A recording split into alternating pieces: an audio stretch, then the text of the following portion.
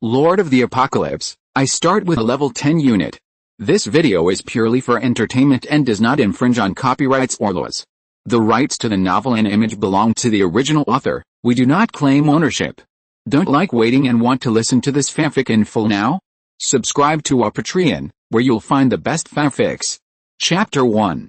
Doomsday Lords, the 10th level of arms at the beginning. Author, Online Games. Salted fish. The end of the world has come, and the earth has become a playground for lords to fight for hegemony. 5 years before Suyu's rebirth, he gained SSS-level talent, tens of millions of resources, and 10th tier units at the beginning. While others were still carefully clearing the territory, Suyu had already built a city wall tens of meters high, with heavy crossbows and huge cannons lined up in rows. While others were still complacent about obtaining the 5th tier arms, Suyu had already led the 10th tier giant dragon army, holding the 12th tier holy angels in his arms, and fought against the gods when others. Chapter 1. Prelude to the coming of the Age of Lords. Recently, meteorites have fallen one after another around the world, and this event has had a great impact. According to incomplete statistics, such incidents have caused at least 596 deaths and 1,853 injuries, and property damage is still being estimated. At about 3:40 this afternoon, a meteorite crash occurred near Fuhu Road in this city,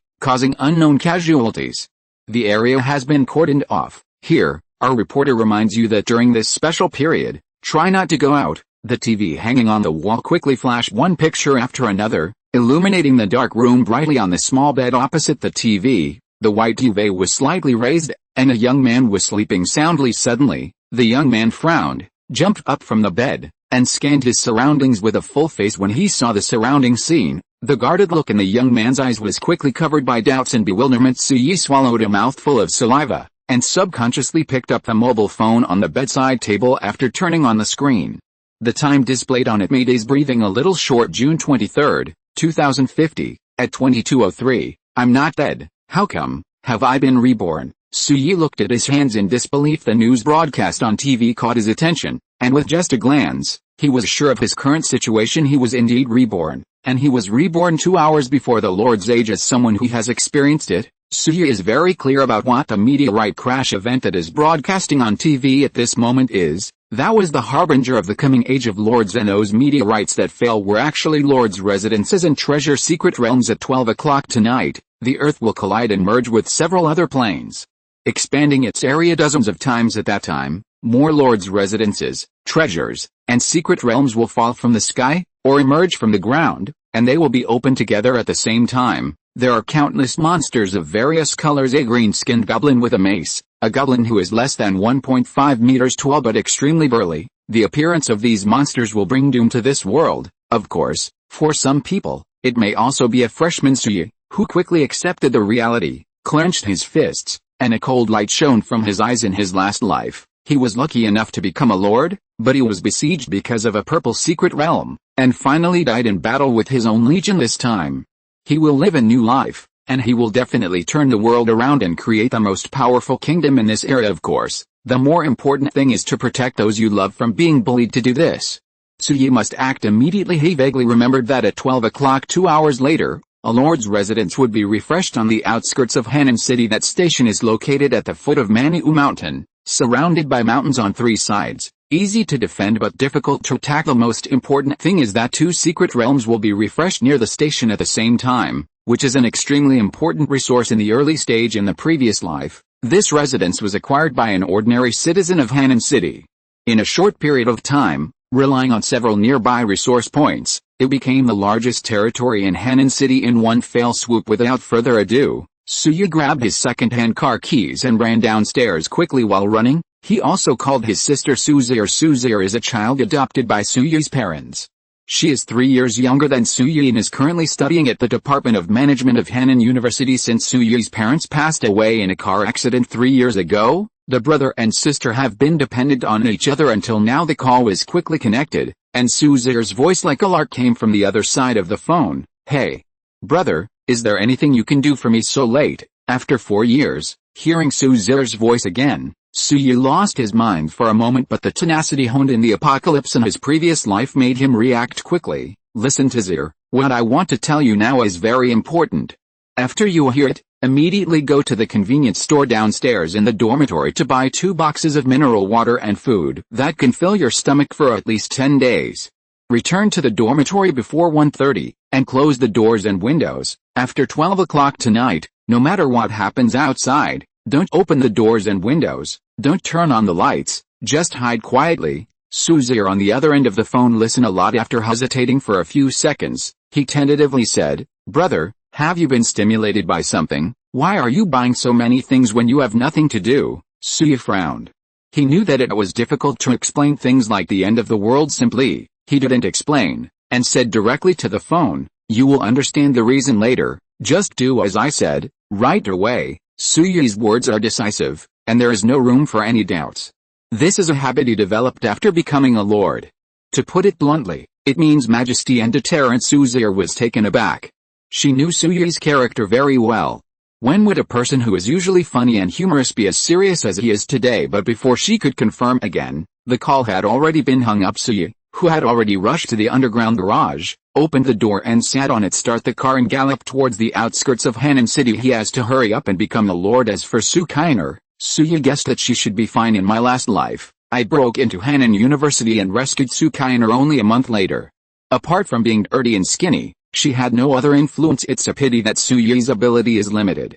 When he captured the Blue Secret Realm, he miscalculated the opponent's strength, and Suzir unfortunately died. Ziner, in this life, I will never let you leave in front of my eyes again, Suya swore inwardly. On the other side, the female dormitory building of Hannan University. Suzir was still thinking about what Suya said just now. Ziner, what's the matter? Are you worried? Another girl in the dormitory looked at Sukainer and asked. Her name is Lin Yangxi, Sukainer's best friend. Suzir pouted her mouth and said bitterly, "It's not my brother." After speaking, Suzir told Lin Yangxi the inexplicable words that Suya said just now. The latter was dumbfounded after hearing this. "Then what are you going to do now?" Lin Yangxi asked in astonishment. Sukainer's resentful expression gradually became serious. After thinking for a while, she said firmly, "Let's do what my brother said. He must have a reason for saying that. Well, I'll help you. Anyway, those things won't break after buying them for a while." The Lord Z Gemini type end time novel, old author, guaranteed update, hua hua, come here, Chapter 2 SSS-level talent, 10th tier arms. Perhaps because of the approaching night, there were not many vehicles on the road. From the urban area of Hannan City to the suburbs, Suya directly increased his speed to 120, and even the red light could not stop his pace. Just kidding, the apocalypse is here, who cares if points are deducted or not? Now, time is of the essence. There were sparks and lightning along the way, and half an hour later, Suya finally arrived at the foot of Manu Mountain. After driving the car into the parking space and parking it, Suya got out of the car, and through the night, scanned the dark mountains in front of him like crawling monsters. I remember, it seems to be in that position. After confirming the direction, Suya continued to move forward, holding the flashlight he brought, and groped towards a certain location on Manu Mountain. The refreshment of the resident has no regularity, and the resident may be refreshed anywhere at this moment. Suya was going to the undeveloped forest area of Manu Mountain. Coupled with the fact that it is dark night, it is very difficult to move forward. It took more than an hour before Suya walked to the designated location. Behind him, and to both sides, were rugged mountains. In front of it was an open valley, which formed a concave shape with a width of 3 kilometers and a depth of about 2 kilometers. Standing where Suya was, looking from a distance, he could still see the lights emanating from the high-rise buildings in Hannan City, which were very obvious in the dark night. Suya glanced at his watch. It was 10 minutes before 12 o'clock. Hannan University, female dormitory building. Suzir and Lin Yangxi sat on the stools panting heavily. Just now, according to Suya's instructions, they bought 2 large boxes of mineral water and enough food for 2 people for 10 days, and moved back to the dormitory. Sukainer clapped her palms, fanning the cool breeze for herself. It's 3 minutes before 12 o'clock. My brother said to close the doors and windows. With that said, he got up and closed all the windows. Lin Yangxi looked at Suzir's appearance and thought it was a little funny. This girl really believed what she said, but before she could tease Sukainer, there was a loud noise in the night sky outside. Boom! Immediately afterwards, the ground began to shake, and the lights in the dormitory also flickered. Both of them were 18 or 19-year-old girls, who usually wouldn't even dare to watch horror movies, but when they encountered this situation, they immediately screamed in fright. They hugged each other and huddled in the corner. What happened? Lin Yangxi frowned. Her little face turned pale. Sukainer shook her head frantically. I don't know either. It couldn't be an earthquake, could it? Earthquake? Then we have to get out of here quickly. With that said, Lin Yangxi boldly grasped Sukainer's wrist, and was about to leave the dormitory. Just kidding, the earthquake is coming. Staying in such a tall building is a typical act of death. The two just got up and suddenly there were several shrill screams from downstairs, which caught their attention. Without further ado, the two hurried to the balcony and looked towards the park downstairs of the dormitory. With this look, the two saw a scene they would never forget. Chapter 2. On the outskirts of Henan City, at the foot of Manu Mountain, with the violent vibration of the ground under his feet, the valley behind Suya tore apart with a crack. Expanding towards both sides, a stone platform emitting pale white light suddenly appeared from the ground under the crack. At the same time, the cracked ground is filled by the earth emerging from the ground, forming a new ground. After confirming that the new ground was stable, Suya took 3 steps in parallel and ran towards the stone platform. This is the Lord Certification Altar. It is piled up by pieces of granite carved with mysterious patterns, which looks solemn and sacred. Without hesitation, Suya ran to the altar, bit off his index finger, squeezed out a few drops of blood, and dripped it into a small hole in the altar. As the blood fell, the halo around the altar became more intense, and the patterns on the entire altar were instantly lit up at the same time. A magnificent voice sounded in Suya's mind. The certification of the Lord is successful. Please name your territory. The voice came abruptly, but Suya was not surprised at all, and spit out 2 words, Starfield. The naming is successful, and the Lord's exclusive resource space is obtained, and the Lord's exclusive skill, detection. Because you are the first human being to become a Lord, the Lord God will give you 3 chances to draw the supreme lottery. The voice in his head sounded again. Suya's eyes lit up. The chance of the supreme lottery draw, or 3 times, what a surprise. It is no wonder that the first batch of survivors who became lords in the previous life have become very powerful existences. Before Suya had time to think about it, a turntable the size of a wash basin appeared in front of Suya, with dozens of rewards marked on it. There are wolf knights of the 7th rank, random S-rank heroes, and powerful lord talents. Each of them is a treasure that will make people envious. Suya took a deep breath and turned the turntable. After 5 seconds, the turntable stopped. Congratulations, you have obtained the SSS-level Lord talent, God level cooldown, God level cooldown, unit training. Building construction time is reduced by 99%. The short introduction made Suya almost laugh out loud. The time is reduced by 99%. Isn't that the same as upgrading in seconds and training in seconds? After becoming a lord, to build your own territory, you need to build a lot of buildings and train arms. The early stage is fine, but every time you upgrade your territory in the later stage, it usually takes a few months. Time reduction by 99% can save Suya a lot of time, worthy of the SSS-level Lord talent. Suppressing the ecstasy in his heart, Suya turned the dial again. Congratulations, you have obtained the SS-level resource package, SS-level resource gift pack, wood, stone ore, iron ore, 10 million gold coins, purple secret realm upgrade certificate 1. Suya was in ecstasy again.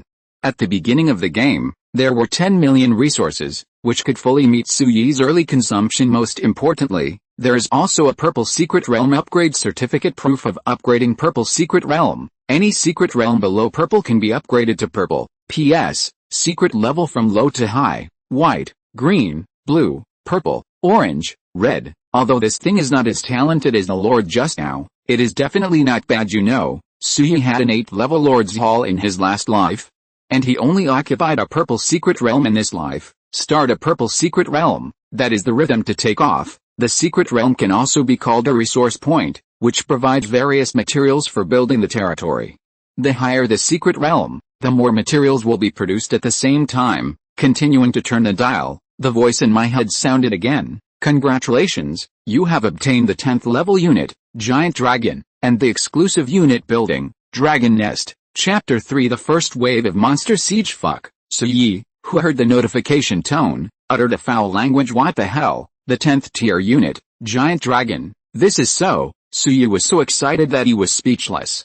Only those who have truly experienced the Age of Lords know what the 10th rank means. For example, in the previous life, Zhang Xianaya, the city lord of Xiaoguo's strongest territory, Shang Dominator, his strongest unit was only rank 9. That's what he summoned after exhausting all his efforts and countless resources. The 9th level Nagasi spirit, with a human head and a snake body, holds a trident and can control the power of seawater, very powerful, and the giant dragon that Suya has drawn now is a 10th rank unit, one rank higher than Naga. Hailing one can imagine how terrifying it is. As for the dragon nest, the full name is the dragon nest, which is a special building used to summon and train 10th-tier giant dragons. There is also the Lord Resource Space, which is a setting that every Lord has. You can carry 10 million units of resources with you. The detection skill is used to observe the target attributes, and it is also a necessary skill for every Lord. All 3 lucky draw chances have been used up, and the turntable in front of Suya has disappeared. Suya checked his territory information, as follows: Territory, Starfield Lord, Suya Alliance, none. Subordinate territories, none. Level 1, conditions met, territory can be upgraded, building 0-10. Meeting the conditions or upgrading the territory can increase the number of buildings. Arms, giant dragon, tier 10, arms template, resource consumption can be used for training, population 1/50, the territory level can be increased to increase the total population, timber 10.05 million stone, 10.05 million iron ore, 10.05 million gold coins, 10.05 million food, 500 currency. 0 for an ordinary first level territory. After each Lord authenticates the territory, he will get 50,000 resources and 500 food basic resources. Suya opened the SS level resource pack, so there are an additional 10 million resources now. It's time to use these resources to build a territory. As a Lord, Suya can systematically plan his territory. Come to the dragon's nest first. After the words fell, the voice of the system elf sounded in Lu Sheng's mind. To build a first level dragon nest, consume 8 million wood, stone ore, iron ore, and gold coins each. Seeing the 4 resource reserves drop by a large amount, Suya clicked his tongue. Just a first level dragon nest needs 8 million resources, which is worthy of being a 10th level unit. So it is a waste of money. However, it is also understandable that in the Age of Lords, the income and expenditure are often directly proportional. To cultivate a high-level unit, the resources needed to be consumed are enough to be described as horror, with a god-level cooldown reducing the construction time by 99%. The first-level dragon nest was built in less than 5 minutes. It was a rock cave about 10 meters high and 15 meters wide. Suya snapped his fingers, walked to the dragon's nest, and checked the information. Dragon nest grade, 10th grade, grade 1 unit. 0/10 training template, flame dragon training cost. 2 million gold coins, no special conditions, training time. 24 hours. Requirements for upgrading, wood, stone, iron ore, and gold ore are 16 million each, and the time is 48 hours. Seeing this information, Suya was speechless again. Although the 10th tier unit is powerful, its ability to burn money is also top-notch. Fortunately, Suya got the resource pack. Otherwise, even if he got the dragon template, it may not be possible for him to train it without time to hesitate for too long. Suya began to train the dragon. A total of 10,050,000 gold coins were only 50,000 left in an instant, and there was a sense of sight of returning to before liberation. It takes 24 hours to train a giant dragon. Even if Suya has 99% cooldown reduction, it will take nearly 15 minutes to complete the training. Taking advantage of this gap, Suya began to build other buildings in the territory. The first is the first level Lord Hall, and then the first level barracks. To build a first level Lord's Hall, wood, stone, iron ore, and gold coins will each cost 10,000. Building a first level barracks costs 10,000 lumber, stone, iron ore, and gold coins each. Goblin camp equal grade, first grade tier 1 unit. 0/10 training template, goblin training cost. 500 gold coins. Training time, 1 minute. Needed for upgrade, wood, stone, iron ore, and gold coins are 50,000 each. Without further ado, Suya directly trained 10 goblins. It was a green-skinned dwarf with pointed ears and a mace in his hand. As soon as he saw Suya, he let out a croaking sound. These guys will obey Suya's orders 100%. The only drawback is that they can't communicate, and they are stupid. They can only act according to verbal orders. Suya checked the goblin's attributes, as follows: Goblin equal grade, first grade. Chapter 3. Grade 1 Loyalty. 100% life. 1000 attack. 50 defense. 100 speed. 100 food consumption. 1. This refers to the amount of food consumed every 24 hours. If there is not enough food, the goblin will rebel. Equipment, bark vest, thorn mace. Skills, none. Description: the Goblin Kingdom has the lowest combat power, But with enough numbers, it can still pose a big threat. Although the attribute is poor, it is the most used unit in the early stage. 2 of you go to the left, you go to the right, 2 go to the back, and the others go to the front. Suyi ordered to send 10 goblins to several corners of the territory. If Suyi's guess is correct, the first test of building his own territory should come soon. The first time a lord builds a territory, and every time he upgrades his territory, he will face a wave of tests also known as monster siege. Carry it over, even if the territory has been upgraded. If you can't resist it, those monsters will destroy your territory in minutes, and even the Lord himself will have his life in danger. In the early stage of the Great Cataclysm in the previous world, many lords fell on this first wave of tests while hesitating. Suddenly there was a loud noise in the empty valley in front of the territory. The sound is very dense, and it is getting closer and closer. It seems that it should be rushing towards this side at a high speed. Needless to say, this must be the first wave of monster siege. All gather, go to the front of the territory, and prepare to fight. Suyi ordered 10 goblins ran over from all over the territory with slender legs, gathered in front of the territory, and lined up with the help of the bright moonlight. Suyi could truly see the scale of the siege monster ahead. The leader was the green-skinned goblin, followed by goblins, and even Suyi saw the trace of the elf archer. There are hundreds of them. Seeing this scene, Suyi's expression changed drastically. Damn, these games are a big hit. The number of monsters attacking the city matches the strength of the territory. Suyi already had a giant dragon template at the beginning, so the number of monsters attacking the city in this first wave was several times higher than usual. The monster ahead was getting closer and closer, and the 10 goblin warriors were croaking and wanting to retreat. They are only the lowest level of combat power, and there will be fear in the face of powerful enemies. Seeing this scene, Suyi was a little speechless.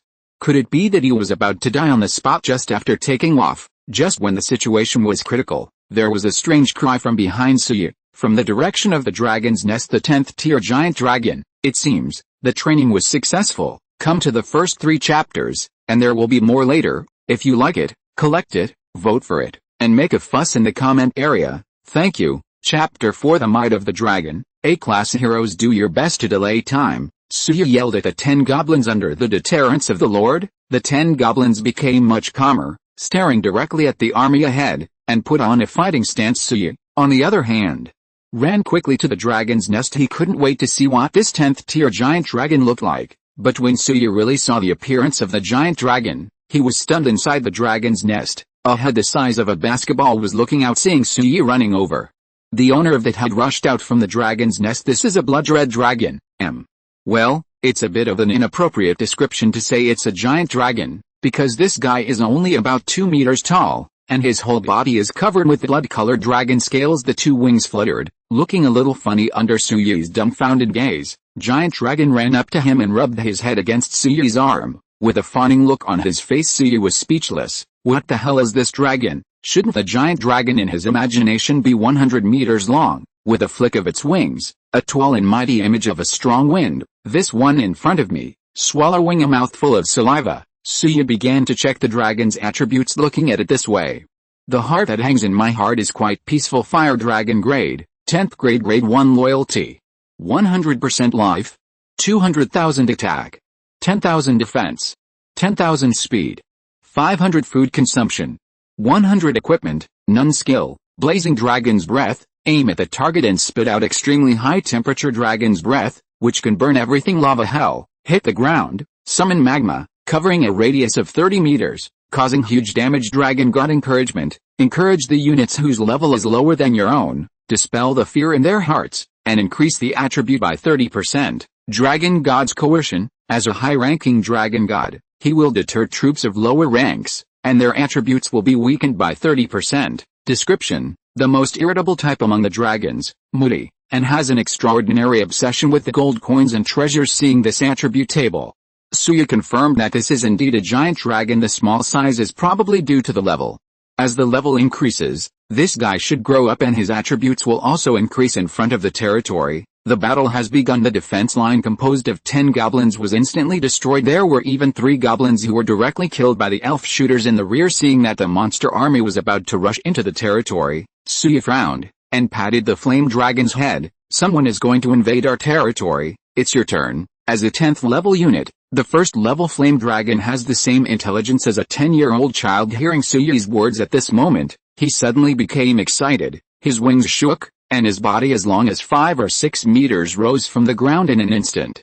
He rushed to the front of the territory. The head was raised high, and a loud dragon roar came from its mouth. Roar. After the dragon chant, the goblins, and elf archers below who were trying to attack the territory paused and lost their minds for a moment. Obviously, these low-level arms have been deterred by the giant dragon. The remaining 7 goblins on Suyu's side raised their maces high and roared as allies. They were encouraged by the dragon, as if they had been injected with chicken blood, and rushed forward without fear of death. After a roar, the flame dragon began to attack. The dragon's mouth opened wide, and fiery dragon's breath spewed out from its mouth, sweeping wildly at the goblins and goblins below. The unstoppable temperature instantly caused casualties to the enemy troops. The body was charred, carbonite, and finally fell to the ground. There are hundreds of enemy troops attacking the territory this time, and the coverage area is not small. After the flame dragon breathed out in one breath, 1/3 of the enemy troops were killed or injured. This guy closed his mouth, retracted his wings, and his huge body fell from the sky like a meteorite. Boom!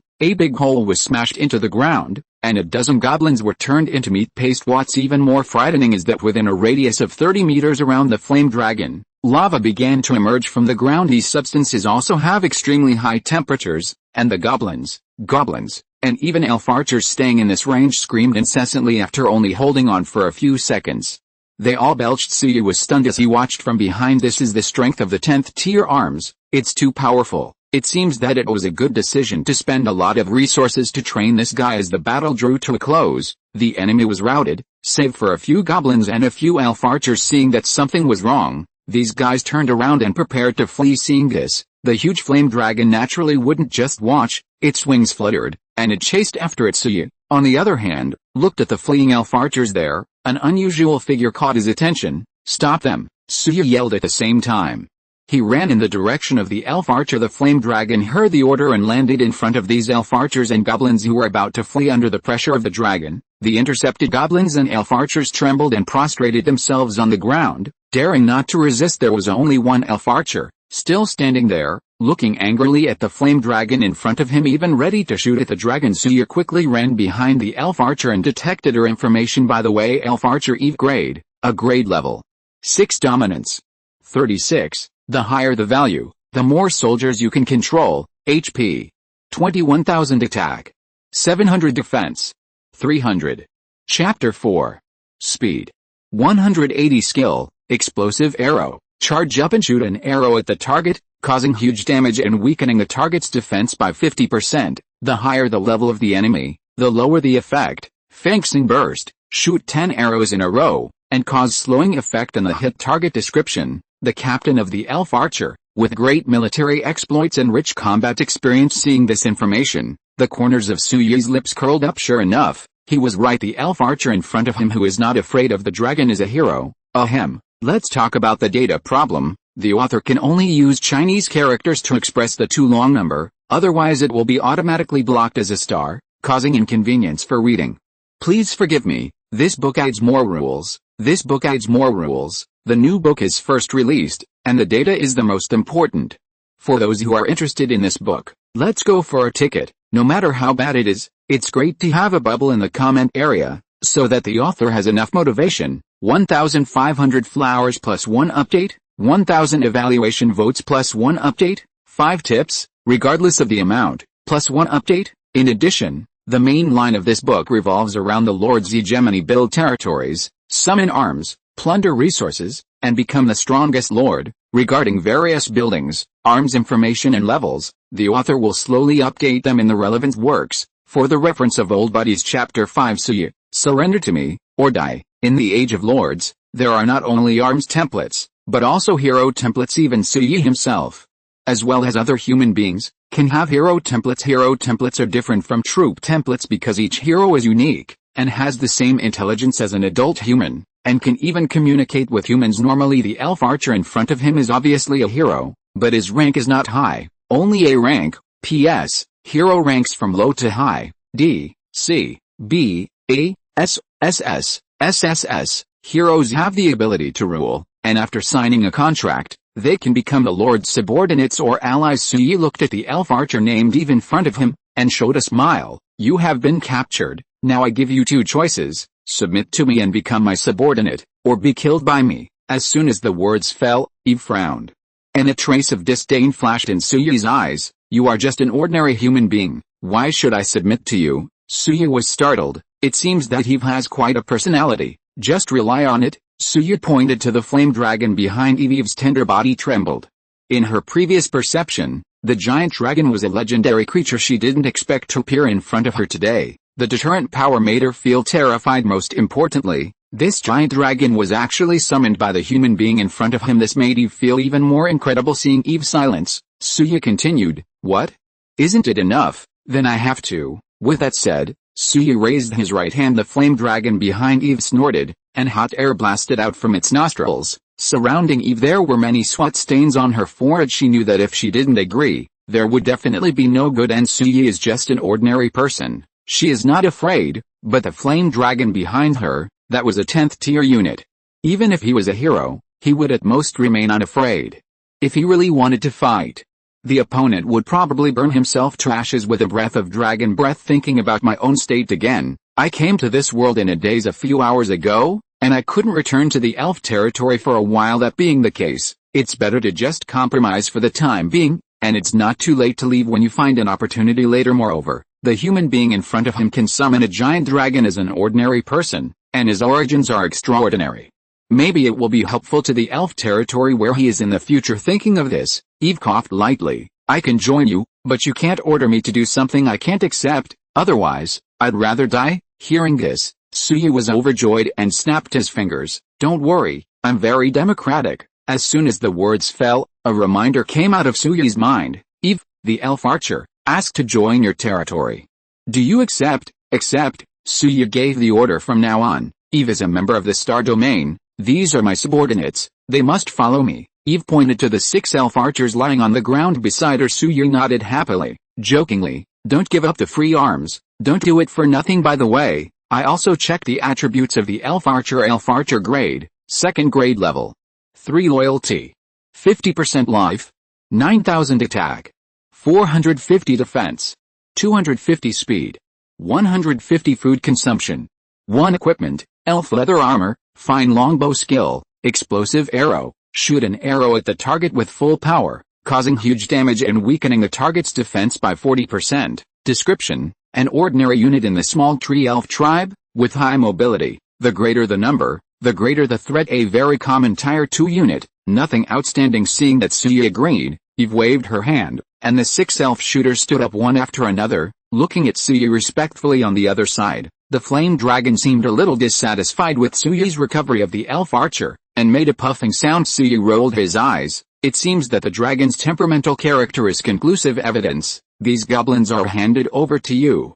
Let's go. After leaving a word, Suyi led Eve and the other 6 elf archers towards the territory. Soon, the screams of goblins came from behind the crowd. This made Eve's pretty face turn pale. Suyi was too decisive. Eve was even a little thankful that she didn't confront Suyi just now. Otherwise, after returning to the territory, Suyi began to plan the next step. Although he has become a lord now, he is still an ordinary person. That's not quite right. Looks like it's time to change jobs and become a hero. Suyi murmured. There are 2 ways for humans to change jobs and become heroes. First, kill any alien. You can awaken yourself and inherit the random hero template. Second, go to any 3rd level territory and use the job transfer altar to transfer jobs. Kill aliens, awaken yourself, and change jobs randomly.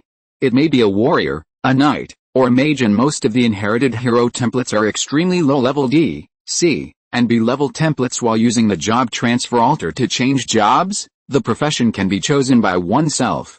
The most important thing is that the job transfer altar has a chance to refresh high-level jobs. That's why Suyi didn't kill a goblin to change jobs just now, since he had to live a new life. It was natural that everything should be the best. His goal is a rare occupation above S rank in the previous battle.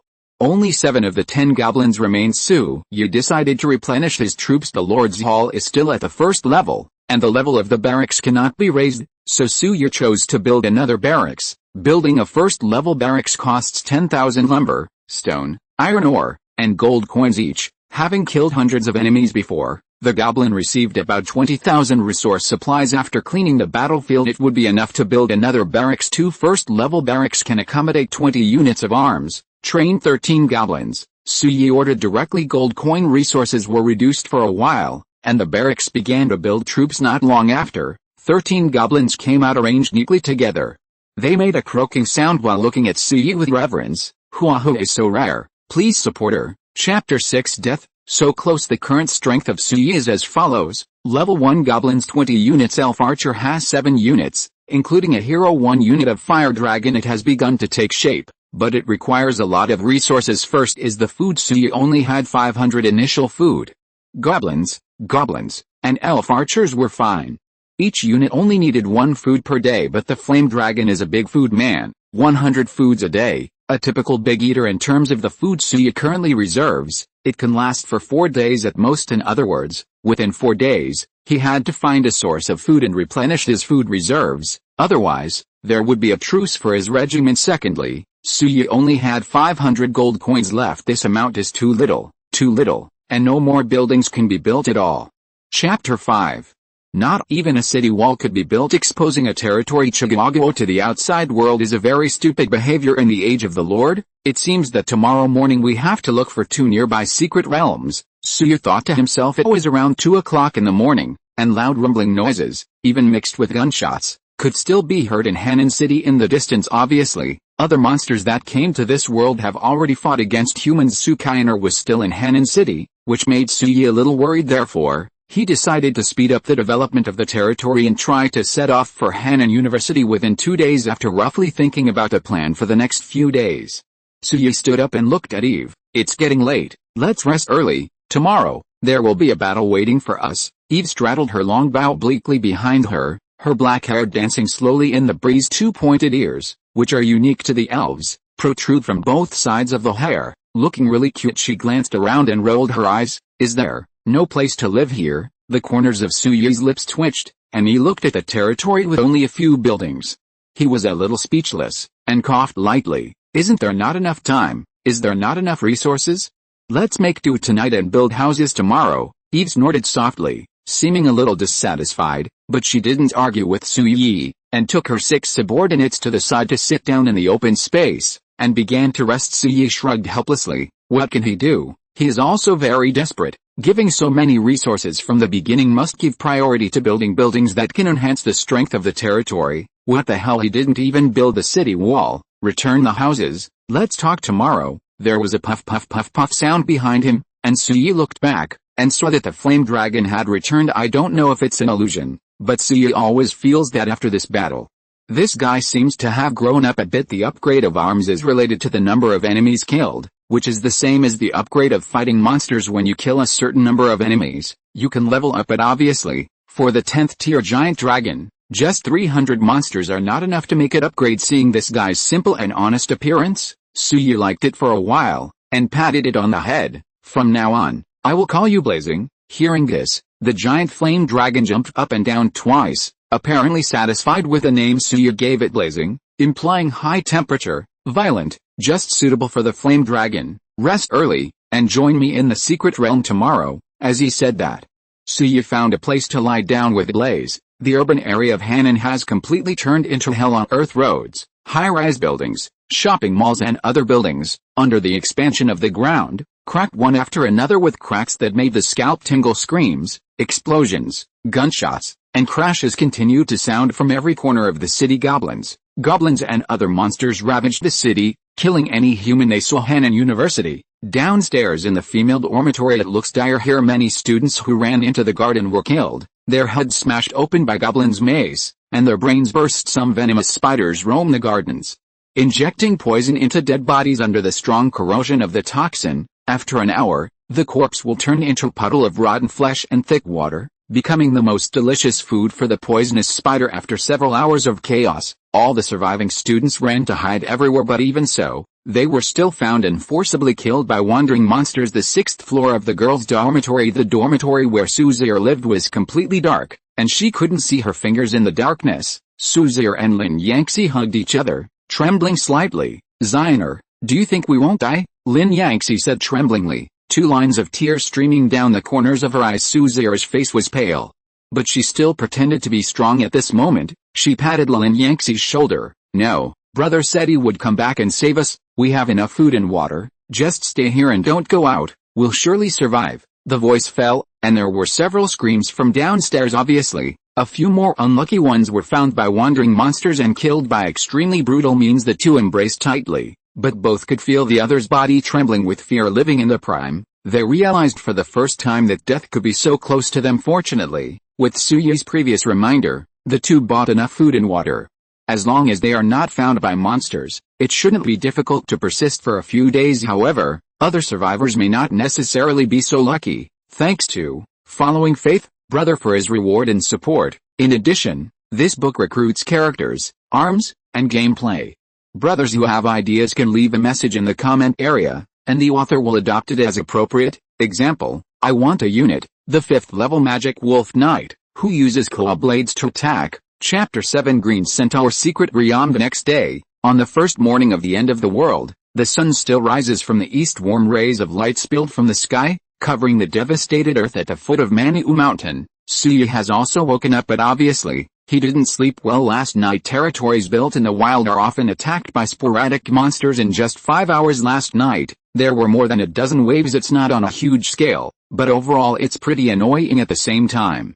This also strengthens Suyi's determination to build a city wall when the time comes to surround the territory with a city wall and build a few heavy crossbows. Those sporadic mobs will be harmless. After eating something, Suyi was ready to go. He didn't know where the secret place near Maniu Mountain was. He just heard it leaving 10 goblins to guard the house. Suyi set off with his small army. Eve walked at the end with 6 elf archers, scanning around warily from time to time. Suyi rode on Blazing's back. As a lord, how can you walk by yourself? Right. Around the territory, I searched in a small area, but found nothing. Everyone returned to the starting point. Are you sure there is a secret realm nearby? Eve asked suspiciously. Suyi shrugged. There must be. As he spoke, he patted his fiery head. Take me to the sky? Let's look for it from the sky? Xilai snorted, his wings trembled, and a gust of wind blew in, carrying Suyi into the sky. In the previous life, Suyi often sat on the back of flying units to direct a battle, and was suddenly taken to high altitude.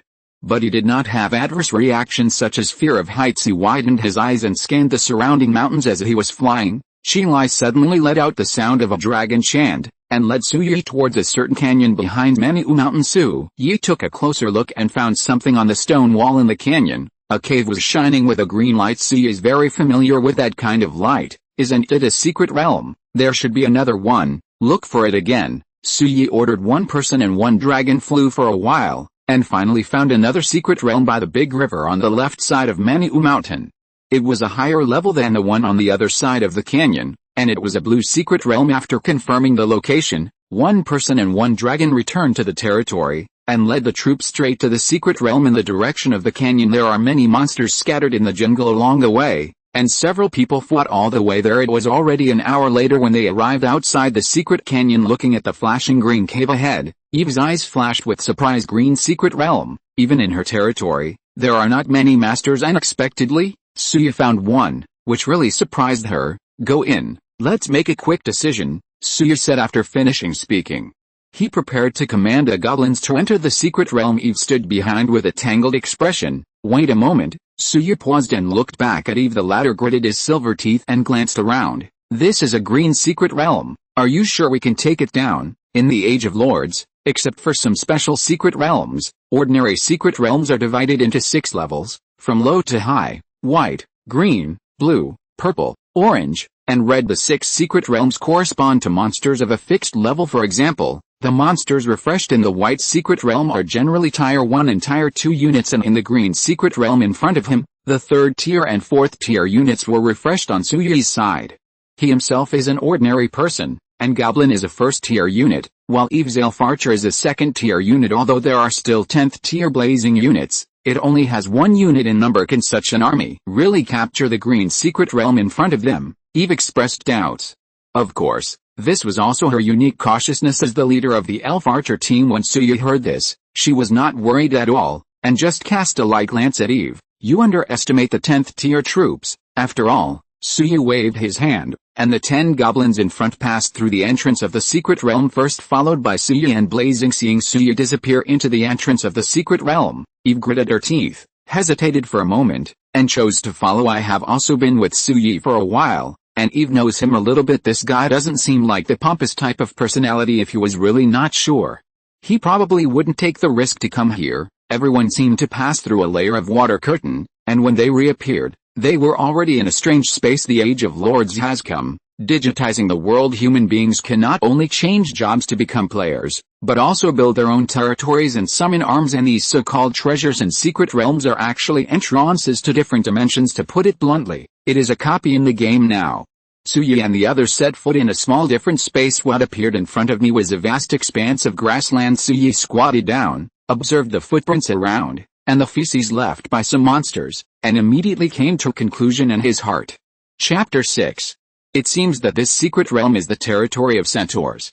These guys are very fast and have a strong ability to advance. Everyone be careful, Suyi said in a deep voice. After becoming a lord in a previous life, he had a centaur troop template. Those races whose upper body is human and lower body is horse are not weak. Running fast, holding a spear, you can turn into a brave cavalryman. Eve was a little surprised by Suyi's analysis, but before she could open her mouth, she noticed that the blaze of the movement had already risen right in front of the crowd. There was the sound of dense footsteps. 360 degrees. Ask for flowers and flowers. Please vote for support. Chapter 8. Sweeping all the way. Come on, prepare to fight, Suyi ordered at the same time. He looked forward intently, and saw a dozen centaurs over 2 meters tall, holding spears, rushing towards this side. Suyi saw the right opportunity and checked the attributes of the centaur. Centaur-tier, Tier 4 arms level. 2 horsepower. 28,000 attack. 500 defense. 620 speed.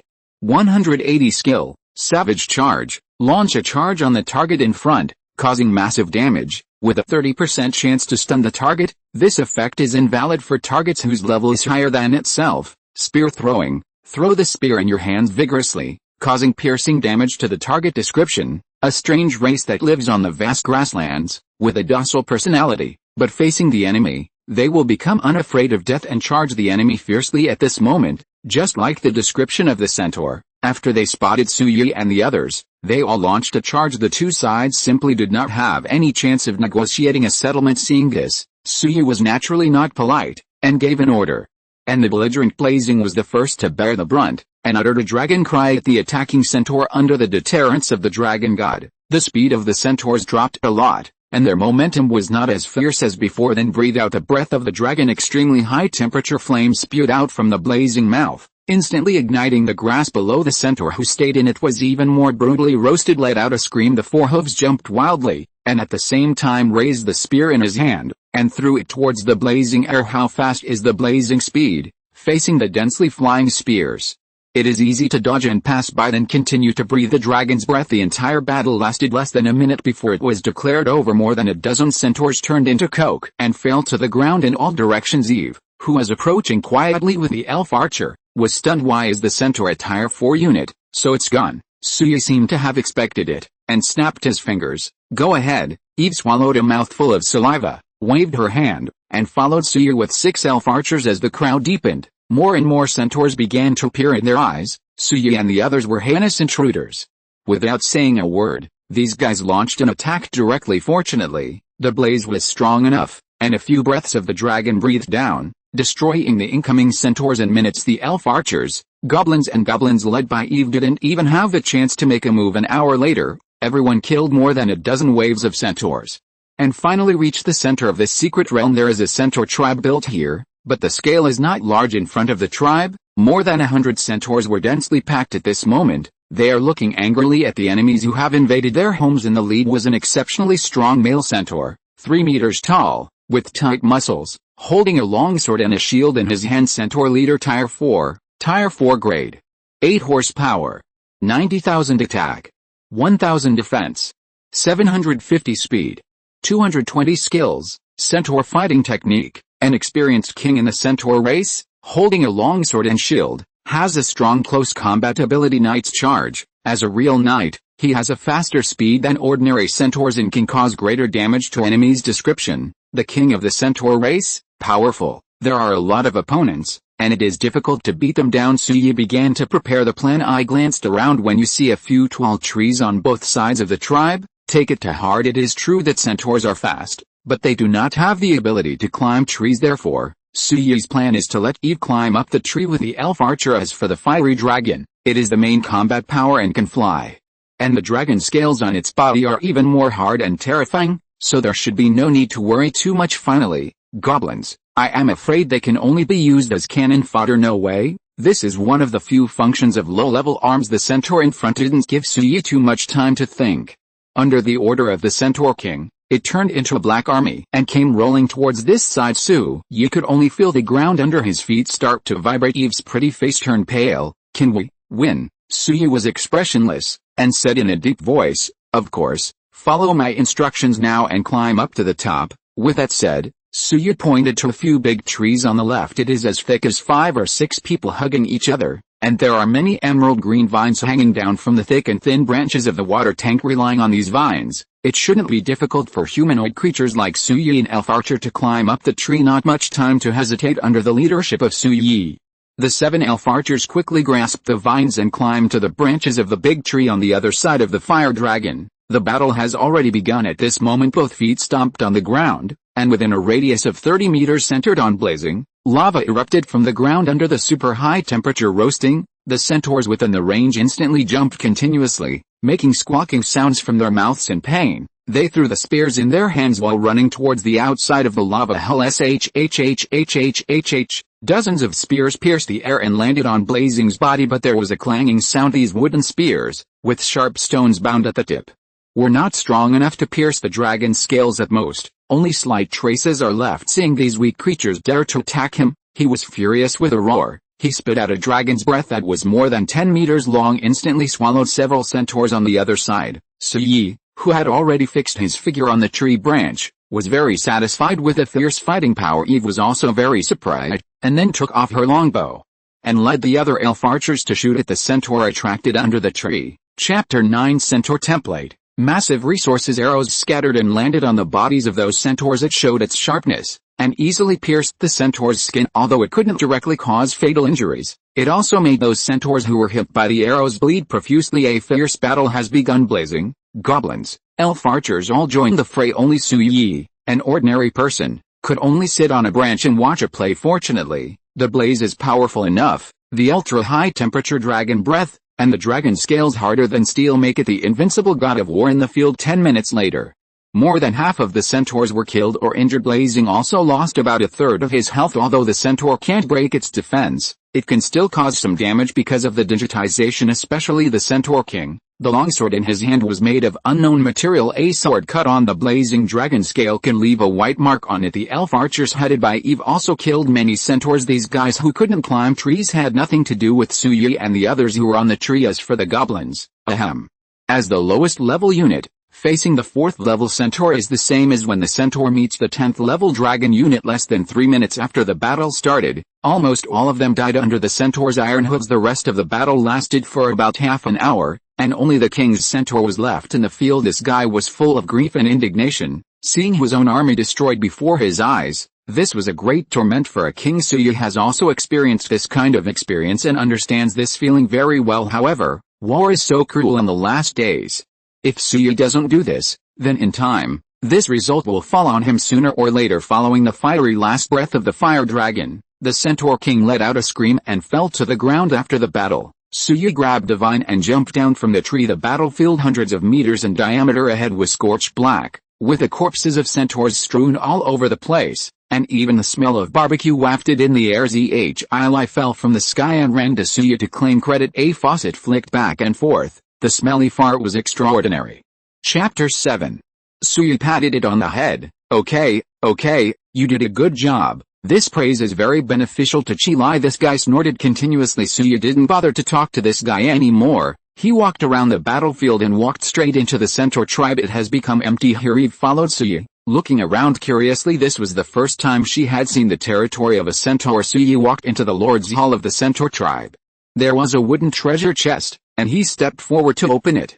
Inside the treasure chest was a stone sculpture of a centaur. I found the template of the centaur unit. Do you want to take it away? The prompt sounded. Suyi was overjoyed, and quickly answered yes. Just kidding. The centaur is a 5th-tier unit. Although it is not as good as the 10th-tier dragon, the training cost is relatively low, and you can train more in the early stage also. Would the Lord think that he has few templates for his units? In the Lord's world, if you capture a certain race's secret realm, You may have a chance to obtain this race's unit template among them. Tier 1, Tier 2, and Tier 3 arms can be summoned directly by building training buildings. Tier 4 to Tier 6 arms need to be obtained by conquering secret areas, treasures, or opening treasures. Units above Tier 7 are high-level units and are relatively difficult to obtain, and the summoning platforms of these arms usually require a lot of special materials to build, of course, except for Suyi's 10th Tier Giant Dragon and Dragon Nest, which are the direct products drawn by lottery. After searching the Lord's Hall and finding no other rewards, Suyi turned and went to the warehouse. This is usually where the various realms store their resources. After opening the door, several huge treasure chests appeared in front of Suyi. Inside are the resources packaged. After capturing the secret realm, Suyi stepped forward and was about to open the treasure chest to obtain resources when he suddenly remembered something. I seem to have a purple secret realm upgrade certificate. If I use this, can the resources in the warehouse be upgraded to the purple secret realm standard? Thinking of this, Suyi was a little moved. Now all the centaurs in this secret realm are dead, and it belongs to an ownerless secret realm. Upgrading at this time should not allow the monsters in the secret territory to upgrade at the same time. Thinking of this, Suyi waved his hand and took out a purple secret realm upgrade certificate from the Lord's Space Shred. Option to use. Successful use of the purple secret realm to upgrade proves that this secret realm has been upgraded to purple secret realm. As soon as the words fell, Suyi's surroundings became radiant. The original centaur tribal buildings changed in an instant. The Lord's Hall has become more than 5 times larger, and other buildings have also become larger and more numerous. The most important thing is the resource treasure box in front of Suyi, which has doubled in size and is covered with mysterious patterns. The change lasted for a few seconds and then ended. Eve ran in from the door with a few elf archers. What happened? Before she finished speaking, Eve saw the surrounding territory signs, and her beautiful eyes widened. This is the legendary purple secret realm. My God, what have you done? Eve ran up to Suyi and stared at him closely. Suyi chuckled, and waved his hands casually. It's a trick. Let's see how many resources this secret realm can bring us. After finishing speaking, Suyi opened the super large treasure chest that had become extremely gorgeous in front of him. Open the resource treasure chest of the purple secret realm and get wood, stone ore, iron ore, and gold coins of 5 million each. The data is increasing so slowly, brother almighty reader. Hua peo. Let's go and comment. Let the author see your existence. Chapter 10 Develop vigorously and improve the territory. The 10th chapter vigorously develops and perfects the territory. When I woke up in the morning, I saw that the reward was 6,000 more, and Hua also broke 1,600, but the collection is a bit small. Thank you for your support. 2 more chapters will be added today. Get rich. Suyi was overjoyed. The purple secret realm in front of him gave him 5 million resources, equivalent to half an SS-level resource pack. With these resources, Suyi can upgrade his territory to level 3 in a very short period of time. It seemed that this trip was well worth it. After collecting the resources into the Lord's space, Suyi left the warehouse. Then they searched in the centaur tribe for a while, wood, quarry, iron ore, gold coins and so on, and found about 300,000 yuan. What pleased Suyi the most was a manor behind the centaur tribe. The place is full of fruit trees, and Suyi obtained a full 50,000 units of food here. If you want to rank the various basic resources in the Age of Lords, food undoubtedly ranks first. Without food, it is impossible to train arms, and even existing arms will have problems, to put it bluntly. Without food, it is impossible to move an inch. 50,000 units of food will definitely bring Suyi a very large increase in the early stage. Next, as long as he has enough gold coins, he can have a large number of violent troops. Even giant dragons, who are rich in food, can train vigorously. Thinking of this, Suyi felt excited. Return to the Centaur Lord's Hall for identity verification. Message as follows: Centaur territory grade, purple owner, Suyi Wood. 12/500, 000 quarry. 12/500, 000 iron ore. 12/500, 000 gold coins. 12/500, 000 food. 1/5000 garrison troops, none needed for upgrade. Wood, stone ore, iron ore, and gold coins are 1 million each. P.S. The above data, 12/500, 000, 12 is the current reserve resource. 500,000 is the total amount of resources that can be produced every day, that is to say, every 24 hours, Suyi can harvest 500,000 in this secret territory. 100,000 resources and 5,000 food points. After confirming that the information was correct, Suyi led everyone out of the Centaur secret realm. Although this secret realm now belongs to him, there is no garrison force. Therefore, Suyi decided to return to his territory first, and train a group of centaurs to station in the secret realm and garrison them. Otherwise, once discovered by other races, it would be embarrassing to be snatched away. Returning along the original road, within half an hour, Suyi and the others had already returned to the territory. Everything is fine here. The only change is that 3 goblins died. It seems that during the time Suyi left, the territory was not uncommonly attacked. Checking the resources of his territory, there are as many as 7 million basic resources such as wood, 5.3 million gold coins, and more than 50,000 food, but it is only the resource reserve of a first-level territory. If the bigwigs from the previous life knew about it, their jaws would definitely drop. Next, Suyi began to plan the territory. Because the level of other buildings cannot exceed the level of the Lord's Hall, Suyi decided to upgrade the Lord's Hall to level 3 first. It costs 200,000 lumber, quarry, iron ore, and gold coins each, and the Lord's Hall is upgraded to the second level. It costs 500,000 lumber, stone ore, iron ore, and gold coins each, and the Lord's Hall has been upgraded to level 3. After 2 consecutive upgrades, the floor area of the Lord's Hall has changed a lot, and it has become a small 2-story Western-style building. The information is as follows: Lord's Hall, Lord, Suyi level 3 Alliance, none subordinate territories, none construction. 4/50 arms, Dragon, Tier 10, Centaur, Tier 4, Goblin, Tier 1, population 16/500 timber, 6.62 million stone, 6.62 million iron ore, 6.62 million gold coins, 4.6 million food, 50,369 currency.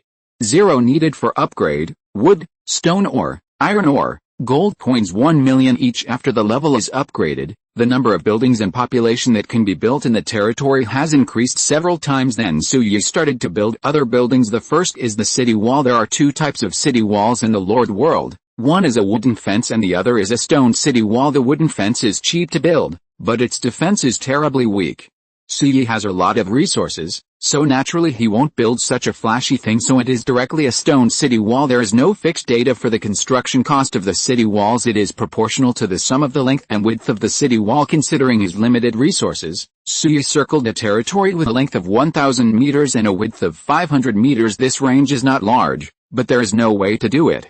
We can only wait until the resources are abundant in the future before expanding. The total length of the city wall is 3,000 meters, and it consumes quarry, 300,000 gold coins each, and 150,000 wood and iron ore each. The notification sound fell, and there was a sound of clicking and clicking around the territory, and the construction began. Suyi was able to reduce the construction time by 99%.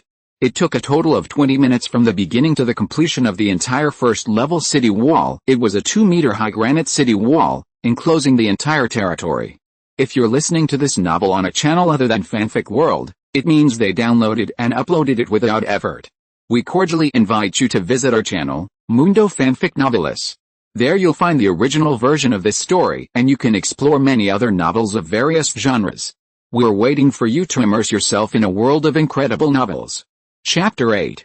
The first-level city wall is really just a wall, without battlements, sentry towers or the like. However, the territory is protected by the city wall, and the sense of security has improved a lot. Continue to upgrade. The total length of the city wall is 3,000 meters, and it consumes quarry, 900,000 gold coins each, and 450,000 wood and iron ore each. The height of the secondary city wall is 4 meters, and there is a battlement every 20 meters.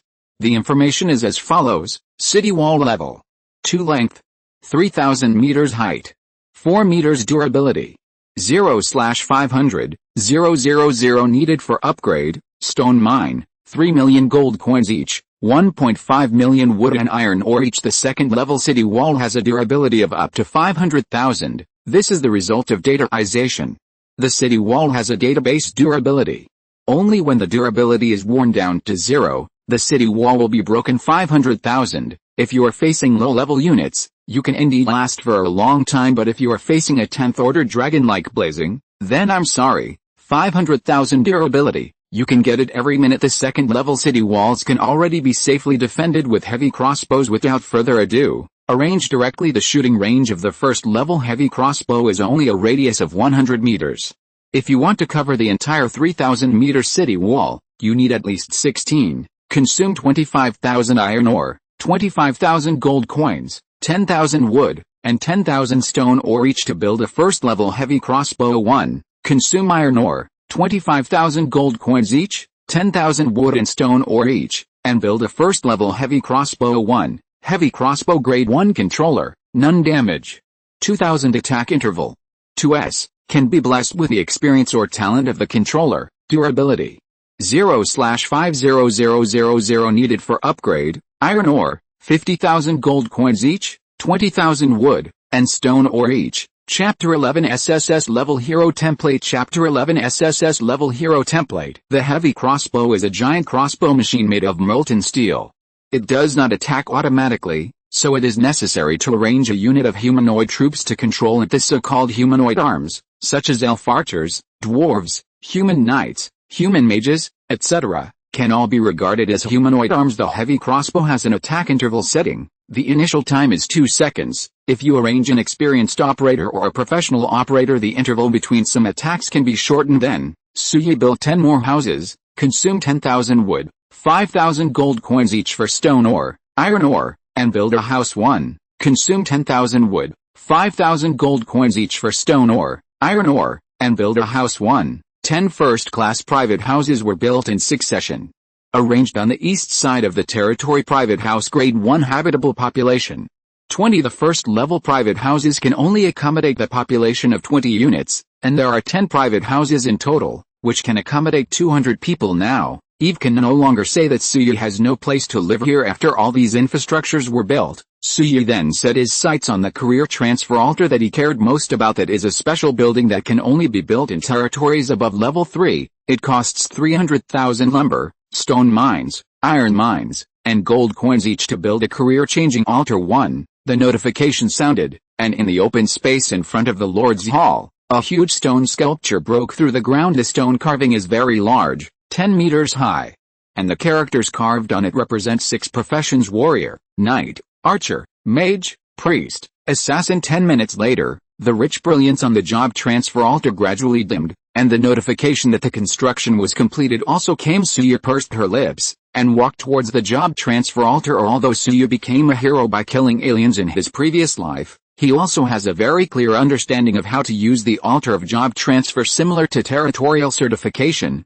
just drop a drop of blood into the groove on the altar. Walking to the altar, Suyi pricked his index finger and dripped a drop of blood into the groove of the altar. The next moment, the career transfer altar began to shine. You are the first human being to use the job-changing altar to change jobs, and you will be rewarded with an SSS-level hero panel. The voice of the territorial elf sounded in Suyi's mind after the words fell. Suyi's eyes widened. SSS-level hero panel, come on, this is going to be posted. In the previous life, the highest level human hero Suyi had seen was only SS level. Now there is an SSS-level hero panel in front of him. How can he not make Suyi excited? Not much to say, just check it out. In front of Suyi, a light blue selection panel appeared. There are 6 occupations marked on it. They are warriors with balanced attributes, knights with high health and high blood pressure, mages with super explosive power, priests who hang pots to help the world, rangers with super long range, and assassins who walk in the dark. Because Suyi has a rewarded SSS level panel, no matter which of the 6 occupations in front of him chooses to change jobs,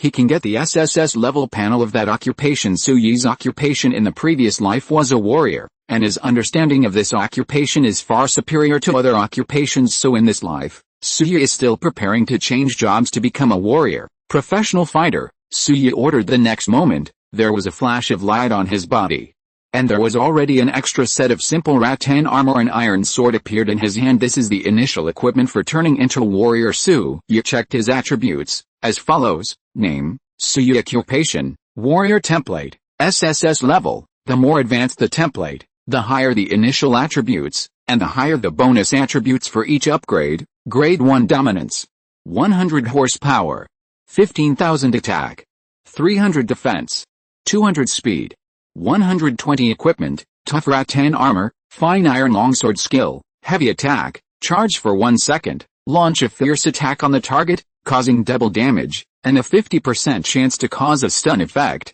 This effect has no effect on targets whose level is higher than itself. Whirlwind slash, rotate at an extremely fast speed, slashing out streams of sword energy, and inflicting multiple damages on targets within the range. Fearless field, open a field with a radius of 50 meters around yourself. The army in this field will increase its basic attributes by 30% and be immune to the deterrence of high-level troops. Sure enough, it is worthy of being an SSS-level hero panel, and its basic attributes are much stronger than ordinary panels at the first level. It has 15,000 health points, which is an advantage that ordinary panels do not have. As for the equipment, there is nothing to say about it. After completing the job change, everyone will be given a set of novice equipment. The last is skills. When changing jobs to become players, comprehension of skills has great randomness. Generally speaking, the higher the level of the hero template, the higher the chance of comprehending powerful skills. As far as Sui is concerned, whirlwind slash and heavy attack are just ordinary combat skills, nothing special. The only thing that surprised him was the third skill, which turned out to be a field boosting skill. Improve the basic attributes of 30% of the units within a fixed range, and are immune to the deterrent effect of high-level units. In the Age of Lords, the truly powerful army is always the army, not the players themselves. Therefore, the skills that can be used to increase the army are often more precious than combat skills. Improving attributes can also ensure that one's army will not be deterred by the enemy. It is a very applicable skill whether it is in the early or late stage. It is no exaggeration to say that once a war starts, Suya will be the core of the entire battlefield. After a good fart in her heart, Suya closed the attribute panel, turned around and was about to leave, but happened to meet Eve, who was walking towards this side. She had already seen the changes in Suya, looked him up and down, and then exclaimed, "How did you get the SSS-level template?" Hearing this, Suya glanced at Eve with a calm expression. "It's just an SSS-level template, what's the fuss about?" Grunt. Eve swallowed a mouthful of saliva.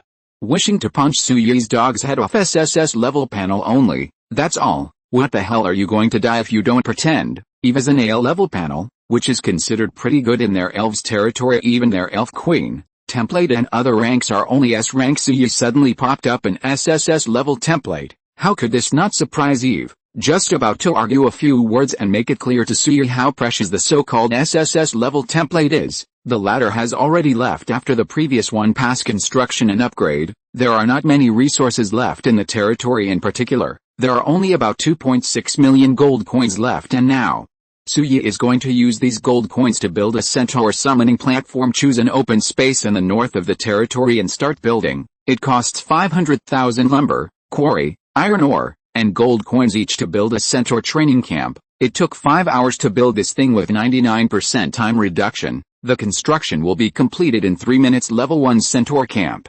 Chapter 9. Tier 4, Tier 4 Unit. 0/10 Training Template. Centaur Training Cost. 100,000 gold coins. Training time. 30 minutes required for upgrading. Wood, stone, iron ore, gold ore each 1 million. Times 6 hours. It takes 100,000 gold coins to train a centaur, and Suya still has more than 2.1 million gold coins left. Not much to say. Directly train 10 centaurs. Just as Suya watched the centaurs come out of the camp with joy on his face, Eve, who had climbed up the city wall, suddenly let out an exclamation. Chapter 12. To kill monsters, to become stronger. Today's third update. There will be more later. There is a situation. Hearing this, Suya frowned, and rushed up the city wall in 2 steps and 3 steps, looking intently at the open space in front of the city wall. Suya couldn't help feeling a little identified. What did he see? Monster. That's right, it's monsters, dark and overwhelming, countless monsters. There are goblins, orcs, poisonous spiders, and even some giant monsters with terrifying shapes. At this moment, a legion is being formed, and it is rushing towards this direction. Seeing these guys, Suya instantly understood what was going on. This is a wave of monsters attacking the city. As for the reason, it should be the upgrade of the territory in the Age of the Lord. Every time the territory is upgraded, a wave of monsters will be refreshed near the territory. Just now Suya was busy training the centaur, but he forgot about it. As for why there are so many monsters this time, it's because Suya's territory has been upgraded 2 levels in a row. The 2 waves of monsters that were refreshed near the territory converged at one place, and this was the reason for the terrifying scale it is now. What should we do now? Eve looked at Suya. A trace of fear flashed in her black jewel-like pupils. The monsters in front of her were tens of thousands in size, and even she, who was experienced in combat, was afraid of it. Suya seemed much calmer, took a deep breath, and ordered in a deep voice, "We have a second-level city wall, and they shouldn't be able to get in for a short time. As for the counterattack, will you control this?" With that said, Suyi pointed to the heavy crossbow beside him. Eve glanced at it, instantly understood what Suyi meant, and nodded firmly. Every elf archer is a natural archer. Hearing this, Suyi snapped his fingers. "That's easy. Let your people come up and treat them well with these heavy crossbows." Knowing the seriousness of the matter, Eve didn't hesitate. With a wave of her slender hand, the 6 elf archers behind her all climbed up to the heavy crossbow console on the city wall, clenching the handle with both hands, aiming the sight at the monster army ahead. Suyi, on the other hand, whistled into the territory. The next moment, Qilai, who was feigning sleep, opened his eyes, soared into the sky, and landed on the city wall. "Attack! Never let any monster invade the territory." Suyi ordered. Qilai let out a loud and clear dragon chant, and took the lead in attacking. The other 6 elf archers manipulating heavy crossbows were not idle either. After the first batch of monsters entered the range, they pulled the triggers. Whoosh! There was a sound of piercing through the air, and crossbow arrows that were 2 meters long and as thick as an adult's wrist flew out, piercing the air and falling into an army of monsters at breakneck speed under the powerful impact.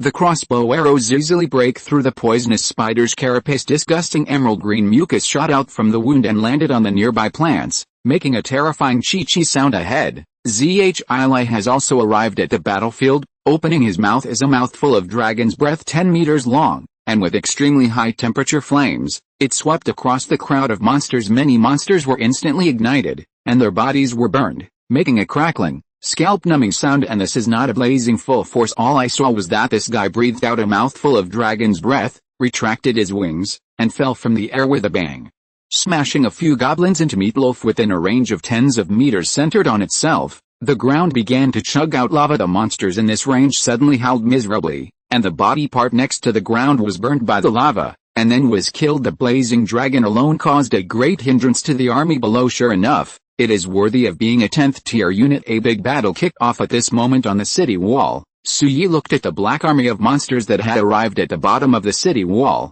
feeling a little itchy in his heart. He has changed his job to become a fighter, and there are 2 ways to become stronger. First, obtain powerful arms, train combat units, and assist yourself in combat. Second, bravely kill enemies, kill monsters, gain experience points, upgrade yourself, and improve your own attributes. It is good to be a lord, but there is a saying that you have to be strong yourself to forge the iron. How can a weak chicken lord command an army? Therefore, at this moment, a strong desire to fight has risen in Suyi's heart. He wants to kill monsters. He wants to become stronger. Looking at the centaur camp in the territory, the training over there has ended, and there are 10 centaur neatly lined up in the open space in front of the camp. Suyi had a general understanding. Most of the monsters attacking the territory this time were Tier 2 and Tier 3 units. Centaur, as a Tier 4 unit, still has an absolute advantage. Suyi's idea was to take the initiative to attack with the centaur troops. Thinking of this, Suyi shouted at the centaur camp, "All gather." The 10 centaur hoods quickly ran to Suyi. Suyi went down the city wall and checked the attributes of the centaur. Centaur Tier 4, Tier 4 grade 1 horsepower, 25,000 attack, 400 defense, 520 speed, 160 skill, savage charge, launch a charge on the target in front, causing massive damage, with a 30% chance to stun the target. This effect is invalid for targets whose level is higher than itself. Spear throwing, throw the spear in your hands vigorously, causing piercing damage to the target. Description: a strange race that lives on the vast grasslands, with a docile personality, but facing the enemy, they will become unafraid of death and charge the enemy fiercely. The level is only 1 level, which is weaker than those guys in the centaur secret realm, but now, it is enough. Open the city gate. Suyi ordered. Several goblins struggled to push the city gate open. Suyageo raised the longsword in his hand. Charge! As soon as the voice fell, the 10 centaur horses were in unison, hoofed and galloped towards the outside of the city gate. Suyi himself followed quickly. This scene fell into the eyes of Eve, who was directing the battle, and she screamed in fright, "You don't want to die?" Chapter 13 Upgrade and Upgrade. Strength Swords. Chapter 13 Upgrade and Upgrade. Strength Swords. Suyi stopped and looked up at Eve. "What? Are you worried about me?" Eve snorted coldly. "Who cares about you anymore? I just don't want to see you die tragically." Suyi shrugged. "Don't worry, I won't die. Not only will I not die, but I will become stronger." After all, Suyi had already rushed out of the city gate to be on the safe side. Suyi did not close the city gate, but left a passage for the centaur and himself to pass through. Behind the passage, there are more than a dozen goblins holding thorn maces. As long as monsters dare to pass through this passage, the goblins behind the city gate will unceremoniously smash their maces on the heads of these monsters. The fight continues. The charge formation, composed of 10 centaurs, is quite powerful, like a sharp blade.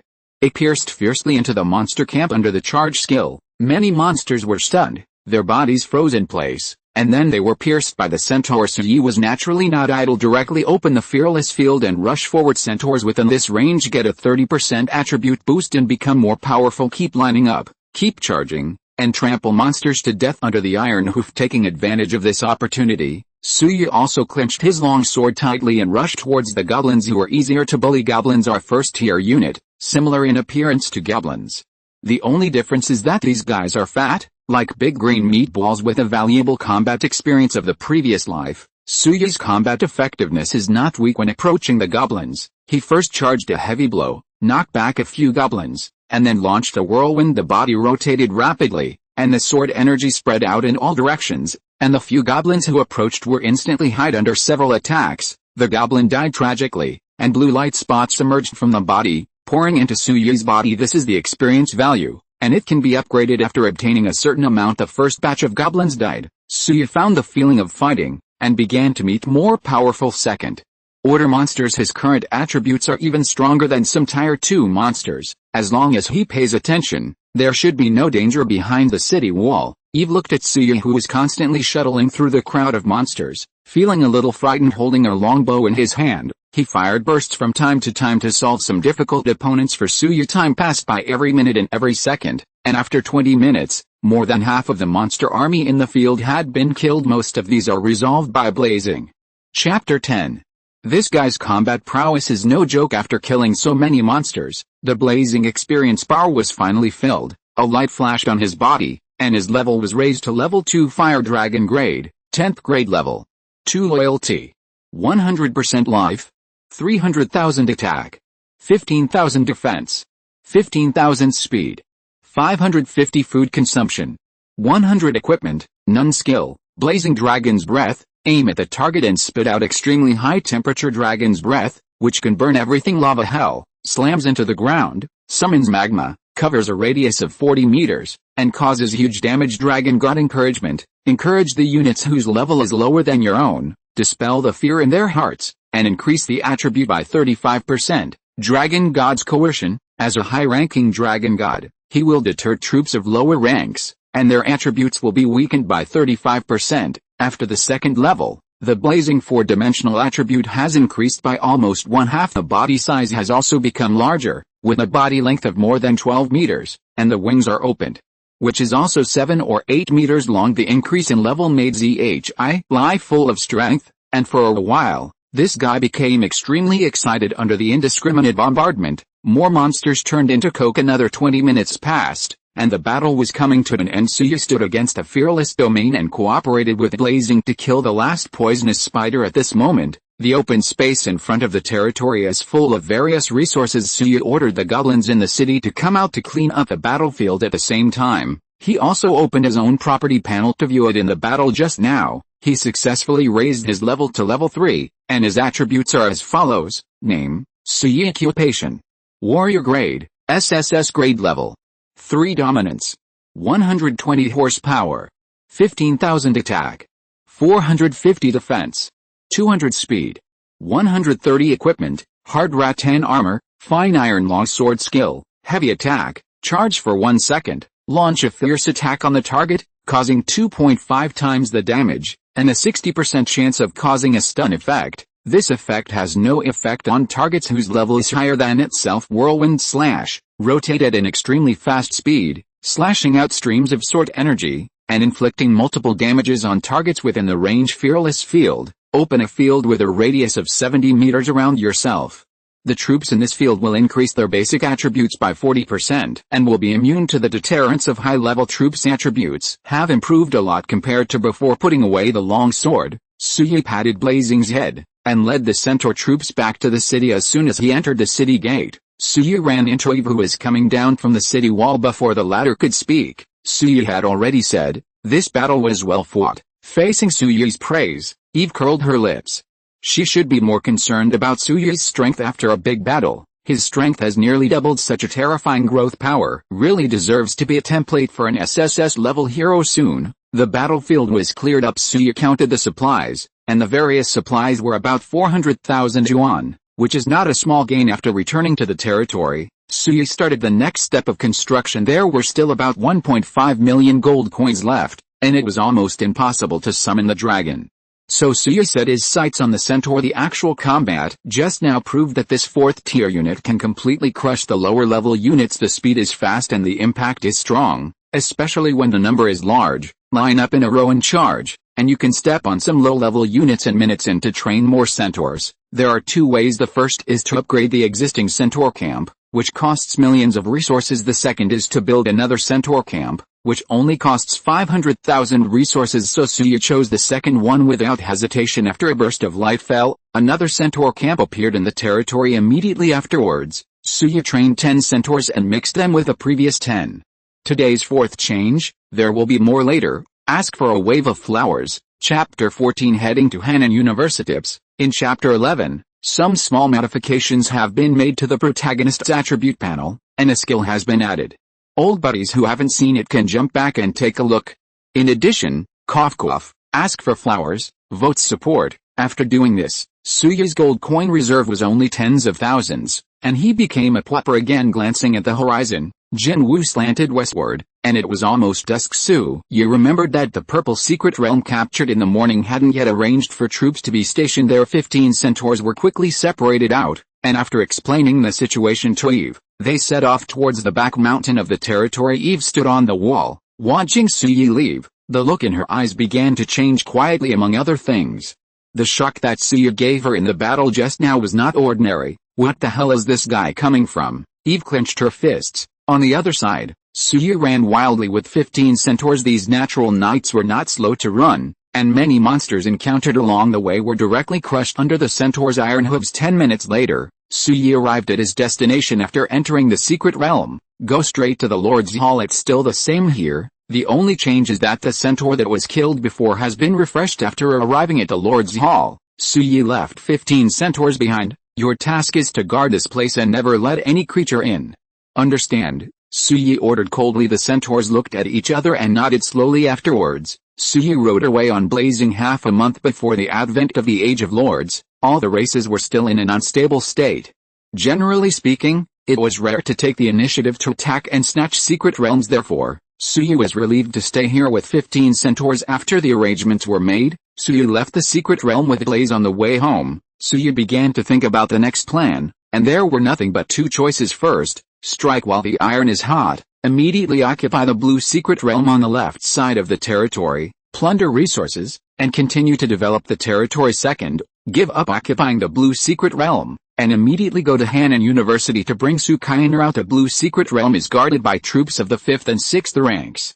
With Suyu's current strength, it may be difficult to take it down even if he has a 10th order giant dragon. Secondly, Suyu's current territory has begun to take shape, and with a certain force, self-protection is no problem. Therefore, the sense of urgency to occupy the blue secret realm is not as high as imagined. On the contrary, it was Sukainer who had always been the object of Suyu's worries. The end of the world is coming, and there are dangers everywhere. Monsters, human hearts, and all unknowns are threats. Only by bringing Suzair by his side can Suyu feel relieved. Thinking of this, Suyu clenched his fists and muttered to himself, Zion, hold on, brother will come to you tomorrow. Of course, when Suyu went to Hanan City, he didn't just look for Suzair, he also had a package plan. In the last life, near Hanan University, it seems that several treasures have been refreshed. You can take a look by yourself. Time flies.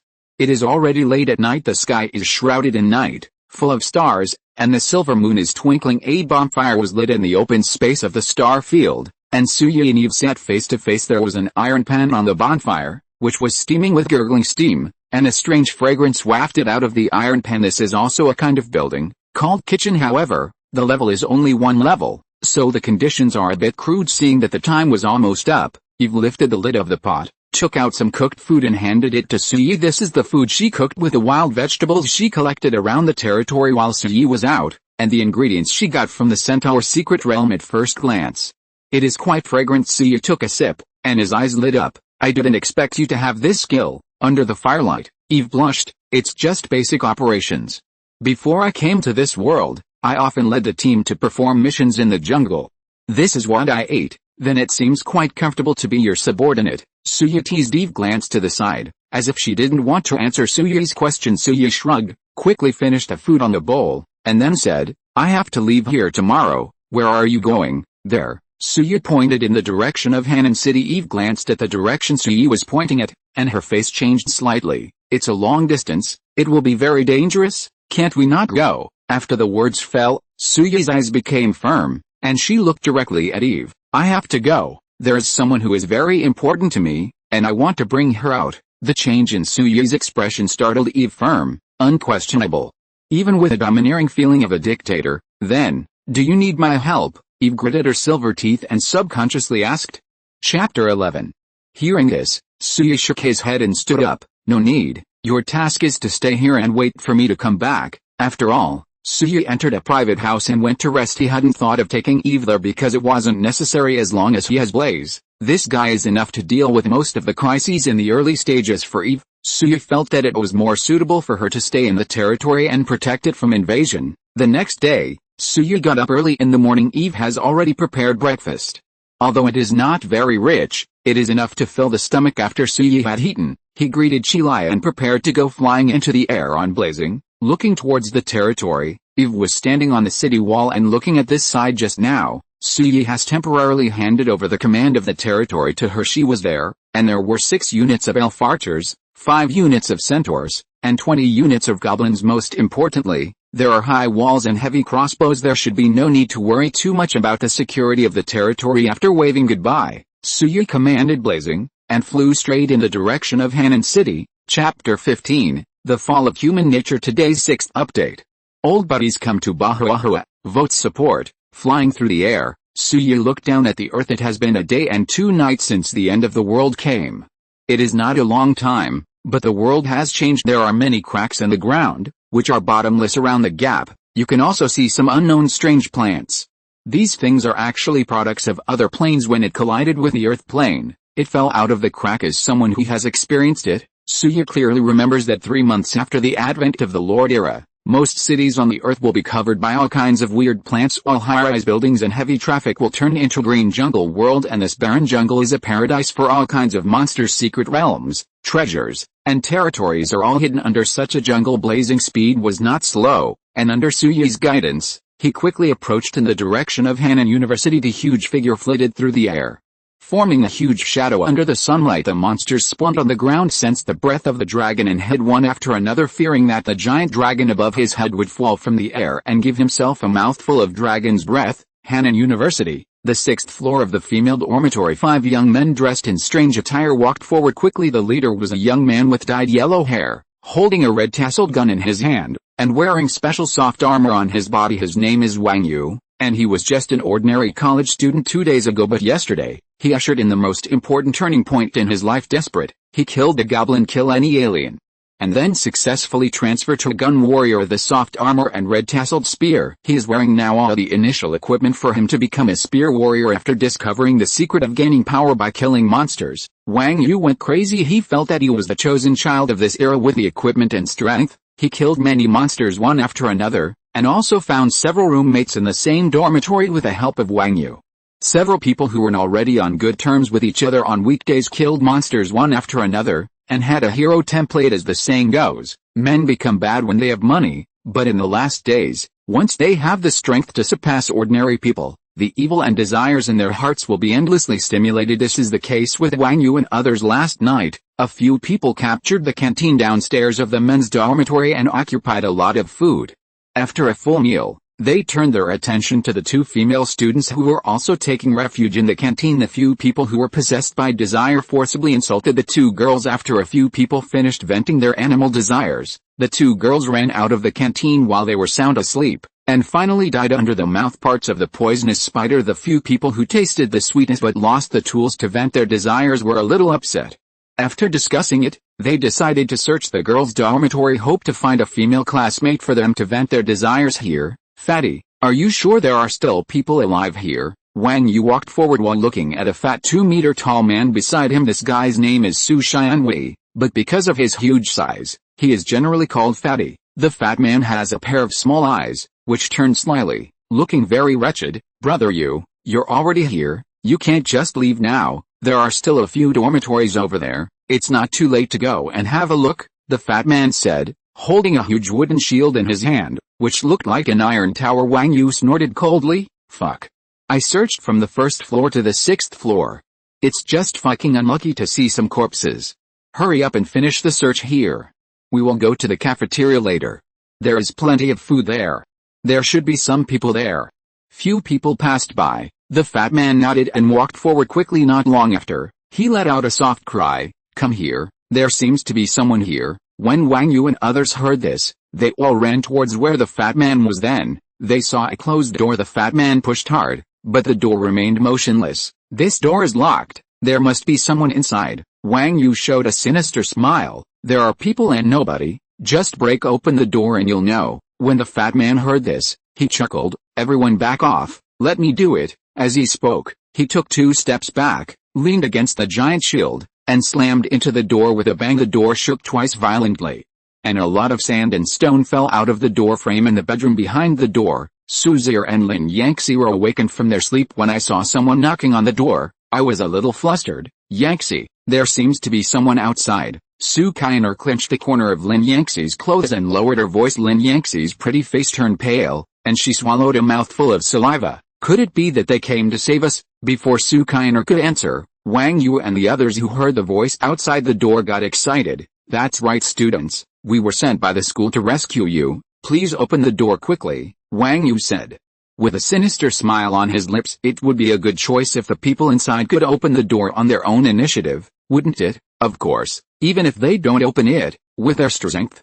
It's only a matter of time before they break through the door. In the dormitory, Lin Yangxi and Su Zir looked at each other. Do you want to open it? Lin Yangxi asked. With a hesitant look on her face, Su Zir shook her head quickly. She and Lin Yangxi have been here for a long time, but they have never seen any rescue team appear. Second, have you ever seen a rescue team bang on a door? Aren't you afraid of attracting nearby monsters? Excluding the rescue team, the outsiders have only one identity, and that is, thinking of this, Su Zir's pretty face turned pale, and she boldly shouted out the door, student, we are still safe here, we don't need rescue, please go to another dormitory to have a look. P.S.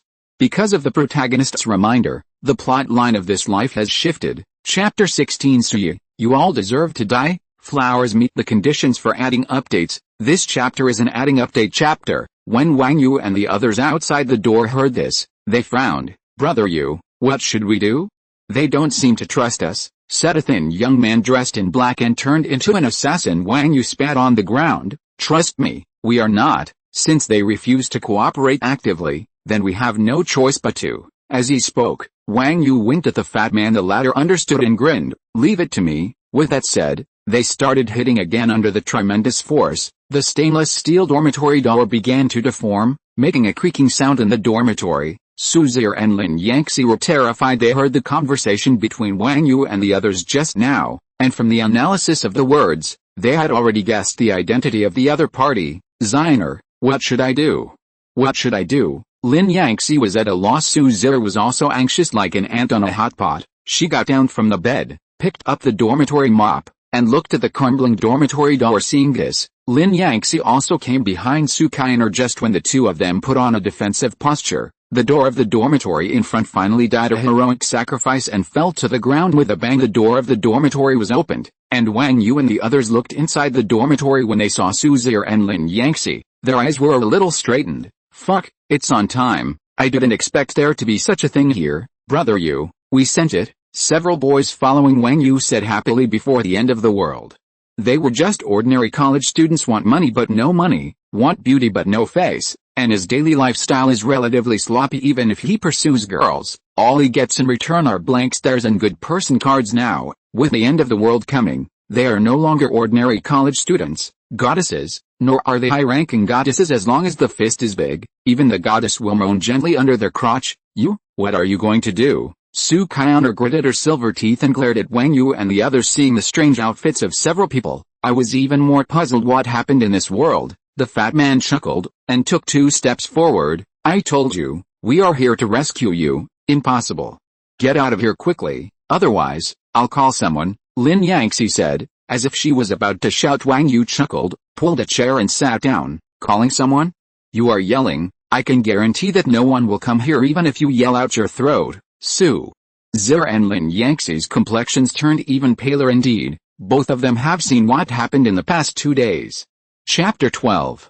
Most of the students were killed, and those who survived all. Even if you yell, it is still a question of whether others can hear you even if they heard it. Who would dare to easily run out of their hiding place? Brother Yu, what's the point of talking to them? I can't help but want to kiss Fangs. The fat man smiled lewdly, leaning the giant shield aside. Wang Yu got up, looked Su Zir and Lin Yangxi up and down. His eyes brightened. The black chicken, let the wind go. Leave the one on the left to me, and share the one on the right. With that said, Wang Yu walked towards Su Zir. Su Kainer backed away in fright, while waving the mop in her hand. Don't come here, don't come here. Wang Yu snatched the mop from Su Kainer's hand.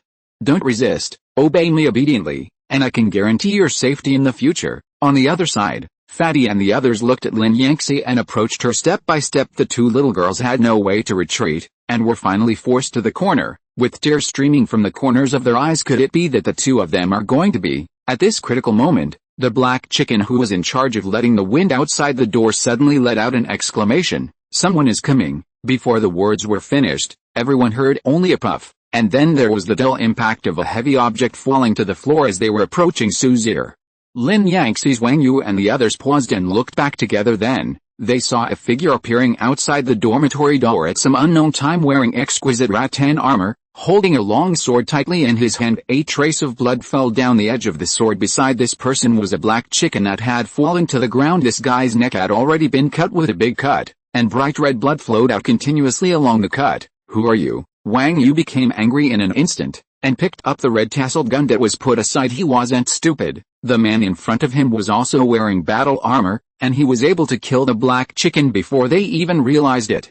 Which proved his strength. He must be a job changer like himself and others. Fatty and other people were naturally unambiguous, and picked up their weapons one after another, looking at Su Yi with a full face of wariness from behind. Su Zir and Lin Yangxi, who were neglected, also looked this way, but when she saw the face of the visitor, Su Zir burst into tears instantly. Brother, that's right, the person who came at this moment was none other than Su Yi. Just now, he flew across the sky on blazing, and when he noticed the movement here, he came down early when he saw that someone was going to bully his sister.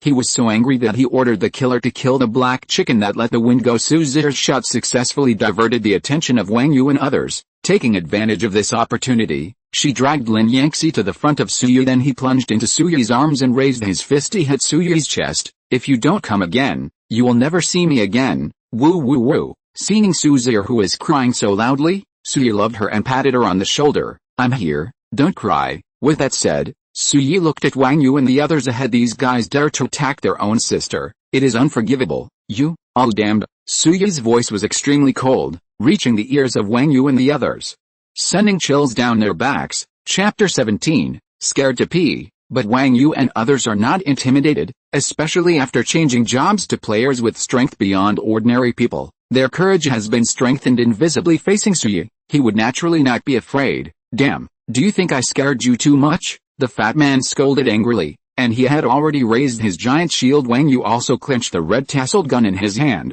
and looked directly at Su Yi. You are only one person. Can you beat the 5 of us? Su Yi snorted coldly after hearing the words. It seems that you are very confident in your own strength. Saying that, Su Yi gently pushed Su Zir away from her arms, and walked towards Wang Yu. After all, he was a reborn person who experienced 5 years of experience in the last days, and Su Yi carried an indescribable aura. When this aura was really revealed, Wang Yu and the others were a little scared. In an instant, several people swallowed a mouthful of saliva in unison, forcing themselves to calm down. Brother Yu, don't talk nonsense with him. If he kills the black chicken, he will pay for the black chicken, the fat man said. After finishing speaking, he held up the huge shield and rushed towards Su Yi. Seeing that the fat man had already made a move, Wang Yu naturally didn't want to watch.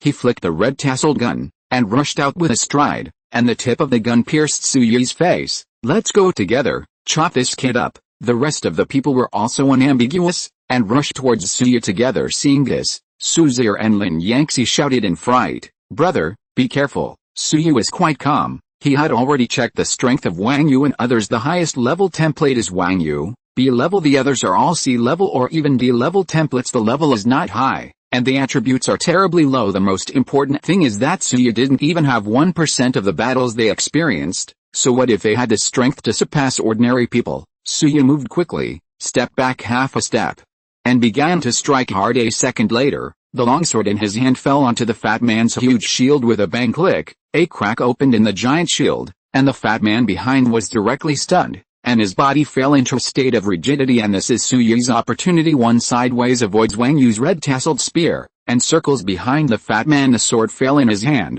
and the fat man fell to the ground. Then came several other people behind Wang Yu in just a few seconds. Under the dumbstruck instructions of Suzy and Lin Yangtze, Suyi had already brought down everyone except Wang Yu, and this only took Suyi less than 2 seconds. Seeing that his companions had fallen to the ground, Wang Yu's face turned pale. He fell to his knees with a plop, and there was a foul smell from his crotch. This guy was scared to pee. The end of the world has only come a few days, and he has not fully adapted to the new rules of the end of the world. Seeing his companion die in front of him with his own eyes, it's no wonder he wasn't afraid. As for Suyi, he had no feeling for killing people. Just like killing monsters, there is no way. The end of the world is coming. Human nature is broken. Some people are only more hateful than monsters. If they are not killed, should they be kept for the new year? You, Wang Yu pointed at Suyi. Speechless, Suyi cast a glance at him. What are you? You bullying trash. Are you peeing now? Wang Yu blushed, and a strong sense of shame enveloped his whole body. Seeing Suyi walking towards this side, Wang Yu moved his body back. Brother, please let me go. I was just confused for a while. Isn't your sister okay? As he spoke, he kowtowed to Suyi. His forehead banged on the floor. That was a deep feeling. Now Wang Yu just wants to live, and in order to live, let him do anything, even kowtow. Hearing this, Suyi snorted coldly. You should be glad that she is fine. If something happened, your end would be 100 times worse than now. Wang Yu nodded again and again. Yes, we are blind. We should never have come here. Suyi didn't bother to talk to this guy, and turned to look at Suzy and Lin Yangtze. At this moment, the two little girls were terrified. Suyi actually killed someone in front of them, not just one. The technique is cruel and the scene is bloody. Pack up your things and let's get out of here. Suyi's voice brought Suzy and Lin Yangtze back to reality. Suzy swallowed a mouthful of saliva, and looked at Suyi with a look of horror. Brother, you killed someone? Suyi shrugged, with a nonchalant expression on his face. Is there any problem with killing the person who deserves to be killed? Suzy suddenly didn't know how to answer this question. She even thought that her brother would be arrested for murder. After all, they are relatives who have depended on each other for more than 10 years. Suyi knows Suzy very well, and has already guessed what she is thinking at this moment. He stepped forward and patted her on the shoulder. This world has changed, and you will understand slowly. Now pack up your things first, and let's get out of here. Su Kainer nodded absently and began to pack her things. As for Lin Yangtze, she was Su Kainer's friend, and she had nowhere to go under the circumstances, so she had to leave with Suyi and Su Kainer in the dormitory. Wang Yu, who was still kneeling on the floor, watched Suyi and the other three leave, feeling very grateful in his heart. This is him. Did he survive? Looking at the corpses of his companions around him, Wang Yu felt extremely resentful, clenching his fists tightly. He slammed his fist on the floor, and said viciously, Bastard, don't let me touch you, otherwise, I will make you pay the price. This is how people are. Death is in front of them, and they can give everything to live. Death left, but began to think about revenge. This point is vividly reflected in Wang Yu. Just as he was about to get up and leave, Wang Yu suddenly heard a strange voice behind him. Pucci, Pucci. It's like a big bellows twitching. Looking back, Wang Yu screamed in fright. What did he see? A huge dragon head. That's right, it was the dragon's head. At some point, a huge dragon was lying on the balcony and looking at him. Chapter 13. Chapter 18. You call a dragon your own? Before Wang Yu could make any more moves, the dragon lying on the balcony had already opened its mouth. A golden flame spewed out from its mouth, instantly devouring Wang Yu. Poor Wang Yu only had time to let out a half cry. That's right, there was really only half a sound, because after half a sound, he had already turned into fly ash. Su Kainer and Lin Yangtze, who were already walking in the corridor, felt their backs tremble when they heard the screams coming from behind. Kiki looked at Suyi, but this guy didn't look back. As if nothing happened. It was Qilai who killed Wang Yu. And it was Suyi's order. Do people who are hated by Suyi really think they can survive? The reason why this matter was done after the three of them left was because they didn't want the two little girls to see that horrible scene. The three of them walked down the corridor. When I came to the garden in front of the dormitory building, many monsters who had heard the noise had wandered here. This was the first time for Sukainer and Lin Yangxi to leave the dormitory after the end of the world. When they saw those monsters up close, their pretty faces turned pale with fright. "Brother, what happened in this world?" Suzier lowered her voice and asked, as if she was afraid that her voice would be too loud and attract the attention of the monsters ahead. Suyi sighed softly, and looked at Suzier and Lin Yangxi. "Believe it or not, this world has come to an end. Civilization has collapsed, and everything has returned to the bloody barbaric era." With that said, Suyi gave a general account of the coming of the end of the world. Suzier and Lin Yangxi listened in a cloud of confusion.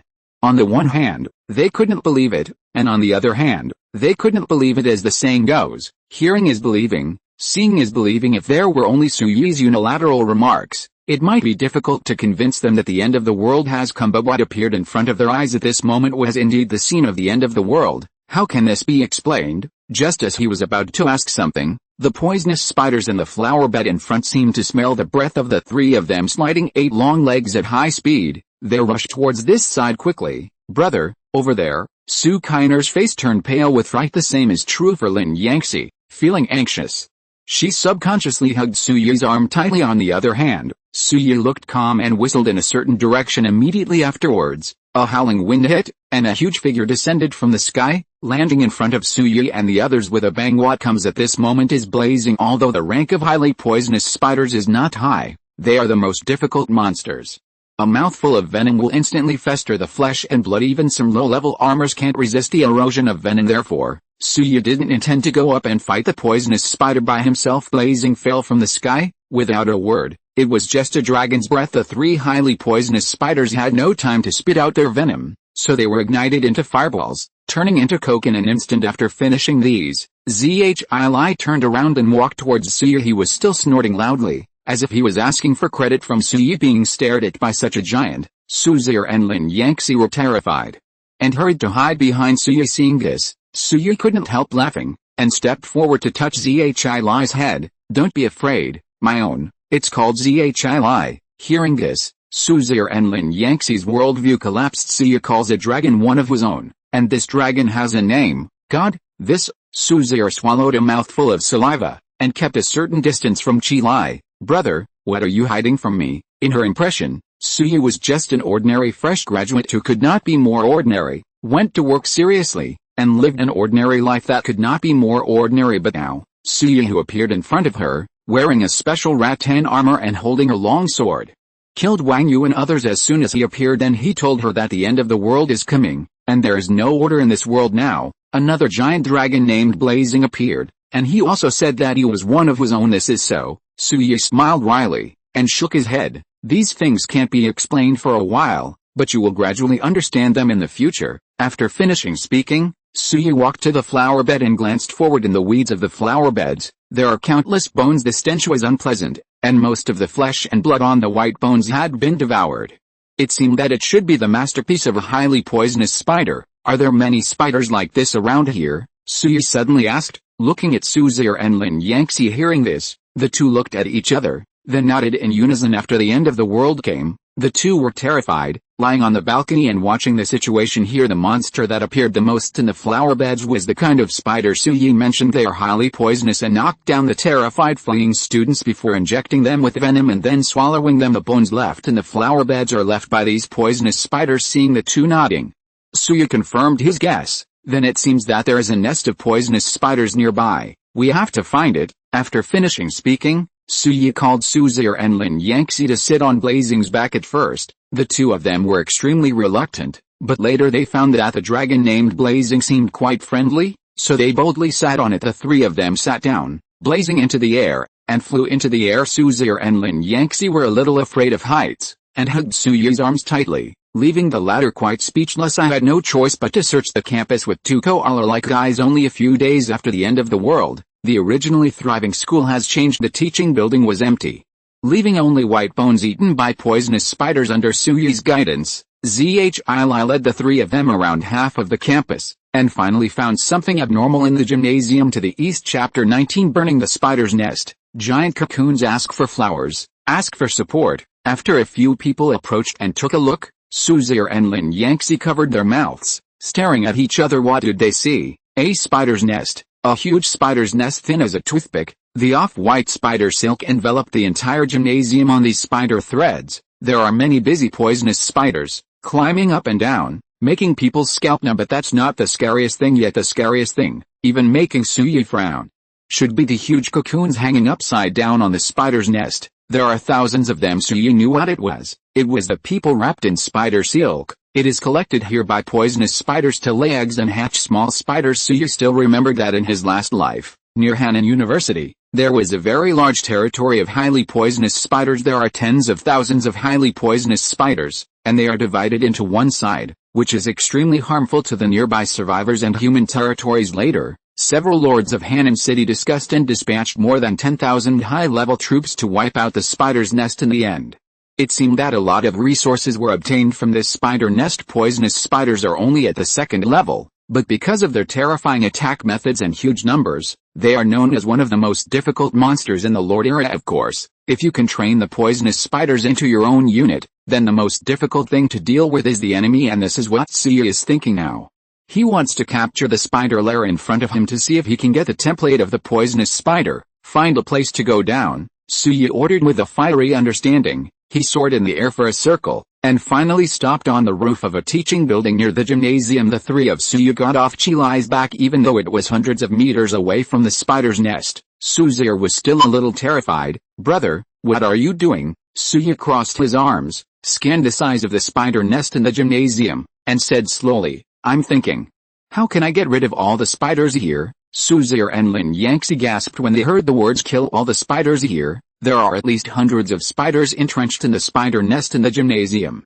How is it possible to kill them all? Impossible, brother. There are too many spiders. Let's hurry up. Su Kainer said she doesn't have the concept of collecting resources yet, so the spider's nest is just a symbol of terror in her eyes. Since it's scary, it's natural not to provoke it if you don't provoke it. But for Suyi, this was not the case. In his eyes, the spider's nest represents resources and possible unit templates. How can he let it go? After thinking about it for a while, Suyi made up his mind and turned to look at Suzier and Lin Yangtze. "You two are waiting for me here. I will come as soon as I go." After all, regardless of whether the two agreed or disagreed, Suyi stepped directly onto Blazing's back. One person and one dragon soared into the sky and flew towards the distant stadium. Although the spider nest is terrifying, it is not completely incomprehensible. The spider silk spewed out by the poisonous spider spreads all over the gymnasium, providing convenience for the poisonous spider to move. At this moment, it has also become Suyi's method to destroy the spider's nest. He was going to use fire to set the entire spider nest on fire. Presumably, the effect will be very good.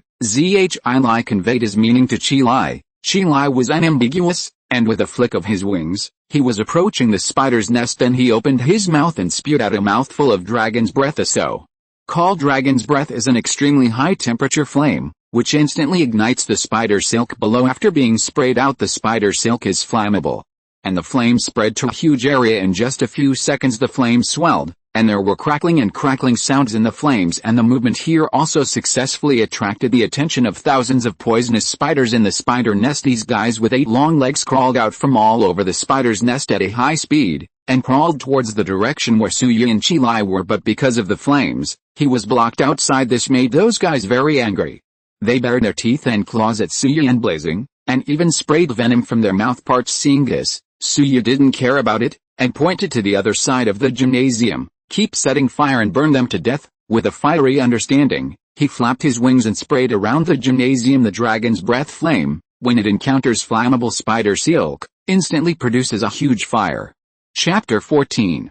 Among them, many highly poisonous spiders that had no time to escape were also ignited. The body was burned, and the pain made them run faster, and because of their running, the speed of fire spread also accelerated. It didn't take long to spread the entire spider nest. The entire gymnasium almost turned into a sea of flames. Hundreds of venomous spiders perished in the flames. Among them are countless little spiders waiting to hatch under the roasting of the flame. There was a crackling sound. This scene fell into the eyes of Suzier and Lin Yangtze in the distance, causing them to stare wide. "Ziner, this..." Lin Yangtze was so surprised that she couldn't speak. Suzier swallowed a mouthful of saliva. Seeing this scene, She didn't know what to say. It was so shocking. The fire lasted for 10 minutes. Combustible materials outside the stadium were burned clean. The steel supports outside the building were covered with the charred corpses of poisonous spiders. Those giant cocoons fixed on the spider webs have also been reduced to ashes. It looks cruel, but this may be the best ending for those people. After doing this, Suyi and Blazing Soldier split into two groups, and went around the stadium to kill the poisonous spiders that had sensed the fire and returned to their lair after it was almost cleaned up. One person and one dragon walked towards the gymnasium. Blazing is a fire dragon with the ability to manipulate fire. The fire just now was all concentrated on the steel frame outside the gymnasium. The inside of the gymnasium, on the contrary, is well preserved. After entering the gymnasium, Suya saw a giant cocoon hanging upside down in mid-air at a glance. Chapter 20 Advanced Arms, Queen of Blades. This giant cocoon is a little different from the ones that were burned to ashes just now. The first is the size. This giant cocoon is more than 2 meters in diameter and about 5 meters high, which is very huge. The second is the style. There are some mysterious patterns all over the giant cocoon, even like the breathing light of the mobile phone, shining brightly. Suya released his detection skills on the giant cocoon, and the information about the giant cocoon appeared in his mind. Queen of Blades Egg. Tier 4, Grade 1 horsepower, 10,000 attack, 500 defense, 200 speed, 200 skill. Venom spray. Spray highly poisonous poison within a radius of 10 meters in front. The poison is extremely corrosive and can cause great damage to the target. Blade stabbing. Each leg of the Queen of Blades is the most perfect weapon, extremely sharp, and can cause great physical damage to the target when swung rapidly. Description. The King of Spiders. The advanced body of poisonous spiders. If fused with a lair of poisonous spiders, it can train a 4th-tier unit. Blade spider. After reading the description of the giant cocoon, Suya's eyes lit up. Blade spider. This is an advanced body of poisonous spider in the Age of Lords. Apart from the ordinary 12th-tier units, there are actually some special units. The so-called special arms means that a certain type of arms has evolved and become a stronger existence than the original arms. Blade spider is one of them. It was an evolutionary form of a highly poisonous spider, and it was extremely difficult to appear in nature, and because of its particularity, this unit is very terrifying. It not only has the attributes and skills of the poisonous spider, but also has the exclusive attributes and skills of the blade spider. Good thing. It seems that this time is right, Suya said to himself. After all, he ordered Chi-Lai to take off the giant cocoon and put it aside. After searching around, Suya found 2 more treasure chests on the other side. Turn them all on, and the notification tone will sound immediately. Get the template of the 2nd-tier unit, Venomous Spider. Obtain wood, stone ore, iron ore, and gold coins of 500,000 each. Get currency 5,000. Hearing the notification tone, Suya's expression brightened. He really wanted something. The Queen of Blades can only evolve into a blade spider if it is fused with a unit template of the Venomous Spider. The so-called fusion is to add a giant cocoon of the Queen of Blades when building the troop lair. Now that he has both of these things, as long as Suya returns to the territory, he can start training the blade spider in addition to the unit template of the poisonous spider. Suya also obtained 500,000 basic resources and 5,000 currency. The currency was obtained here, which surprised Suya a little. Currency is also a resource, but it is not a basic construction resource. It is mainly used for trading. Suya still remembered that about a month after the lordship era came, every completed territory would automatically refresh with a building called a market. This building is very useful. It can unite all the territories belonging to humans to form an online trading system. In this trading system, you can sell and buy various resources, all kinds of weird gadgets, and even arms, and currency is the only condition for buying this kind of thing. As for the source of currency, there is a small probability of killing monsters, and there is also a probability of clearing monster lairs. The end of the world has come to the present. Suya has killed a lot of monsters, but there has been no currency. Until now. After collecting all the resources into the Lord's space, Suya left the gymnasium with Blaze. Afterwards, they made their way back to the rooftop where Sukainer and Lin Yangxi were seeing Suya coming back. The two trotted forward. Sukainer even looked Suya up and down, as if she was afraid that something might happen to the latter. Suya was amused by Suzair, and patted the girl's head. Don't look, I'm fine. Attachment. This work comes from the internet and published books. The work is only for readers to preview. Please delete it within 24 hours of downloading. It cannot be used for commercial purposes. If you think this book is good, please buy the genuine book. Thank you for your support to the author. Key points. I hope you can keep this paragraph if you reprint it. It's a bit hard to organize, But retention is a virtue. Hearing what Suyi said, Suzier felt relieved. The three of them didn't stay here any longer, simply cleaned up, and then rode towards the northern campus of Hanan University on a hot ride. In Suyi's words, after finally coming out, he had to do a good job of searching. Now is the beginning of the end of the world. Most of the other human beings except him are still in a state of self-preservation, and are in the exploration stage of the refreshed treasures, secrets, and various resources. Suyi just took this opportunity to take the first step and take the refreshed resources as his own. Hanan University is very large. Divided into North Campus and South Campus. Suzier and Lin Yangxi are studying at Yunnan Campus, which is the area where Suyi was active just now.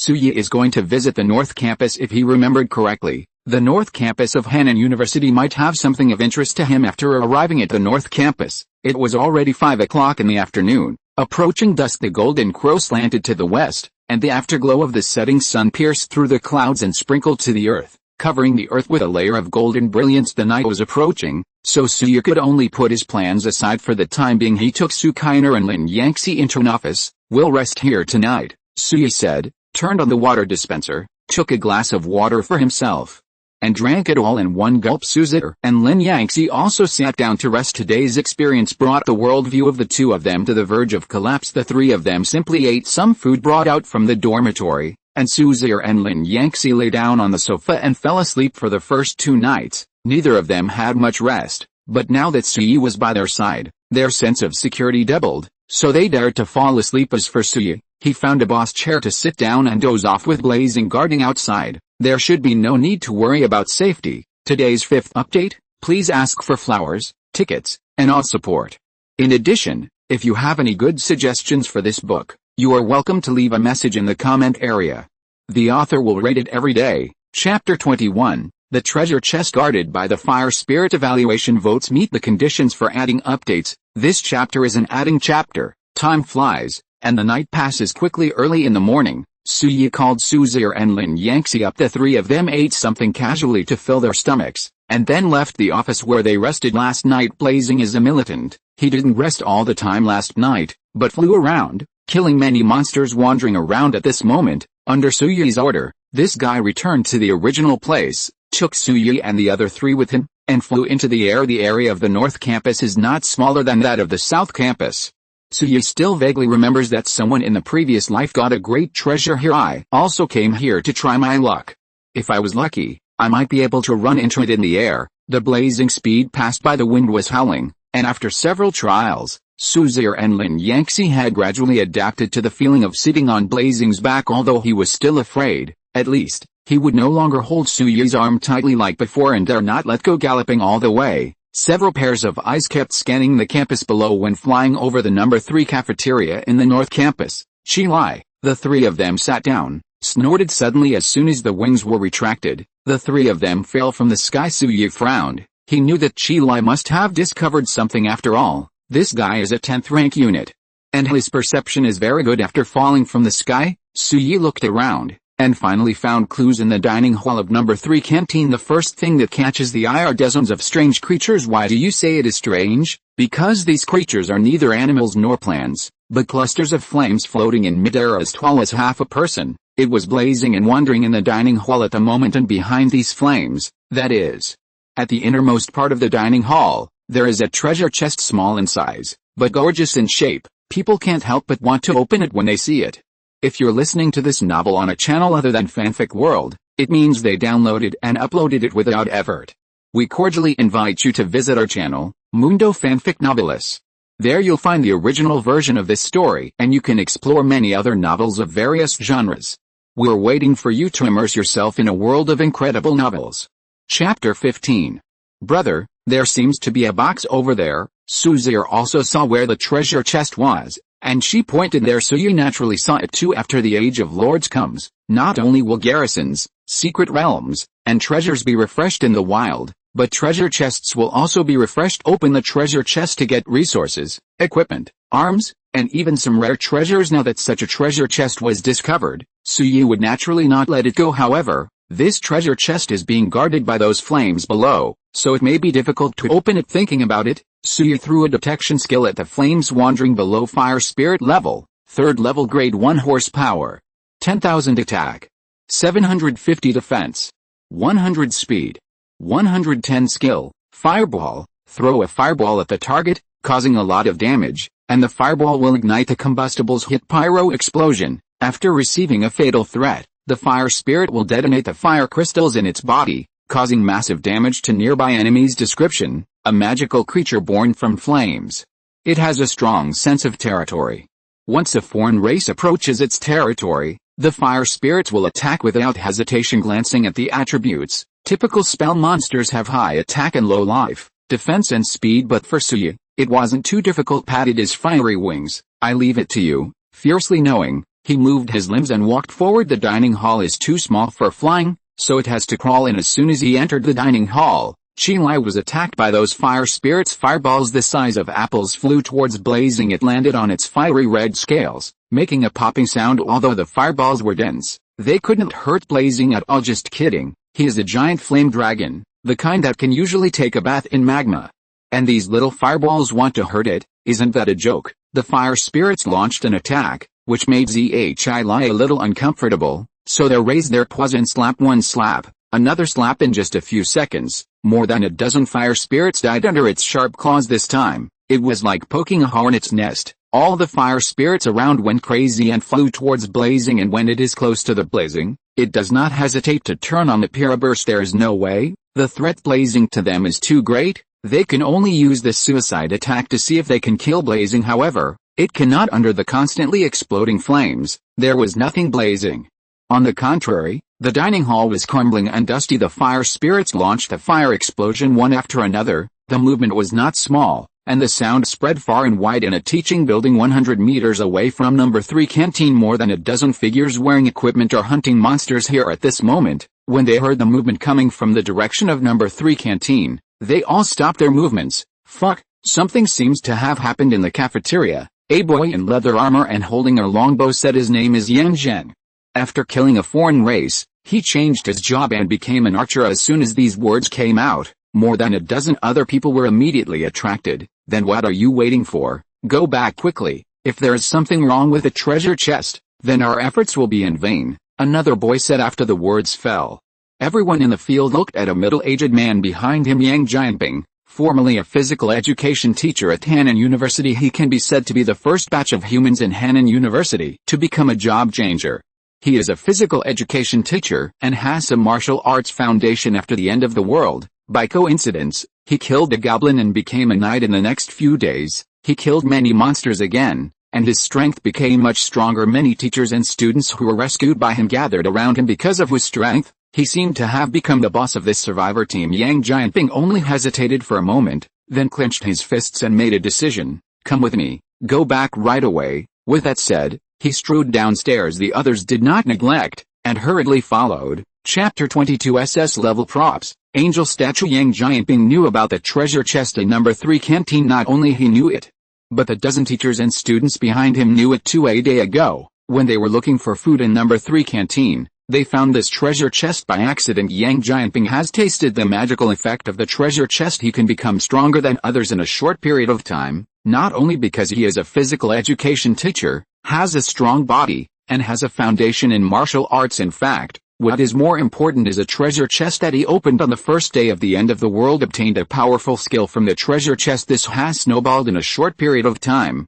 to the point where it is today. After discovering the treasure chest in the number 3 cafeteria, without further ado, Yang Jianping organized his subordinates to snatch the treasure chest by force, but because of this, they were resisted by the fire spirits. As soon as they stepped into the range of the dining hall, they would be fiercely attacked by the fire spirits. After trying more than 10 times and paying the lives of 3 teachers and students, Yang Jianping had no choice but to give up robbing the treasure chest temporarily. After discussing with them, they decided to kill monsters first, and then return here after their strength has almost improved. Thus, there was a follow-up of more than a dozen people killing monsters in the teaching building. But now, there was such a movement from the direction of number 3 canteen, which made Yang Jianping a little surprised. Could it be that someone other than them has discovered the existence of the treasure chest and is robbing it? Before he had time to think about it, a group of more than a dozen people rushed towards the number 3 canteen at high speed. Meanwhile, canteen number 3, with a loud bang, the last fire spirit also self-destructed. On the other hand, Blazing, nothing happened. This guy leisurely walked to the innermost part of the dining hall, bit the treasure box in his mouth, and then returned to the open space where Suyi and the other three were putting the treasure box in his mouth down in front of Suyi. Snorting loudly, he began to ask for credit. Suyi patted its big head. Good job. After finishing speaking, he turned his gaze to the treasure chest in front of him. There are also high and low treasure chests. The higher the treasure chest, the greater the chance of opening rare items from low to high. There are 6 levels of white, green, blue, purple, orange and red. Judging the level of the treasure chest is mainly based on the light emitted by the treasure chest. The one in front of me has a faint orange glow on its surface, so it should undoubtedly be an orange treasure chest. Suzy and Lin Yangxi were obviously also very interested in the treasure chest in front of them at this moment. Suyi was urged to open it quickly. Suyi was also unambiguous, and skillfully opened the lock of the treasure chest. The next moment, a reminder sounded. Open the orange treasure box, get the S-level resource pack, currency 20,000, SS-level props, angel statue. Hearing the notification sound, Suyi raised his brows. And then his eyes lit up. SS-grade props, angel idol. Could it be reminiscent of the strange buildings in a certain territory of Hanan City in the previous life? Suyi couldn't help but burst into ecstasy. He quickly took out a palm-sized statue of an angel from the treasure chest, which was carved from unknown materials. Angel statue purpose. With this prop, you can build an angel statue at the designated location in the territory. The statue can provide a healing field with a radius of 500 meters. The recovery speed of injuries and physical strength of the troops in this field will increase by 50%. After seeing the description of the angel statue, Suyi could no longer restrain the joy in his heart. I actually got it. So lucky. Suzy and Lin Yangxi were a little confused by Suyi's reaction. I don't know what this guy is happy about. Isn't he just a sculpture of an angel with a better shape? It's the end of the world now. Apart from looking good, this thing seems to have no other use. But is that really the case? Of course not. Others may not understand the magical function of the angel god statue, but Suyi will not fail to understand it in the previous life. This thing was acquired by the lord of a territory near Hanan University. Put it in the territory. Since then, this territory has become awesome, and the troops injured in battle can quickly recover from their injuries and physical strength as soon as they return to the territory. This greatly reduces the maintenance and recuperation time of the arms. Imagine that the A Corps and the B Corps are fighting, and the strength of the two sides is evenly matched. After a great battle, the two sides temporarily ceased fighting. A Corps will go to the territory and enter the healing field of the angel statue, and the injuries and physical strength on the body will recover quickly after fully recovering. The A Corps attacked again. The B Corps is still in the recuperation stage under the onslaught. The B Corps will definitely be defeated. Angel statues can be said to have infinite uses. Chapter 16. Most of the reasons why Suyi came to the North Campus was because he wanted to get this thing. I didn't expect to meet it. I have to say, this is favored by the goddess of luck. Just as Suyi was delighted, Qilai seemed to have discovered something, and turned to look behind the three of them at the same time. A voice came from that direction. Let go of that treasure chest. Suyi frowned, and when he looked back, he saw only a dozen or so figures running towards this side. These people are all wearing the equipment that job changers only have, and they seem to be students and teachers of Hanan University. The person who came at this moment was none other than Yang Jianping. They rushed back here from the monster-killing teaching building, and saw Suyi and the others at a glance, as well as the treasure chest that had been opened in front of the three of them. The last thing Yang Jianping wanted to see happened. The treasure chest he found was actually found by others. Who are you? We discovered this treasure chest first. Return the contents of the treasure chest to us, Yan Zheng shouted at Suyi and the others. Just kidding. For this treasure chest, they paid 3 lives, but now someone else opened it. How can they bear it? Several other students were also aggrieved. Only Yang Jianping looked at Zhi beside Suyi. It's a giant dragon, standing so close to those 3 guys over there without attacking. It is not difficult to see that these 3 people and the dragon are in the same group. Chapter 23. Suyi, if you attack me, you will have to pay the price. Ask for flowers, ask for support, and the comment area is a bit deserted. The old buddies who were watching come out to warm up the building. Seeing the clamoring Yanzheng and others, Suyi frowned, and said lightly, I saw the world map. Can I say that this world is mine? Just kidding. The treasure chest is refreshed in the wild, and it is something that has no owner. Whoever gets it will own it. It's too unreasonable for you to keep saying that this treasure chest belongs to you. Yanzheng was left speechless by Suyi, and thought for a long time, and then said, anyway, we discovered it first, and you have to return the contents to us. Right, Teacher Yang, give me an idea, said Yan Zhang looked at Yang Jianping behind him. He is the boss of this survivor team, and his strength is also the strongest. Naturally, he is needed to express his opinion at this time. A dozen other teachers and students also looked at Yang Jianping, waiting for his answer. Yang Jianping was a little uncertain. Su Zhi and Lin Yangxi besides Su Yi were fine. They looked like ordinary people, but Su Yi, even Yang Jianping couldn't see through his strength. There is also that fiery red dragon, which is not easy to provoke at first glance in this case. What can I do? After thinking about it, Yang Jianping coughed lightly, took a few steps forward, and looked at Su Yi. Brother, this treasure chest was indeed discovered by us yesterday, but we are not strong enough. So, before Yang Jianping finished speaking, he was interrupted by Su Yi. Good things are always obtained by those who can. As a teacher, you should not understand this truth. Saying that, Su Yi narrowed his eyes. In fact, he had some impressions of Teacher Yang. I don't know his full name, but in his last life, this guy seemed to be the lord of a territory near Hanan University. The most important thing is that the angel god statue that Su Yi took out from the treasure chest is actually something that belonged to Teacher Yang's territory. That is to say, if Su Yi didn't come here, then Yang Jianping would still get the angel statue and become the lord just like in the previous life. However, when Su Yi came here in this life, and the statue of the angel god also came into his hands, the history would be rewritten as for going back. Is it possible? Yang Jianping didn't expect Su Yi to be so strong. And he felt a little helpless at the moment. He knew that the treasure chest must have opened some precious props. It's just that he might not be able to handle Su Yi's strength. If that's the case, I'm afraid I have no choice but to let go of the treasure chest. Among the two choices of treasure and life, Yang Jianping chose life wisely. That's the truth. Since the treasure chest was taken away by my little brother, we can only blame us for missing the treasure chest. Yang Jianping sighed as soon as these words came out. Yan Zheng and the others beside Yang Jianping became anxious instantly. Mr. Yang, we were the first to discover this treasure chest. Why did we give it to this guy? That's right, Mr. Yang, don't forget, we sacrificed 3 lives for this treasure chest. The crowd was excited, eager to go forward and snatch the treasure from Su Yi back immediately. As for Su Yi and the others, seeing the noisy scene in front of them, they had no intention of staying to watch the show. Greeting blazingly, ready to leave. This scene fell into Yan Zheng's eyes, making him anxious. If Su Yi were to leave, the treasure chest would really have no chance with him. Thinking of this, Yan Zheng gritted his teeth, took off his longbow, drew out the arrow, and aimed at Su Yi, who was about to leave. Bastard, you are too unreasonable. Seeing Yan Zheng's attack, Yang Jianping wanted to stop it. But it was too late. With a whooping sound, the arrow in Yan Zheng's hand turned into an afterimage and hit Su Yi directly on the vest. Hearing the movement behind him, Su Yi frowned, turned sideways, and grabbed the air with his right hand. The arrow that Yan Zheng shot was caught in his hand. This scene fell into the eyes of Yang Jianping, Yan Zheng and others, making them all stunned. Grab arrows with bare hands? Is this what people do? Yan Zheng is the number 2 powerhouse in this team, but Su Yi did not expect his attack to be dismissed so casually. How could this not shock them? Yang Jianping's heart skipped a beat, and he quickly apologized to Su Yi. I'm sorry, brother, my student is too impulsive, please don't. Before he finished speaking, Su Yi grabbed the tail of the arrow and flicked it vigorously. Call out. The arrow turned into a streak of light, piercing Yan Zheng's chest with a puff.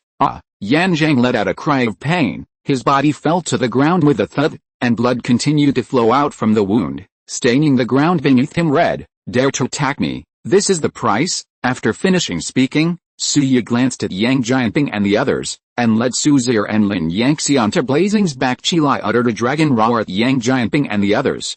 His wings shook, he soared into the air, and flew away. Yang Jianping, who stayed where he was, turned pale after being roared fiercely just now. My heart is still beating non-stop after Su Yi left.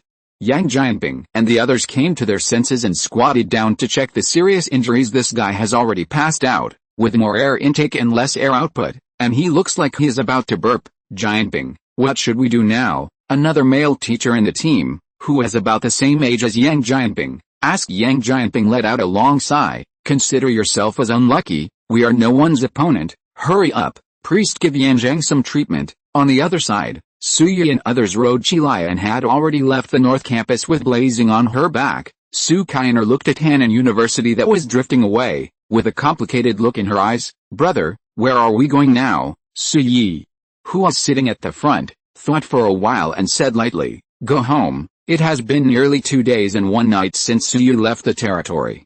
Although Eve is guarding the entire territory, Suyi is still not at ease. It's better to go back earlier, and then take down all the nearby secret places, and quickly train a large-scale army. Chapter 24, The Dwarf Coveting the Purple Secret Realm. In the next half day, the three of Suyi rode blazing around Hanan City for half a circle, and opened 3 more treasure chests, but the level is not high, and all you get are resources, currency and the like. The only thing worth mentioning is getting a staff Frost Fury, a magic staff made by the Ice and Snow clan. It is extremely powerful and can increase the power of ice magic by 50%. A staff, as the name suggests, is a weapon provided to mages. Suyi is a soldier, so naturally he can't use it as for Suzir and Lin Yangxi. They haven't changed jobs yet, and they don't even have occupations. In their hands, this staff is no different from a fire stick. After casually picking up some supplies from various shopping malls in Hanan City, the 3 of them rode blazing and flew towards the outside of Hanan City. Sukainer is Suyi's only relative, so naturally she wants to be with him now. As for Lin Yangxi, she is not a native of Hanan City, but from Hanzhou City, which is adjacent to Hanan City long distance. Although this girl really wanted to go back, the current situation was severe. She was a weak woman, not even a job changer, and she didn't have an army with her. There was only one result when she went back under Suzir's enlightenment. She had no choice but to give up the idea of going home and decided to return to the territory with Suyi to improve their strength, and return to Hanzhou when they are strong enough to protect themselves. Suyi had no opinion on this. After all, she is my sister's best friend, so take care of her if you can. Blazing Speed is not slow. After spending nearly an hour, he brought Suyi and the others successfully to the sky above the star field. It was already 10 o'clock in the evening, and the afterglow of the setting sun sprinkled the earth, bringing a different style to the star field territory. Looking down at the territory from the air, both Suzir and Lin Yangxi were stunned. A kind of city that only existed in the game actually appeared in front of their eyes. Before the 2 of them came back to their senses, Qilai had already landed on the open space in the territory. Eve had already noticed Suyi's return and was waiting in the open space. Come down, this is your future home, Suyi greeted. Only then did Sukainer and Lin Yangxi react, jumped off Blazing's back, and stood beside Suyi. When they saw Eve, the 2 little girls were surprised again. My god, this is a legendary elf, pointy ears look amazing. Suyi looked at Eve, Suzir, and Lin Yangxi, who were staring at each other, and coughed lightly. Let me introduce, this is Eve, the elf shooter, one of the members of the territory. Saying that, Suyi pointed at Sukainer and Lin Yangxi again. This is my sister Sukainer, and her friend, Lin Yangxi. Chapter 17. With Suyi's introduction, the 3 of them got to know each other. After greeting each other, Suyi asked Eve about the situation of the territory. After he left, hearing Suyi's question, Eve frowned. The situation is a bit complicated. Listen to me slowly. Seeing Eve's solemn expression, Suyi was a little surprised. Could it be that something went wrong with the territory after he left for 2 days? But it doesn't look like it. Everything about the city wall is fine. Several people sat down on both sides of the conference table in the Lord's Hall, and then Eve spoke eloquently, telling the whole story. It turns out that the problem is not the territory itself, but the purple secret realm behind the territory. One day after Suyi left, the purple secret realm was discovered by a nearby dwarf territory. They took a fancy to the resources of the purple secret realm. After Eve learned of this situation, she went to negotiate with the dwarves. In the end, those arrogant guys actually said that Suyi was not worthy of owning this purple territory and gave Eve 2 choices: either hand over the purple camp to them, or wait for them to attack. After hearing what happened, Suyi was a little speechless. Sure enough, the illusion of YB's crime is applicable in any era in the Age of Lords. Secret realms are white, green, blue, purple, orange, and red from low to high. In the early stage, the purple secret realm was considered an extremely rare resource point. It's no wonder that those dwarves are jealous and even go to war. Of course, this may also have something to do with the dwarf's personality. Dwarves are a 5th-tier unit, with a maximum height of only about 1.5 meters. They are not big in size, but their combat effectiveness is not weak. The reason is that these guys are all good at building equipment. It is no exaggeration to say that almost every combat force in the Dwarf Legion is fully armed, and to ensure that the army is fully armed, it will naturally require a lot of resource supply. So, dwarves have a notorious habit of plundering and invading purple resource point. That is a rare good thing. How can the arrogant dwarves let it go? After telling the whole story, Eve sighed softly. Tomorrow is the time for us to give an answer. What are you going to do? Hearing this, Suyi clenched his fists and said coldly, of course I fought back. I dare to covet Suyi's territory. I don't want to live anymore. Eve's face froze, and he hesitated, but we don't know the strength of the other side, so we rushed to war. Before she finished speaking, Suya interrupted, don't worry, it won't be too strong, we can definitely win. Seeing Suya's determined expression, Eve was a little confused. Confidence is a good thing, but too much confidence, well, in fact, Suya has his own reasons for saying this. It is now the early days of the Age of Lords, and all races are still in their infancy. The so-called dwarf camp will never be too strong. This is number 1 second. Suya came back from a wave of Hannan City this time, but he gained a lot. He is sure that his power will double overnight in this way. Do you need to worry about mere dwarves? Ask for flowers, vote support. Chapter 25 SS-level mage and S-level priest. I'm still a little worried. Eve, who was silent for a moment, said after all, she had personally negotiated with the dwarves and knew the temperament of those guys: rough, irritable, and not low in strength. How can Suya be confident that he can guard the Centaur's secret realm? Hearing this, Suya shrugged helplessly. Let's wait and see. With that said, he stood up and walked towards the outside of the Lord's Hall. By the way, I greeted Sukainer and Lin Yangxi. The two of them are just ordinary people now. Now that they are here, it's time to change jobs to become job changers. Otherwise, if you don't even have the ability to protect yourself, it will be difficult in the future. The two followed Suya, a little confused, not understanding why Suya called them out alone. Soon, the two followed Suya to the job transfer altar in the territory. Looking at the giant stone sculptures that were more than 10 meters high in front of them, the two little girls were shocked. Brother, what is this? It's so big and spectacular. Sukainer pointed to the job transfer altar. Suya coughed lightly, and briefly explained the effect of the job transfer altar to the two of them. Finally said, now, think about what career you want, and then follow what I just said. Suzair tilted her head and thought for a moment, showing a look of eagerness. Then I will come first. I want to change my job to become a mage. The little girl has played many online games, and she is quite interested in the mage in the game who holds a staff and releases cool magic from time to time. Now that such an opportunity is really in front of her, she is not going to let it go. Suyi nodded and made way for Sukainer. The latter was also unambiguous.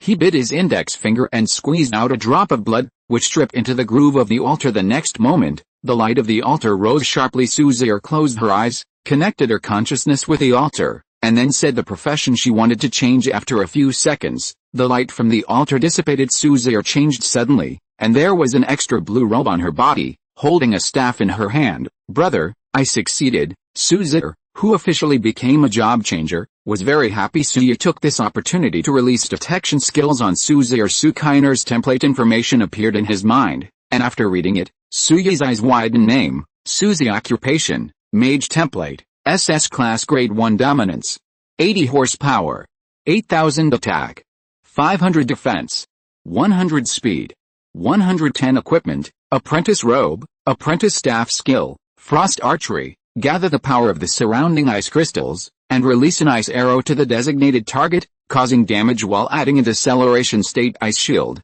Cast the skill on any target within a radius of 50 meters, which can condense a shield for the target to resist damage. Ice Spike. Cast the skill on any area with a diameter of 20 meters within 50 meters of yourself as the center, and you can call out ice thorns, which emerge from the ground, causing huge damage to enemies within the range, and causing slowing effect. 30% chance to freeze the target. You can refer to Wang Xiaojin's big move in Pesticide. After just one glance, Suya stopped. What the hell? It turned out to be an SS level template, only 1 tier weaker than his warrior template. Although there is no legion support skill, it is still very powerful. How about it, brother? I'm good. Suzair took Suya's arm and said stinkingly. Suya gave a thumbs up. Amazing. Suzair chuckled. That's that, Yangxi. Come and try it too. With that said, Suzair pulled Lin Yangxi over. The latter was still a little shy, and hesitated for a moment. Okay. Let me give it a try. Brother Su is a fighter, and you are a mage. Then I will change to priest. After finishing speaking, Lin Yangxi followed Sukainer's example just now, biting her finger and dripping blood into the groove. The altar shone brightly, and Lin Yangxi successfully changed her job to become a pastor. Suya checked Lin Yangxi's template information as usual, and was shocked again. Lin Yangxi's template level is slightly weaker than Suzair's. It's actually S-level. God, what the hell is going on here? A career transfer altar, with 3 hero templates of S rank and above in a row. Did you hear any special notification tone just now? Suya asked after recovering. Suzair and Lin Yangxi looked at each other, and the latter nodded. I seem to have heard a voice saying that I am the third player to change jobs through the job change altar, so I was rewarded with an S-level hero template. When Lin Yangxi mentioned this, Su Kainer also nodded in agreement. That's right, I heard it too. I'm the second player to change jobs through the job change altar, so I was rewarded with an SS-level hero template. Is there a problem with that, bro? Hearing the reply from the two, Suya finally understood feeling Su Kainer and Lin Yangxi can have SS rank, and the S rank template is because of this. It seems that it is beneficial to take the first step in everything. Lin Yangxi changed her job to pastor, and the template information is as follows: name, Lin Yangxi. Occupation, priest. Template, S-class grade 1 dominance, 60 horsepower, 10,000 attack, 350 defense, 200 speed, 120 equipment, missionary robe, staff of healing skill, holy retribution, causes holy damage to the target, and 10 times the damage to dark targets,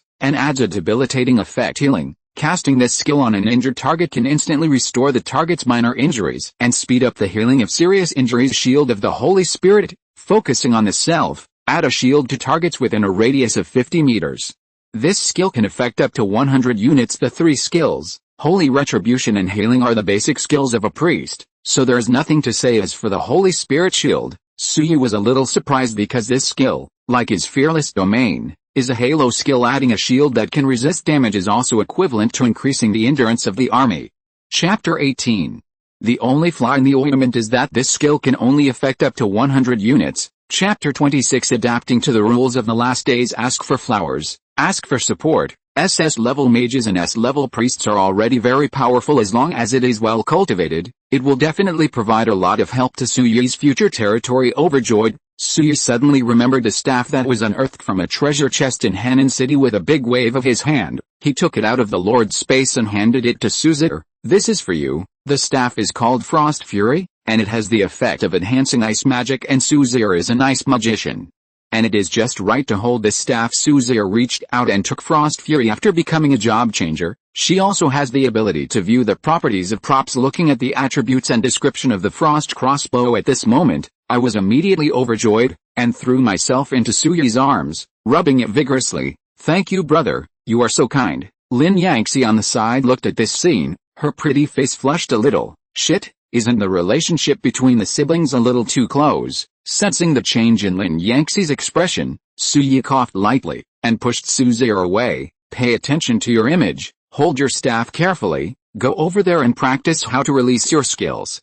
Don't lose it tomorrow, my face. Okay. Suzir was full of eagerness to try, and dragged Lin Yangxi to the open space behind the territory. Then start practicing how to release the skills. One of the two is an SS-level template, and the other is an S-level template. From the perspective of attributes, they are not weak. However, deciding whether a battle is won or not is often not based solely on the confrontation of attributes. One's own fighting skills are also the top priority. This is why Suyi asked the two of them to practice how to release their skills. If you don't practice more, when the battle really comes, you will inevitably lose the chain. After arranging the affairs here, Suyi found Eve, said that he had to go out, and went straight to the Centaur secret realm behind the territory. The current ownership of this secret realm belongs to Suyi, and every minute and every second is creating resources for Suyi. Suyi's idea is to take back the resources there first, and then return to the territory to start a new round of construction and violence. Riding blazing, Suyi arrived at his destination in less than 10 minutes after entering the secret realm. Suyi saw 15 centaurs hovering at the entrance and exit of the secret realm. At a glance, these guys were full of vigilance, and they were relieved when they saw that it was Suyi. It seems that the declaration of war by the dwarves has put a lot of pressure on these centaurs, ordering the centaurs to continue guarding here. Suyi went straight to the Lord's Hall of the Centaur secret realm with Blaze. There are 2 secret resource packs here in the occupied secret realm. The acquired resources will be packaged into resource packages every 24 hours. Which are the 2 packages Suyi saw at this moment? Purple Secret Realm Resource Pack. After opening, you can get 500,000 units of wood, stone ore, iron ore, gold coins each, and 5,000 units of food. 1 resource pack is 500,000, and 2 resource packs are 1 million resources, which is not a lot. Putting away the resource pack, Suyi returned to the territory on a blazing ride. It is already 8 o'clock in the evening. Su Kainer and Lin Yangxi are still practicing their skills. Both of them are legal professions. When releasing their skills, their bodies don't need to move a lot. However, The continuous release of skills still made the two of them exhausted, especially their spirits, and they had the urge to fall asleep immediately. Seeing this, Suya quickly asked the two to stop. Practice is important, but also pay attention to work and rest. The two little girls who were stopped wiped the fine sweat from their foreheads, and followed Suya to the kitchen. Here, Eve has already prepared a large pot of fragrant food. Suya and Lin Yangxi hadn't eaten steaming food for several days.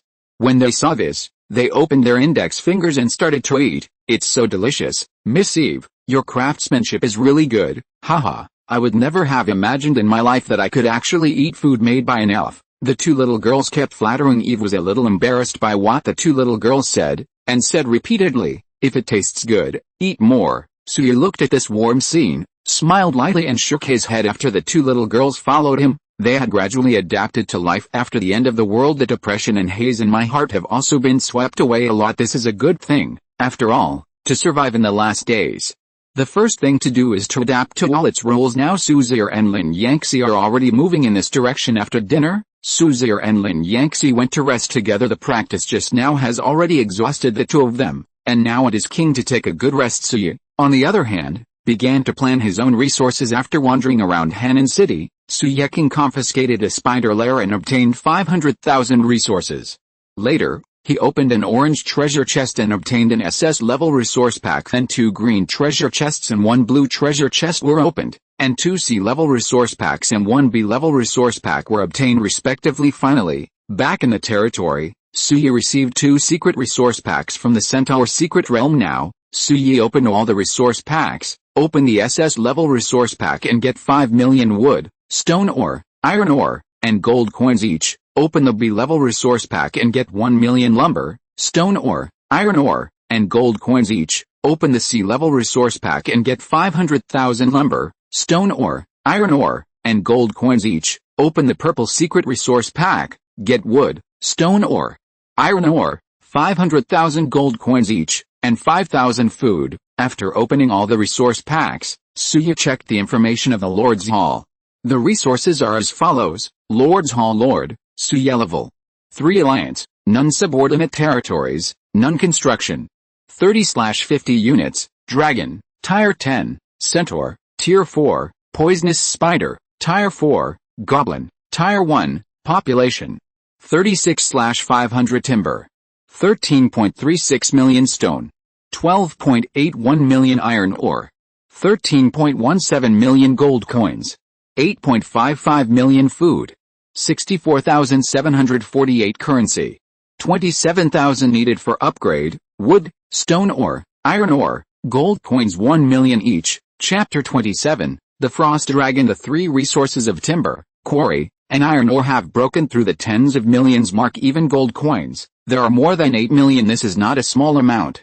If you train all the dragons, you can train 4 of course. Suya would not do this. The 10th order dragon is powerful, but the training cost is too high. Secondly, it is inevitable that a few giant dragons will be too much to fight against thousands of troops. Therefore, Suya still needs to allocate the more than 8 million gold coins according to his discretion. First of all, Suya is going to build a lair of blade spiders. Choose an open space, take out the cocoon of the Queen of Blades, and start building. Consume wood, stone ore, iron ore, 500,000 gold coins each, and Queen of Blades giant cocoon 1 to build a lair of blade spiders. The notification sounded, and there was an open space in front of Suya. There was a crackling sound on the ground, and some stones were piled together automatically, and then a few small spiders appeared, and began to spin silk to build. After all, it is a lair of special arms, and the construction time is as long as 36 hours. Even if Suya's construction time is reduced by 99%, it will take at least 22 minutes to complete the construction. Suya didn't bother to wait. He walked aside and took out the statue of the angel in the Lord's space. I am going to build this thing together. But after only looking at the construction cost, Suya gave up. How come it takes 5 million basic resources to build this thing? That is, wood, stone ore, iron ore, and gold coins are 5 million each. Have to say, ridiculously expensive. Although the current Suya can afford such a high construction cost, after thinking about it, Suya suppressed the impulse in his heart. He had a total of more than 8 million gold coins. He had already spent 500,000 to build the blade spider lair just now, and only 8 million were left. If another statue of an angel was created, how could Suya be violent? There is no way to raise troops. So what should Suyu do in the battle against the dwarf territory tomorrow? So, let's put the angel god statue aside for now. After putting away the things, Suyu walked to the dragon's nest. Seeing Suyu approaching, Qilai quickly crawled out of the dragon's nest, lay down in front of Suyu and snorted. Suyu waved his hand. Get out of the way. Look at the master. I will summon a companion for you. Qilai seemed to understand the meaning of Suyu's words, and suddenly became excited. His big eyes looked at Longness without blinking. Suyu was also unambiguous and started training directly. The gold coins decreased by 2 million in an instant. The light of the dragon nest rose sharply, and the training began. 24 hours of training time, 99% reduction, also needs 15 minutes. Chapter 19.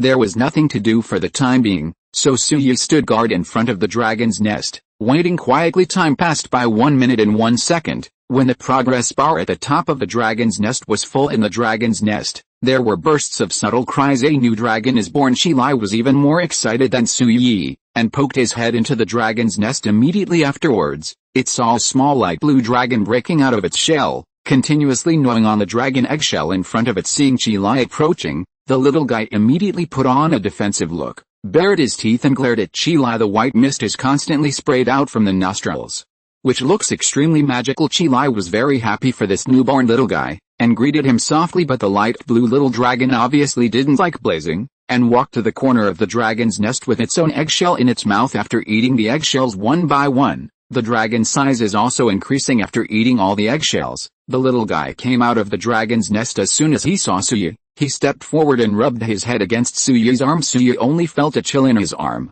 followed by a biting chill, which made him shiver and voluntarily throw a detection skill at the light blue dragon. Frost dragon grade, 10th grade, grade 1 loyalty, 100% life, 200,000 attack, 10,000 defense, 10,000 speed, 500 food consumption, 100 equipment, none skill. Ice crystal breaker, gather the power of ice magic, gather into an ice crystal, shoot it at the target, and burst after hitting the target, causing huge damage and slowing down the target. Frozen everything, centering on oneself, summons an ice field with a radius of 30 meters, and all targets in this field will be forcibly frozen. This skill is invalid for targets whose level is higher than itself. Dragon God encouragement, encourage the units whose level is lower than your own, dispel the fear in their hearts, and increase the attribute by 30%. Dragon God's coercion, as a high-ranking dragon god, he will deter troops of lower ranks, and their attributes will be weakened by 30%. After seeing the attribute description, Suyu finally understood feelings. This is a giant frost dragon. No wonder when he gets close to him, he can feel the bone-chilling chill at the same time. He could also understand why this guy was so alert after seeing Qilai. Just kidding. Blazing is the fire dragon. This is the frost dragon. The attributes are incompatible, and the blazing level is 2nd level, and its strength is more than twice that of the frost dragon. When the frost dragon is suppressed, it will naturally show its alertness. Qilai, who was on the side, saw that the frost dragon showed his favor to Suyu, but he ignored him, and was immediately annoyed. Puchi snorted and sulked. Suyu looked at it as funny, so he walked over and patted it on the buttocks. Stingy, he is a frost dragon. You are a flame dragon. It is just afraid of you. You are so angry. Are you afraid of making others laugh? Qilai understood what Suyu said, and turned to look at the frost dragon. Seeing Qilai looking at him, the latter involuntarily took 2 steps back. Seeing this scene, Qilai felt a lot better in his heart. He patted his wings at the frost dragon, as if to say, "Little sister, don't be afraid, I am very good." Chapter 28, Training Blade Spiders. Huahua is growing so slowly. Ask for Huahua. Vote support. Zhili took the initiative to show his favor again, and the frost dragon let down his guard slightly, and uttered a dragon roar at Zhili. Respond fiercely. 2 dragons, one red and one blue, began to approach slowly. Standing between the 2 guys, Suyu experienced the feeling of the 2 heavens of ice and fire. Not feeling well, he left the position in a hurry. After the 2 big guys got to know each other, Suyu looked at the frost dragon. It's called Blazing. I'll give you a name too. How about calling it Hanbing? The frost dragon understood the meaning of Suyu's words, raised its head and shook it humanly up and down twice, apparently very satisfied with its new name. Seeing this, Suyu snapped his fingers. All right then. You will be called Hanbing from now on. Hanbing was so excited that he opened his mouth and let out a dragon chant. There was a lot of movement, and it attracted Eve, who was patrolling the city wall. Even Suzir and Lin Yangxi, who were sleeping together, were woken up, and they were looking at this side through the window at the moment when they saw a giant blue dragon appearing in the territory under the moonlight. Their eyes showed horror without saying a word. He ran towards this side. He arrived first, and covered her mouth when she saw the ice. This is the frost dragon. Where did you get it? As he spoke, he looked at Suya questioningly. It doesn't matter if this guy has a flame dragon, but now there is a frost dragon. Are you in the wholesale dragon arms business? Why is the high and mighty dragon god so willing to run towards you? Hearing this, Suya shrugged and coughed lightly. Don't forget my identity. I am a lord. Eve clicked her tongue, not knowing what to say. On the other side, Suzir and Lin Yangxi also trotted closer. Brother, what is this? Another dragon? Suzir was so happy that she ran to Hanbing and stroked the ice crystal-like scales on Hanbing's body. Su Kainer and the ice mage. Hanbing is a giant frost dragon, and both of them are good at playing with ice.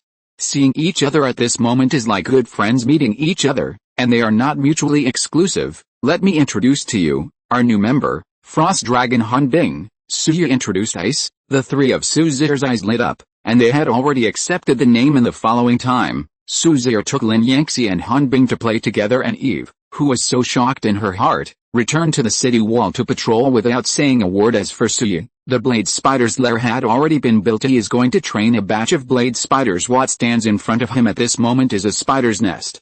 Although it is not as big as the one in the Hanan University Gymnasium, it is definitely not small. There are countless pale white spider silks all over it, enveloping the entire spider nest. Blade spider lair Tier 4, Tier 4 Grade 1 Unit 0/10 Training Template. Blade spider training cost 150,000 gold coins. Training time 10 hours. Needed for upgrade: wood, stone, iron ore, gold ore, each 2 million. Time 72 hours as expected of an advanced unit. The training cost and training time are a bit higher than that of the 4th tier centaur. Without further ado, Suyi directly trained 10 blade spiders. The spider nest was running for a while, and after a while, a spider with a height of 2 meters, a body length of more than 3 meters, and 8 long legs came out of the spider nest. This is the blade spider. The difference from the poisonous spider is that this guy is bigger, and the 8 long legs that can slide quickly have some sharp barbs, which look like pieces of blades. The so-called blade spider should be named from this. The attributes of the blade spider were detected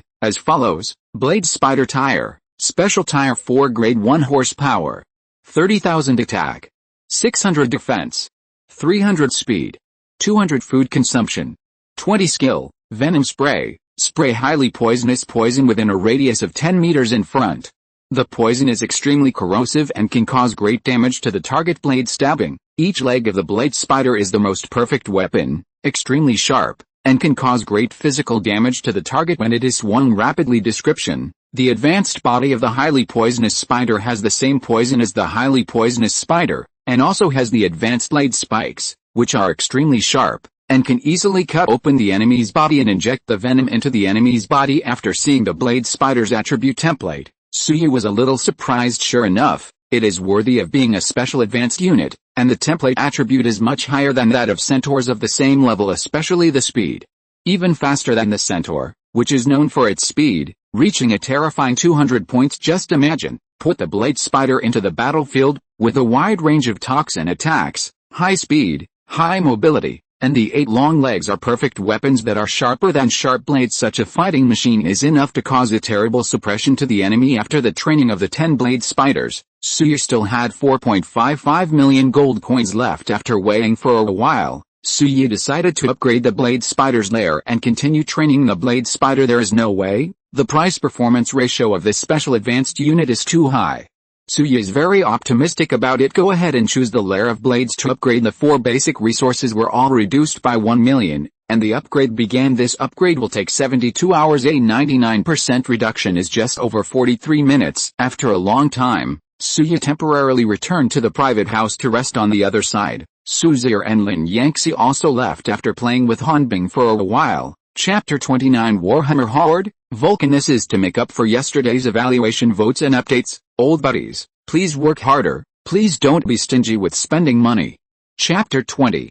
The next day, Suya woke up early, walked to the open space in front of the blade spider's lair, took a look, and nodded with satisfaction. I saw 30 blade spiders lying densely on the open space in front of the blade spider's lair. The dark fluff made one's scalp tingle, and the barbs on the 8 long legs shone coldly under the sunlight. These scary-looking guys sensed Suyi approaching, opened their compound eyes, and looked at Suyi being stared at by the blade spider. Even Suyi, the lord, couldn't help but feel a little nervous. Suzir and Lin Yangxi also woke up one after another. When they saw dozens of blade spiders crawling on the open space of the territory, they were even more frightened and hurriedly backed away, almost screaming no way. When they took refuge in Hanan University, the poisonous spider cast a great shadow on them. Secondly, girls are naturally afraid of spiders, snakes and other animals, aren't they? So even though they knew that the blade spider in front of them was a friendly army, the two of them behaved very respectfully in this regard. Suyi could only shrug helplessly, greet the two little girls to the kitchen for dinner after breakfast. Everyone organized and prepared to set off at Eve's urging. The time agreed with the dwarf was 10 o'clock in the morning. It will take some time for Suyi to rush over here with his troops, so it's better to start early. After leaving the Lord's Hall, Suyi greeted Blazing and Bingbing, and set off with 30 blade spiders. As for the elf archer, 5 centaur, and 20 goblins, they were ordered by Suyi to stay in the territory. The troops handpicked by Suyi are not weak anymore. He is confident that he can resist the invasion of the dwarves' territory, and even, he can fight back. The small-scale violence last night made Eve feel less worried. After the rectification was completed, everyone set off. Suyi took Lin Yangxi and Eve to sit on Blazing's back. As for Suzir, she climbed onto Hanbing's back. There is no way, she is the only ice magician present, who can withstand the cold air constantly emanating from Hanbing's body. Set off, following Suyi's order, Blazing and Bingbing flapped their wings and soared into the sky. The city gate of the territory was also opened by goblins. 30 poisonous spiders rushed out of the city gate with 8 long legs, followed Blazing and Bingbing, and rushed towards the Centaur secret realm. 20 minutes later, Suyi and others have arrived at their destination. After scanning around, Suyi did not see the dwarf. These arrogant guys are probably still swaggering on the road now. However, this also created an opportunity for Suyi. All blade spiders obey the order and hide in the jungle on both sides. Suyi ordered a total of 30 blade spiders hissed, and then according to Suyi's instructions, they automatically divided into 2 teams and entered the dense jungle on both sides. This kind of creature who naturally likes to hide in the dark has a lot of experience in how to hide his figure. Just like now, 30 blade spiders submerged into the dense jungle, standing where Suyi and the others stood. There was no clue at all. Zhili, take the ice and hide on the mountain over there, and wait for my order. Suyi continued to order. Blazing and unambiguous, he uttered a dragon roar at the ice. 2 figures, one red and one blue, rose from the ground, flew to the hill on the left, and then hid themselves. Eve looked at Suyi's behavior at the moment, a little confused, and didn't understand what kind of flirty operation this guy was going to play. What are you doing? Eve asked in a low voice. The corners of Suyi's lips curled slightly, and he gave Eve a meaningful smile. I want to give the dwarves a surprise. By the way, now go and bring out all the centaurs in the secret realm. You will need their help later. The corners of Eve's eyes twitched, but she didn't refuse, turned around and ran into the secret realm. Not long after, dense footsteps came from the direction of the secret realm. Suyi, Su Kainer, and Lin Yangxi looked back, only to see Eve galloping towards this side with 15 centaurs. Then, under Suyi's arrangement, they lined up behind the 4 of them. Time passed by every minute and every second, and it was soon after 10 o'clock in the valley in front of Suyi and the others. Some voices could be heard faintly. A few seconds later, an army composed of dwarves was heading towards this side. The leader was a burly bearded man who was only 1.5 meters tall, wearing a special battle armor,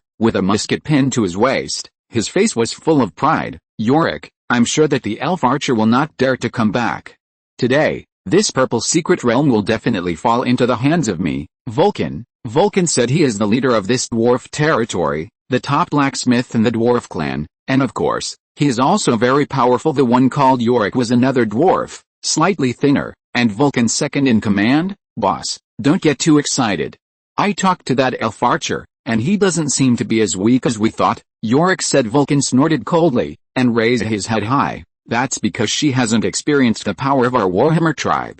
You know, we brought 150 warriors, and they are still fully armed elites. Why should she follow us? Before Vulcan finished speaking, he was suddenly interrupted by Yorick. Boss, she's here. Vulcan's face froze, and then he looked in the direction Yorick pointed. Sure enough, in front of the purple centaur secret realm, several figures were standing in place. Eve, who had previously negotiated with Yorick, was also among them. Chapter 30. They have a dragon, or 2. The opponent has only so few people. It seems that we will win this time. Vulcan grinned, showing 2 rows of big yellow teeth with a big wave of his hand. He led the dwarf troops and walked quickly towards the direction where Suyi and the others were in Vulcan's view. Whether they fought or not, they had already won this battle on Suyi's side. There were only 4 heroes, plus 15 centaurs, but the dwarf army on Vulcan's side has a total of 150 warriors and he's a fully armed warrior. There is a huge disparity in the number of people and the disparity in equipment.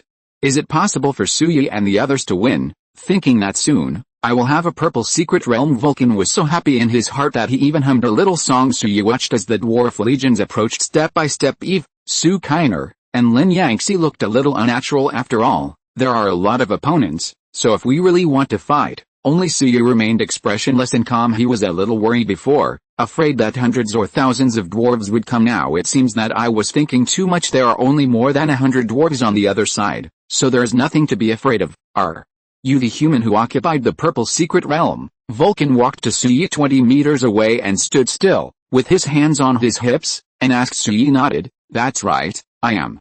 I heard that you are interested in the secret realm behind me. Hearing this, Vulcan laughed wildly. It seems that you are very self-aware, so that's fine. I won't waste my words, and obediently give me the purple secret realm behind you, and I can be merciful and not follow you. You go to war, or, before Vulcan finished speaking, he was interrupted by Suyi. What if I don't? Vulcan's face froze, and he sneered. No? What right do you have to say no, just relying on the dozen or so centaurs behind you? Don't be naive, human. Suyi shrugged. Naive? I want to see who is naive. After finishing speaking, Suyi snapped his fingers. There were rustling sounds from the dense jungle on both sides of the dwarf army. Immediately afterwards, 30 blade spiders pushed aside the bushes and crawled out of the woods with a height of 2 meters and a length of more than 3 meters. They looked more like huge monsters in front of dwarves who were generally no more than 1 meter 5 in height. Seeing the blade spiders that suddenly appeared on both sides, Vulcan swallowed a mouthful of saliva. I have some bad premonition in my heart. Damn. He couldn't have been swayed by the human in front of him. However, the 30 blade spiders would at most cause him some more trouble, so they should be able to handle it. HMPH, cunning and treacherous humans. Only 30 spiders, still can't scare me. Vol. Before they finished speaking, suddenly there was the sound of howling wind above the heads of the dwarves. At the same time, there were 2 loud dragon chants. Vulcan looked for his reputation, and his expression changed drastically. What did he see? Dragon. The legendary dragon. Why are there 2 N's? Are you qualified now? Suyi's voice came lightly. Vulcan swallowed a mouthful of spit. A little unbelievable. You are just a human being. How could you sign a contract with a dragon? It's fake. It must be fake. Just kidding. The giant dragon is a legendary creature. Suyi is just an ordinary human being. Why should he be connected with this level of existence? But Suyi's next action gave Vulcan 2 big mouths. Suyi whistled towards the sky. Afterwards, the 2 giant dragons quickly fell from the sky and stood in front of Suyi. Vulcan was speechless, and his heart was pounding. Not only him, but even Yorick behind him, and all the dwarves he brought, looked a little unnatural. Humans who can control dragons are not easy to provoke. Boss, what should we do? Yorick tugged at Vulcan's armor and asked in a low voice. Vulcan scanned the poisonous spiders around him, then looked at the 2 giant dragons in front of him, and clenched his fists. 2 giant dragons, 30 blade spiders, and 15 centaurs. This is a big trouble. So what? Yorick asked, a little unsure. Vulcan's face was tense, and he was thinking about what to do. Suyi in front spoke ahead of time. On the other side, think about it. If you want to fight, move quickly, and if you don't fight, get out. As soon as these words came out, the hornet's nest was instantly stabbed. Chapter 21. Vulcan was furious, blew his beard and stared at Suyi angrily. Damn human, you are too arrogant. Don't you just have 2 giant dragons? It's not enough to push me back, Vulcan.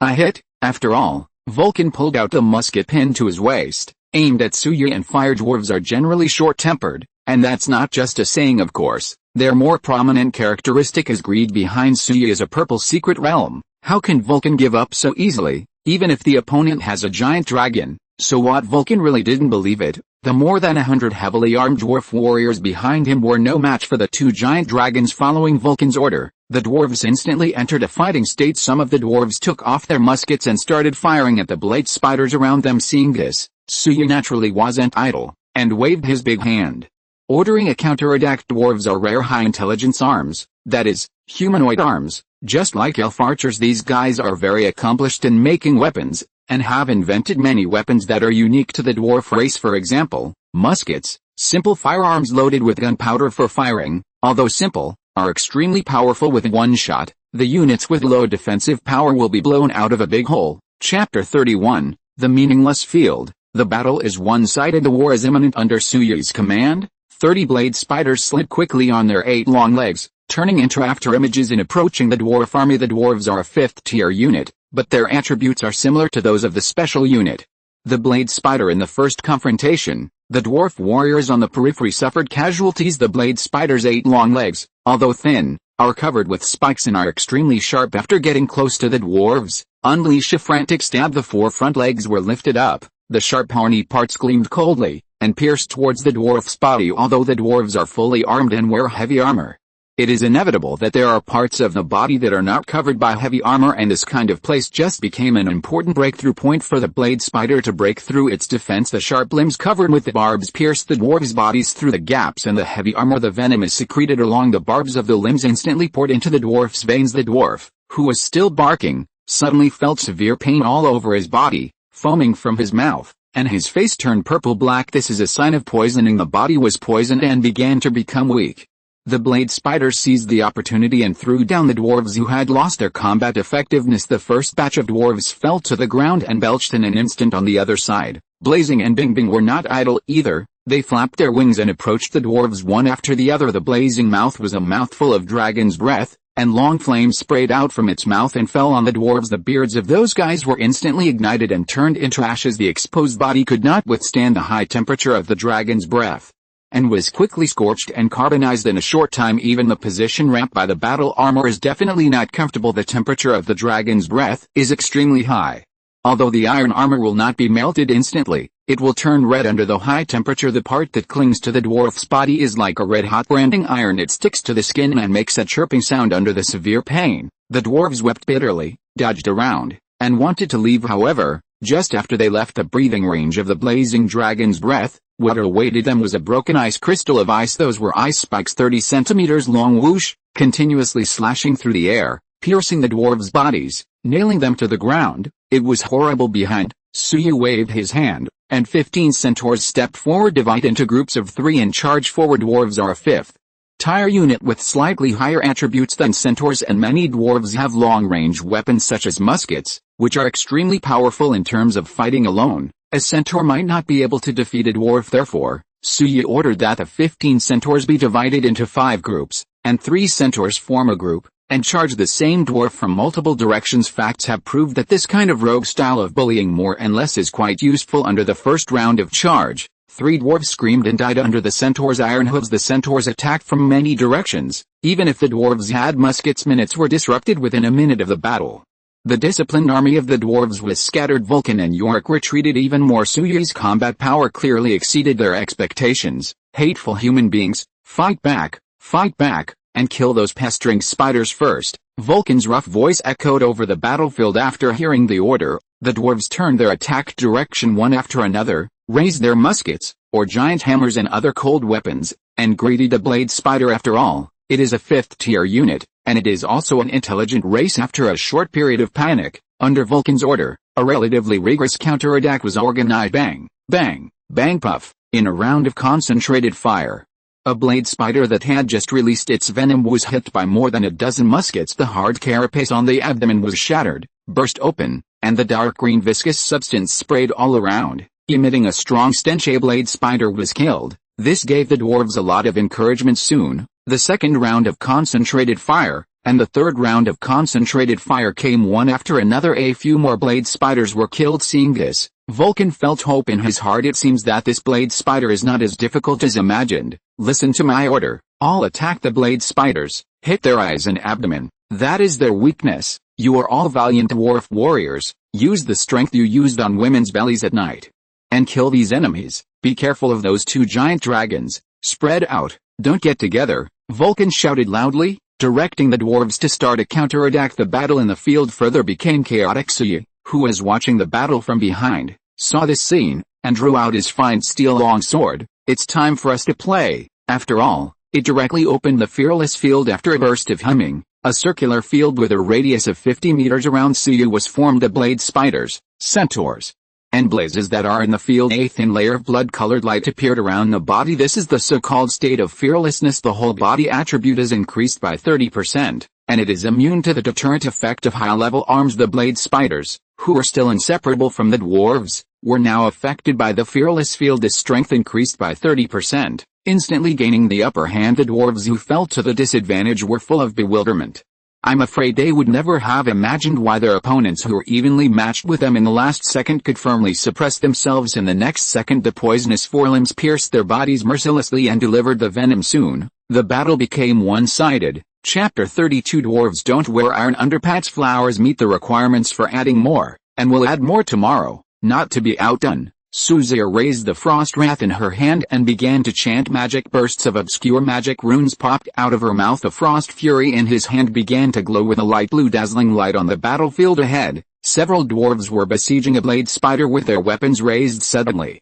The soil under their feet made a slight crackling sound. A gust of white cold air spewed out along the cracks in the ground. The next moment, sharp iced thorns with a length of more than 50 centimeters broke through the soil and pierced fiercely. The few dwarves couldn't dodge in time, and their legs were short, and their thighs were pierced in an instant. No way. Although the dwarves are good at making equipment, they are fully armed, but they didn't wear iron pants. The spikes emerging from the ground easily pierced the butts of these guys. Chrysanthemums are not guaranteed. Blood flowed all over the place, and it also has a deceleration effect, so you can't run. One of the unlucky ones turned into an ice sculpture and froze in place. My God!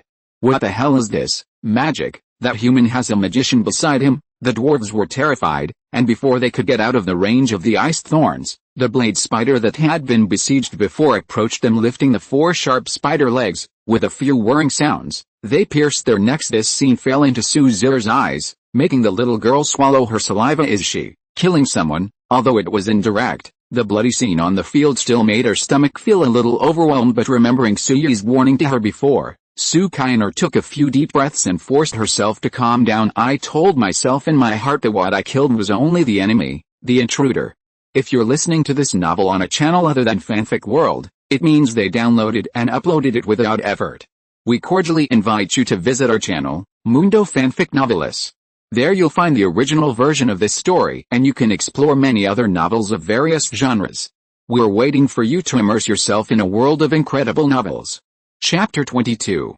In this way, I feel a lot better in my heart. On the other side, Lin Yangxi raised the missionary staff in her hand. A trace of holy light emanates from the gemstone at the top of the staff. A milky white field formed around Lin Yangxi. The blade spiders, centaurs, and Suyi and others within this range all had a pale white protective film on their bodies, just like a bubble. Although it is thin, it can resist external attacks. The dwarves' warhammers, muskets, and heavy swords kept falling on the protective cover, causing ripples in the film, but they did not break. This made the dwarves almost jump in anger. What the hell? It's fine if there are dragons and mages, but there are even priests. What kind of opponent did they provoke this time? In the end was Eve. After all, she was the experienced elf captain. After Suyu's order, he immediately took off the longbow straddling behind him, aiming at the dwarf in the distance. He shot arrows one after another. The dwarves are heavily armed, and more than 90% of their bodies are wrapped in iron armor. This gave Eve quite a challenge. Fortunately, this guy has already practiced extremely tricky archery skills, but he can send his arrows into the skin and flesh of the dwarves exposed outside the battle armor in a melee. Although it was not fatal,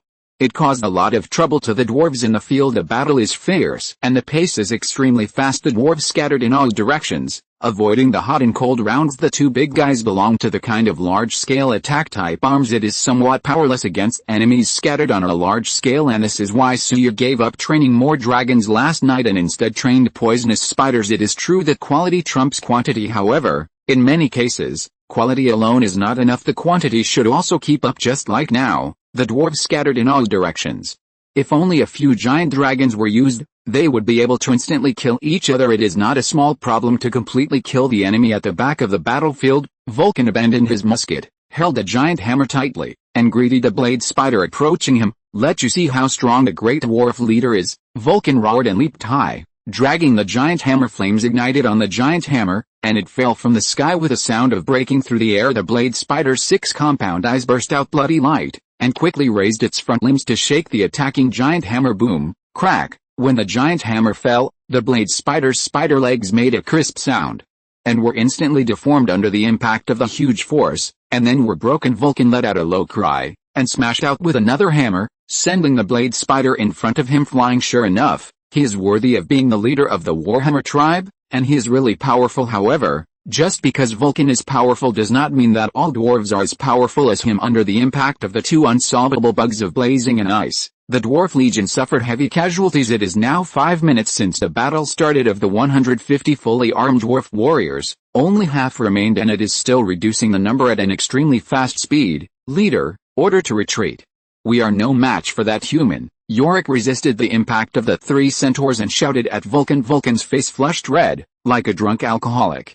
Looking at Suya, who was leading the blade spiders in a crazy charge, his eyes shone with a bloodthirsty light. This guy is horrible. Damn human. Next time I will definitely let you taste the power of my Warhammer tribe's artillery. After all, Vulcan turned and ran back, ordering to retreat. While running, the dwarf warriors, who were tightly suppressed by the blade spider and the blazing ice, were beaten to the point of crying, and wanted to retreat a long time ago. With Vulcan's permission now, there is no reason to hesitate, and he dropped a battle in his hand and ran towards the rear. This battle, they lost. Not only was he defeated, but he was also completely defeated. Chapter 33. Suyi.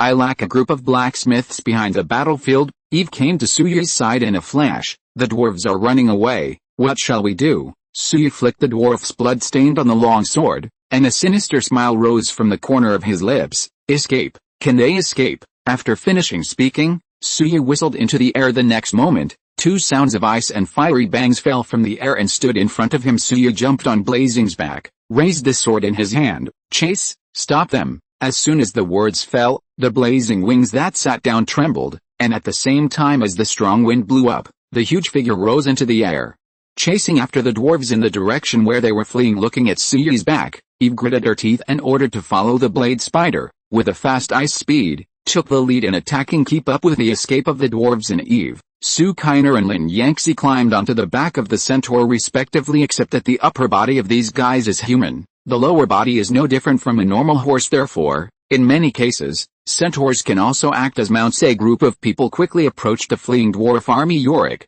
who was running beside Vulcan, looked behind him from time to time, and when he saw Suyi flying towards this side on a blazing horse, he couldn't help but swallowed a mouthful of saliva. With a wry smile on his unshaven face, "Boss, they're catching up." Hearing this, Vulcan felt like crying. If he knew this earlier, he should have given up fighting when he saw the opponent had a dragon. But now, don't worry about them, run quickly, and when you return to the Warhammer tribe, use our artillery to greet them well. HMPH, even if it's a dragon, I will blast it down. The corners of Yorick's lips twitched. The words are nice. Act like they could run over a dragon. How can those who run on the ground outrun those who fly in the sky? Sure enough, within a minute, Blazing, carrying Suyi, had already flown in front of the dwarves. After a loud dragon chant, it fell from the sky with a bang. A huge body hit the ground, and there was a huge aftermath, blowing the few dwarves running in the front to the ground. The battle is not over yet. Don't rush away. Suyi's voice sounded from above Vulcan's head. The latter stopped and glared at Suyi. Human, what do you want? Suyi jumped off from Blazing Head, and looked at Vulcan with a smile on his face. In our human civilization, there is a saying that winners and losers, you lose, shouldn't you pay some price? Vulcan swallowed a mouthful of saliva, and the ominous premonition struck again. What does this human being in front of him want to do? There was the sound of flapping wings in the air, and ice also fell from the air, standing side by side with Blazing in the rear. Only 23 blade spiders and 10 centaurs left surrounded them, pinched the fleeing dwarves in the middle. Seeing this scene, Vulcan felt extremely uncomfortable. He is so wise and mighty. I'm afraid he's really going to fall this time. Okay, human beings, I admit defeat in this battle, and I promise that I will never approach this site in the future. I don't want that purple secret realm anymore. Please let us go. Vulcan said. He began to give in. There is no way. His people are surrounded by others. If he is still unaware, most of the army waiting for him will be wiped out this time. He brought all the elites of the Warhammer tribe. If all of them died here, what would happen to the old, weak, sick and disabled left behind in the Warhammer tribe? As the leader, Vulcan had to consider this. Hearing what Vulcan said, Suyi nodded. As long as you promise me one condition, I can let you go. Vulcan's eyes lit up. Suyi said this. It seems that things have a turning point. What condition? As long as it's not too much, I can promise you, Vulcan said. Suyi pondered for a moment. looking at the exquisite battle armor worn by the dwarves ahead. I heard that all of you dwarves are born blacksmiths. Is it true? As soon as these words came out, it seemed to touch a certain string in Vulcan's heart. This guy raised his head proudly, and a look of pride flashed in his eyes. That's natural. I dare not say anything about other dwarves. As far as my Warhammer tribe has 10 top blacksmiths, it is no exaggeration to say that any race, any form of armor, as long as the materials are provided, we dwarves can create it. Hearing this, Suya snapped his fingers. Well, my territory just needs a group of blacksmiths, and I think you're just right. As soon as the words fell, Vulcan was furious. Blacksmith? How dare you call our great blacksmith a blacksmith? Suya shrugged. They all mean the same thing. Now, sign a contract with me. From today onwards, your Warhammer tribe will be my subordinate territory. As soon as these words came out, the dwarves behind Vulcan looked at each other. Subordinate territory. They naturally know what it is. While a territory is developing itself, it can also sign contracts with other territories to become an alliance, or a subordinate territory among them. The alliance contract means that the two territories have equal status. The subordinate territory contract is divided into levels, divided into main territory and subordinate territory. Most importantly, the content of the contract for the lower level territories will be drawn up by the lord of the main territory. In other words, the lord of the main territory can put forward any conditions in the contract for the lords of the subordinate territories to sign. Of course, conditions must not be crossed once the contract is signed. The conditions come into effect immediately. If the subordinate territory violates the terms of the contract, the main territory can impose certain penalties. To put it bluntly, once a territory signs a subordinate territory contract with another territory, it means that this territory will be completely controlled by another territory. Chapter 23. Chapter 34 Warhammer Tribe, I would like to be your excellency. As for whether there is a way to cancel the contract, there are two. First, the master territory voluntarily terminated the contract, and the subordinate territories regain their freedom without being bound by the conditions in the contract. Second, if the main territory is destroyed, the contract will automatically expire. But these are just things to say. What matters is the present. Suya actually wanted to take the Warhammer tribe as a subordinate territory. Even Eve didn't expect this. Now she understood why Suya would not hesitate to launch a chase after the dwarf was defeated and fled just now. The feeling guy has already calculated this link. This guy. Eve clenched her fists from what happened this time. She could see Suya's ambition. This guy has the potential to be a lord.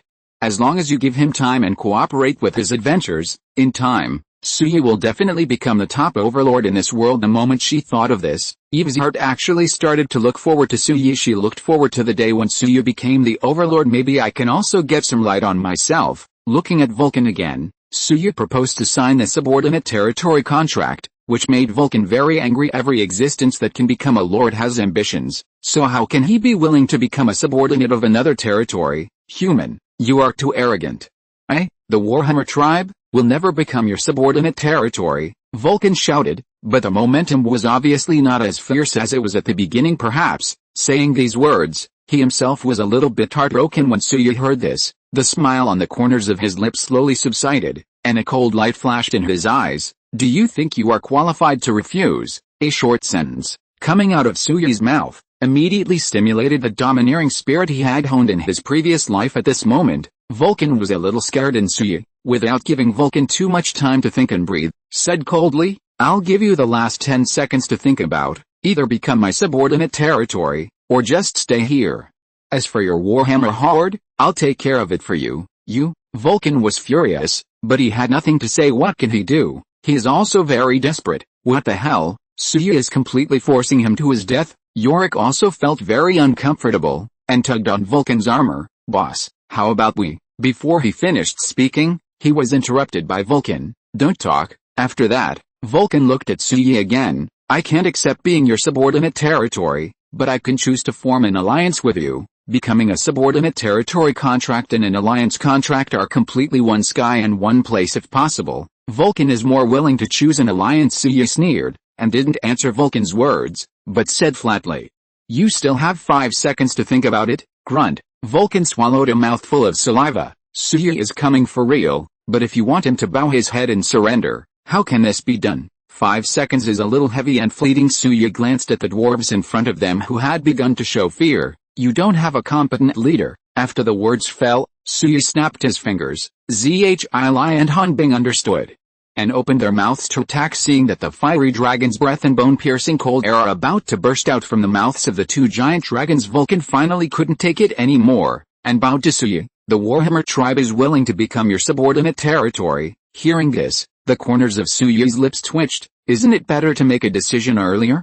Must it be the last moment, Vulcan? He said that now he doesn't want to talk to Suyi. This bastard is just poisonous. When the besieged dwarves behind Vulcan saw Vulcan surrender, the stone hanging in their hearts finally fell to the ground. But after thinking about it, I started to worry again. The subordinate territory contract is simply an unreasonable devil's contract. God knows what unreasonable conditions Suyi will add to the contract just in case. All the dwarves were preoccupied, but Suyi clapped his hands with a satisfied face, and attracted the attention of the dwarves in the arena. Since you have made a decision, now go to the next step. Come back with me, and sign the contract. Vulcan sighed. This time, he did not choose to resist. Instead, he turned and looked at Yorick and the other dwarves. You wait for me here, and I will go back as soon as I go. The signing of the contract of the subordinate territory needs to be signed in the Lord Hall of the main territory. Therefore, Vulcan has to go to the Starfield with Suyi now after the funeral. Bah! After the incident, Vulcan walked up to Suyi. Let's go, Lord. Suyi nodded, afraid of the scorching heat. The ladder rose into the air, and its huge claws grabbed Vulcan's short but strong body. Not one dwarf shall be allowed to leave here until I return. Suyi left a word, and rode blazing, took Vulcan with him, and flew to the Starfield. Vulcan was grabbed by the blazing claws. His old face suddenly felt ill. Why has he lived for more than 60 years? When has he been humiliated like this? P.S. The life expectancy of dwarves is generally more than 120 years old, and the age of 60 is in the prime of life. The blazing speed was fast, and after about 10 minutes, he flew back to the Starfield after falling from the sky.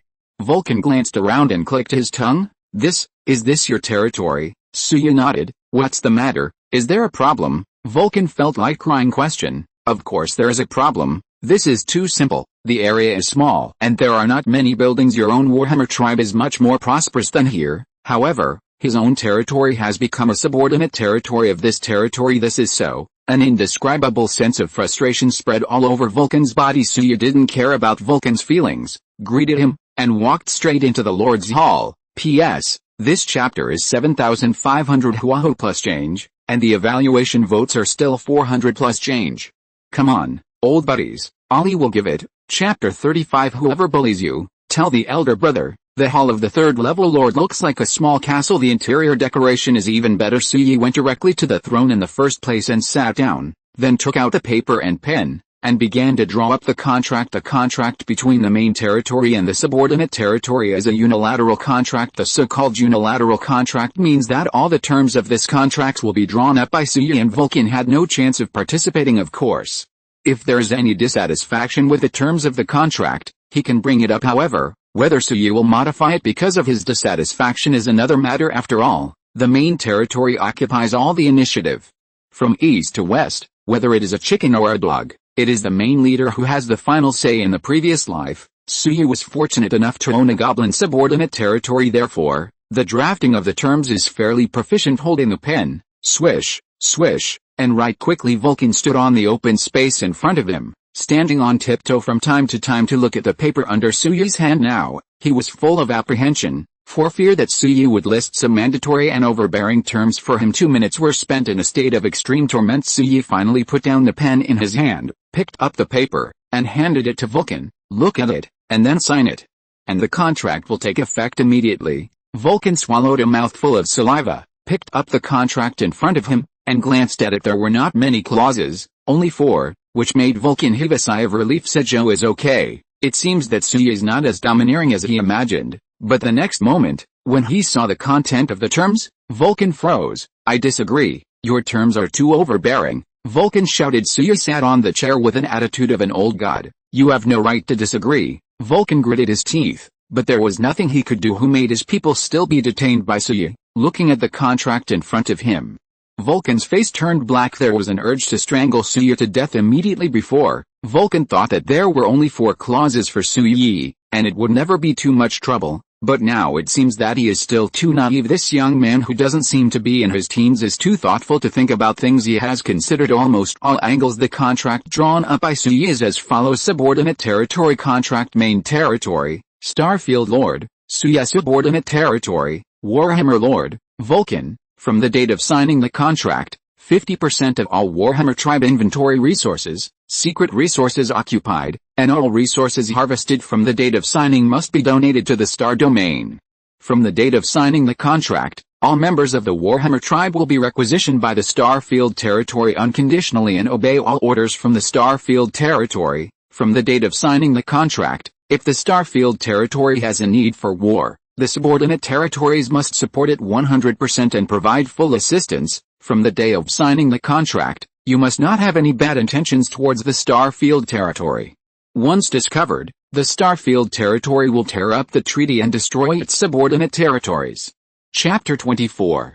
Once the contract is signed, the terms come into effect immediately. Conditions for cancellation: the main territory is voluntarily cancelled, or the main territory is destroyed, and the contract is automatically terminated. There are only 4 clauses, but all of them are tricky. Covers 4 aspects of resource collection, population expropriation, war, and betrayal. It is no exaggeration to say that as long as Vulcan signs this contract, his Warhammer tribe will be completely controlled by Suya. Counting the time, and guessing that Vulcan had read it almost, Suya knocked on the table. Sign it. As long as you are obedient, it will definitely benefit you a lot on the future. Vulcan gritted his teeth, picked up a pen and prepared to write his name, but suddenly remembered something, looked up at Suya. After signing the contract, if a powerful enemy wants to invade my territory, will you help? Hearing this, Suya gave Vulcan a firm look. Of course, after signing the contract, you will be my younger brother.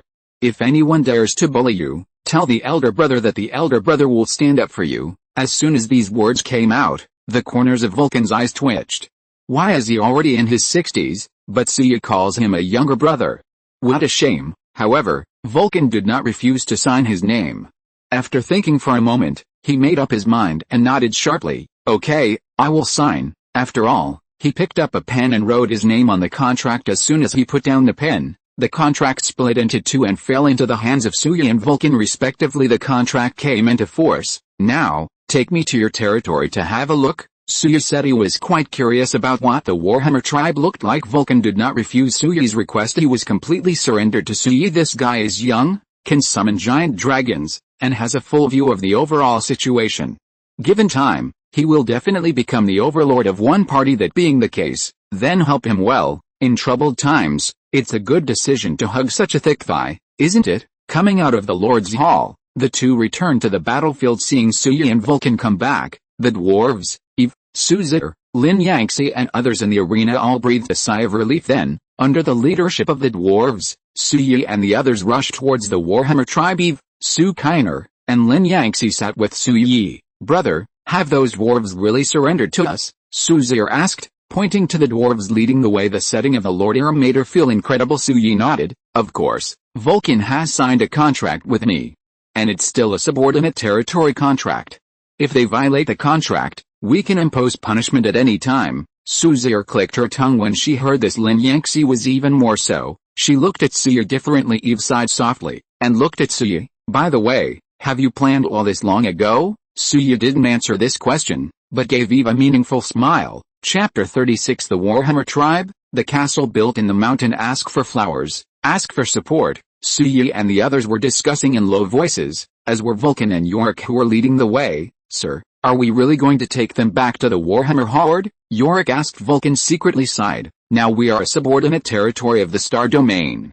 Do you think we have the right to refuse? Yorick was speechless. Well, it is true now that you are soft. You must have a soft attitude if you still insist on your own opinion. What awaits them may not be a good thing. The dwarves led the way, followed by Suya with his army all the way forward, over several mountains, walked for nearly 2 hours. At the end of Suya and the others' field of vision, a castle finally appeared. Lord Su, that's my Warhammer tribe? Vulcan pointed to the castle in front of him. Suya narrowed his eyes and looked around. The Warhammer tribe of the dwarves was built in a large mountain, and half of the mountain was hollowed out. In the hollowed out part, a huge city was built, and the part exposed in front of Suya at this moment is a city wall over 20 meters high. It is made of black basalt stone. On the city wall, there are many defensive buildings unique to the dwarves. For example, artillery, which is a thermal weapon with a principle similar to that of a musket, is not weak. In addition, There are catapults and heavy crossbows. Many dwarves patrolled the walls. Seeing the dwarf legion approaching here at this moment, they all cheered. The great leader Vulcan is back, and he must have brought back a lot of resources, praised the great leader Vulcan. It is because of his leadership that our Warhammer tribe can be so prosperous. Quickly, open the city gate and let our soldiers come in. But soon, the cheering dwarves noticed something was wrong behind the dwarf army. There seems to be an army, not many in number, but it has a great visual impact. One of the dwarves who seemed to be in charge was lying in front of the monocular, looked forward, and then whispered, "My God, it's a dragon. There are blade spiders, centaurs, and humans. What happened?" This shout instantly attracted the surrounding dwarves. What the hell is going on? Why are there dragons following our troops? Could it be the captive of Chief Vulcan? I'm not sure. But I suggest opening the city gate slowly and seeing the situation clearly. When the dwarf in charge heard the words, he also felt that it made sense, and immediately ordered to close the half-open city gate. Then he watched as the dwarf army and Suyi's army approached under the city wall. "Your people don't seem to welcome us very much," Suyi said calmly. Looking at the closed city gate, Vulcan gritted his teeth, jumped off the chariot, walked to the front of the troops, and looked up at the city wall. "Warren, it's me. Open the city gate quickly." The dwarf called. Warren on the wall swallowed, looking at the two giant dragons following behind the dwarf army. He was a little confused. He didn't know why this legendary creature appeared here. Seeing Warren's hesitation, Vulcan was furious, and yelled at Warren, "Warren, you little bastard, don't you recognize me? Open the city gate quickly. This is an order." Vulcan became angry. Warren shook his body, and then ordered the city gate to be opened. The 10-meter-high city gate opened to both sides, and the dwarf legion continued to advance. "Are we going in too?" Lin Yangxi, who was following behind, suddenly asked. Speaking of which, this was the first time she had actually seen the castles of other races. Suyi nodded. "Go in and have a look. Let the centaur and the blade spider stay, and just go in with us." A few people understood, and rode blazing in ice, and walked towards the city gate. Dwarves are small in size, so the size of the building is naturally smaller with a fiery and icy body. He barely managed to squeeze in through the city gate. Then he stood in the open space behind the city wall. Here, hundreds of dwarves who got the news have gathered. Among them are some children, women, and the elderly. Warren also came down from the city wall, dragging Yorick aside. "Yorick, what's going on here? Who are these humans and these two giant dragons?" With a bitter look on his face, Yorick roughly told Warren what happened before. Warren was stunned when he heard that the Warhammer tribe had become a subordinate territory of this human. "You're telling the truth? That human looks..." Before he finished speaking, Warren's mouth was covered by Yorick. "You don't want to live anymore. Swallow the words in your mouth." Warren nodded, and pushed Yorick's smelly hand away. On this side, Vulcan had already begun to introduce Suya to the dwarves gathered in front. The general meaning is that the Warhammer tribe has signed a contract with the Starfield territory or something. The gathered dwarves were confused.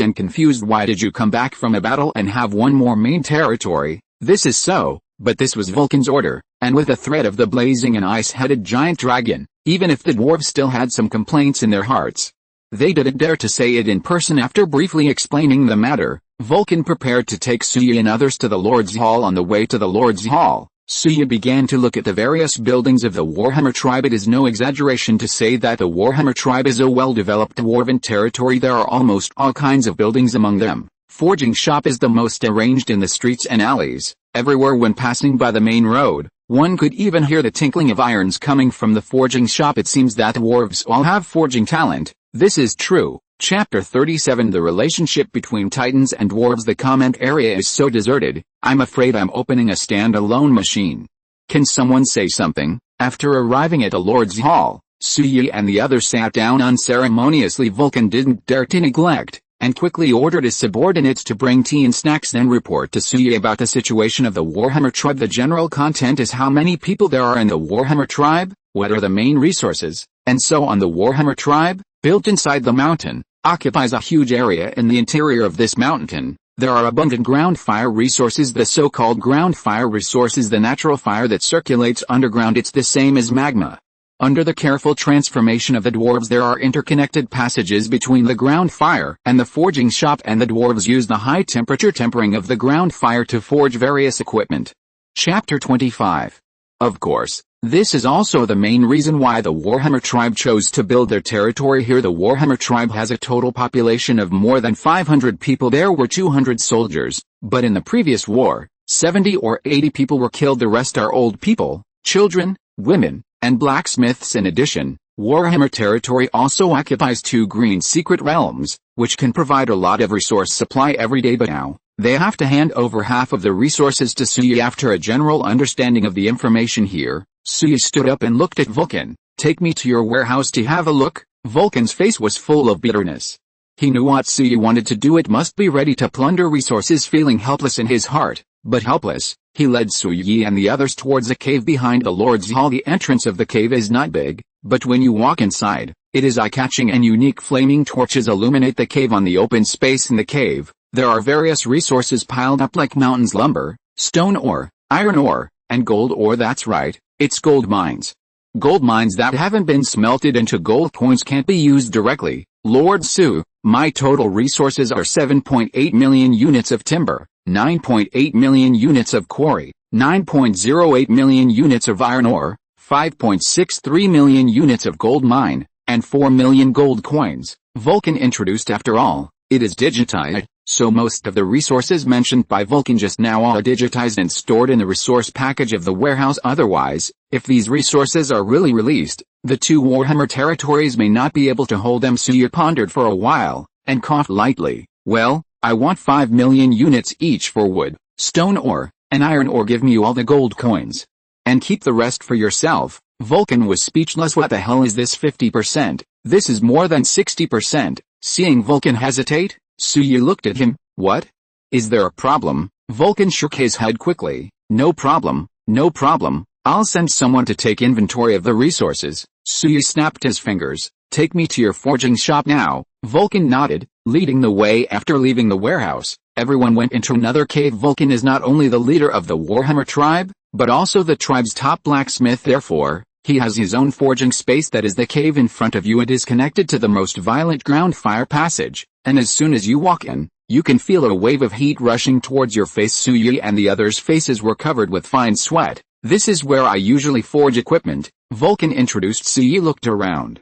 He had been to the dwarf tribe in his previous life, and he was no stranger to the dwarf forging platform. Everything you need can be found around you. Just as Suyi was looking around, Suyi suddenly let out a light sigh. What is this? Suyi heard the words and looked for the reputation, only to see Sukainer was pointing at a painting on the wall. Looking at it curiously, the painting is made of unknown materials, and even in such a high-temperature place, there is no sign of deformation. The content of the painting is a giant man with a sledgehammer and muscles all over his body. Suyi just glanced at it, and then saw the extraordinariness of this painting, and quickly turned his attention to Vulcan. The latter walked up to the painting, with a trace of admiration flashing in his eyes. This is the great Titan god Thor, Vulcan murmured. Suyi's face changed slightly when he heard this. God Titan? You said this is a Titan? Vulcan nodded. That's right, this is exactly a Titan named Thor. He taught us dwarves to forge equipment. He is the most admired and respected teacher of all dwarves. Suyi was excited. Titan.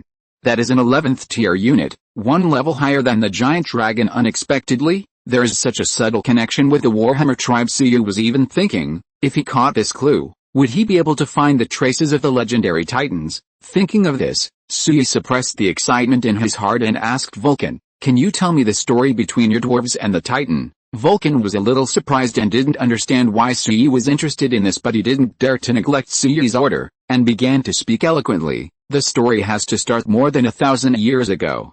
The ancestors of our dwarves rescued a wounded Titan, which is the Thor in the painting. As he spoke, Vulcan told all the stories he knew. Of course, I don't know if there is any added oil and vinegar. The story is roughly like this. The injured Titan was rescued by the dwarves, and they tried their best to heal the wounded Titan in order to repay the dwarves for their life-saving grace. Titan Thor taught the dwarves how to forge equipment. The dwarves were diligent and studious, and soon learned how to forge equipment. After learning it, Thor left the dwarf tribe. The dwarves, on the other hand, have passed down the forging method they learned until today. To put it bluntly, the reason why the dwarves can forge equipment is actually thanks to this Titan named Thor. Titans teach dwarves to forge equipment. This is the setting of this book, and it is also the author's personal idea. If you don't like it, you don't like it. Chapter 38, Suyi the Robber, Vulcan the Painful. So, you don't know where Titan went in the end? Suyi frowned and asked. Vulcan nodded. Yes, Thor has a mysterious origin and never told us about his tribe. Suyi shrugged helplessly. Well, it seems that the story is just a story, and it is not easy to find the traces of Titan. Seeing Suya looking a little disappointed, Vulcan tilted his head and thought for a while, then said, "Although I don't know where Thor went in the end, I still remember that my grandfather told me that Thor was found. Place." As soon as these words came out, Suya got excited and hurriedly asked where. "Holy Mountain." "Near the Holy Mountain in our dwarf world," Vulcan replied. Holy Mountain. Suya silently remembered this name in his heart. If he had the opportunity in the future, he must go to the Holy Mountain to see it. Maybe we can actually find traces of the Titans. Of course, forget it now. The current Suya is still too weak. Even if he is lucky enough to meet Titan, he may not be able to arouse the slightest interest in him. It's still a wave of wretched development. After hearing the story about Titan Tower, Suya continued to look at Vulcan's forging shop. Suddenly, he saw something he was interested in on the finished product shelf on the left. It was a suit of battle armor made of unknown metal. It should be a human battle armor based on its appearance. Suya threw out a detection skill, and the introduction of the armor appeared in his mind. Shyamlan armor. An armor made of black iron and fire spar, which has extremely strong defensive power and can withstand any attack from units below the 8th rank. Seeing Shyamlanji's introduction, Suya's eyes lit up. This thing is several times better than the rattan armor I am wearing. A little jealous. I want this thing. Suya took off the Shyamlan armor and said to Vulcan. Vulcan's expression froze, and he instantly understood what Suya meant. This is Shyamlan armor. I created it 3 years ago. It has good defensive power. Chief Su likes it, so let's take it. Vulcan said. The current and looks open-minded on the surface, but deep down in his heart, he feels a pain in the flesh. It is true that he made the Shyamlan armor, and precious flint stones were added inside, which is extremely precious, and Vulcan's original plan was to take Shyamlanjia to attend the Dwarven Blacksmiths Conference once every 10 years. It was a grand event that all dwarves yearn for. Isn't it the best way to prove your strength by putting your favorite works on the booth? Kisa Yi. Suya didn't think so much, and threw the Shyamlan armor into the Lord's space. Just kidding. Now the entire Warhammer tribe is his subordinate territory. What does Vulcan dare to refuse? And this kind of robber-like behavior fell into the eyes of Eve, Su Kainer and Lin Yangtze, leaving the three of them speechless. On the other hand, Suya was as normal as anyone, and even called Vulcan aside to ask him to arrange for his own weapons now that the Shyamlan armor is available. Is it possible that Suya still needs to hold the fine iron long sword? That doesn't fit his identity. So, after hearing Suya's request, Vulcan almost spat out old blood. He hesitated for a while before saying, "Lord Su, I don't have any suitable weapons for you right now, but if you need them, I can make them for you." Suya snapped his fingers when he heard the words. What he wanted was Vulcan's words. "Well, build me a long sword, and the armor and weapons of the three of them. I'll give you 3 days. Can you do it?" Vulcan was speechless, leaning. "Why can't you show some face, Lord Su? If I have to rush to work on the 4 sets of armor and weapons myself, 3 days may not be enough." Vulcan said. "That's 5 days. Suya said. Vulcan nodded bitterly, and accepted the unpaid order. Then, Suya took the 3 girls around the Warhammer tribe, took the resources that Vulcan had packed for them, and left the Warhammer tribe on blazing and ice. And Suya also explained that within 5 days, he would temporarily not collect any resources from the Warhammer tribe, and after 5 days, he would ask Vulcan to send the finished equipment to the Starfield in person. Then, Suya and others walked away. Vulcan returned to the Lord's Hall, feeling like crying. Sure enough, subordinate territories are without dignity. A robber. On this side, after Suya returned to the Starfield with a large army, it was already evening. The sun was about to set from the west, and the clouds covered half of its face, scattering bloody red. After returning to the territory, without saying a word, Suya directly trained the Centaur to 20, and then sent it to the Centaur secret realm. Don't be negligent, and be missed by others. End of this chapter. Thank you very much for reaching the end. Don't forget to like. Looking for more exclusive content and immediate access? Subscribe to our Patreon. Remember, every like, subscription, or donation encourages us to continue. Thanks to everyone. See you in the next video.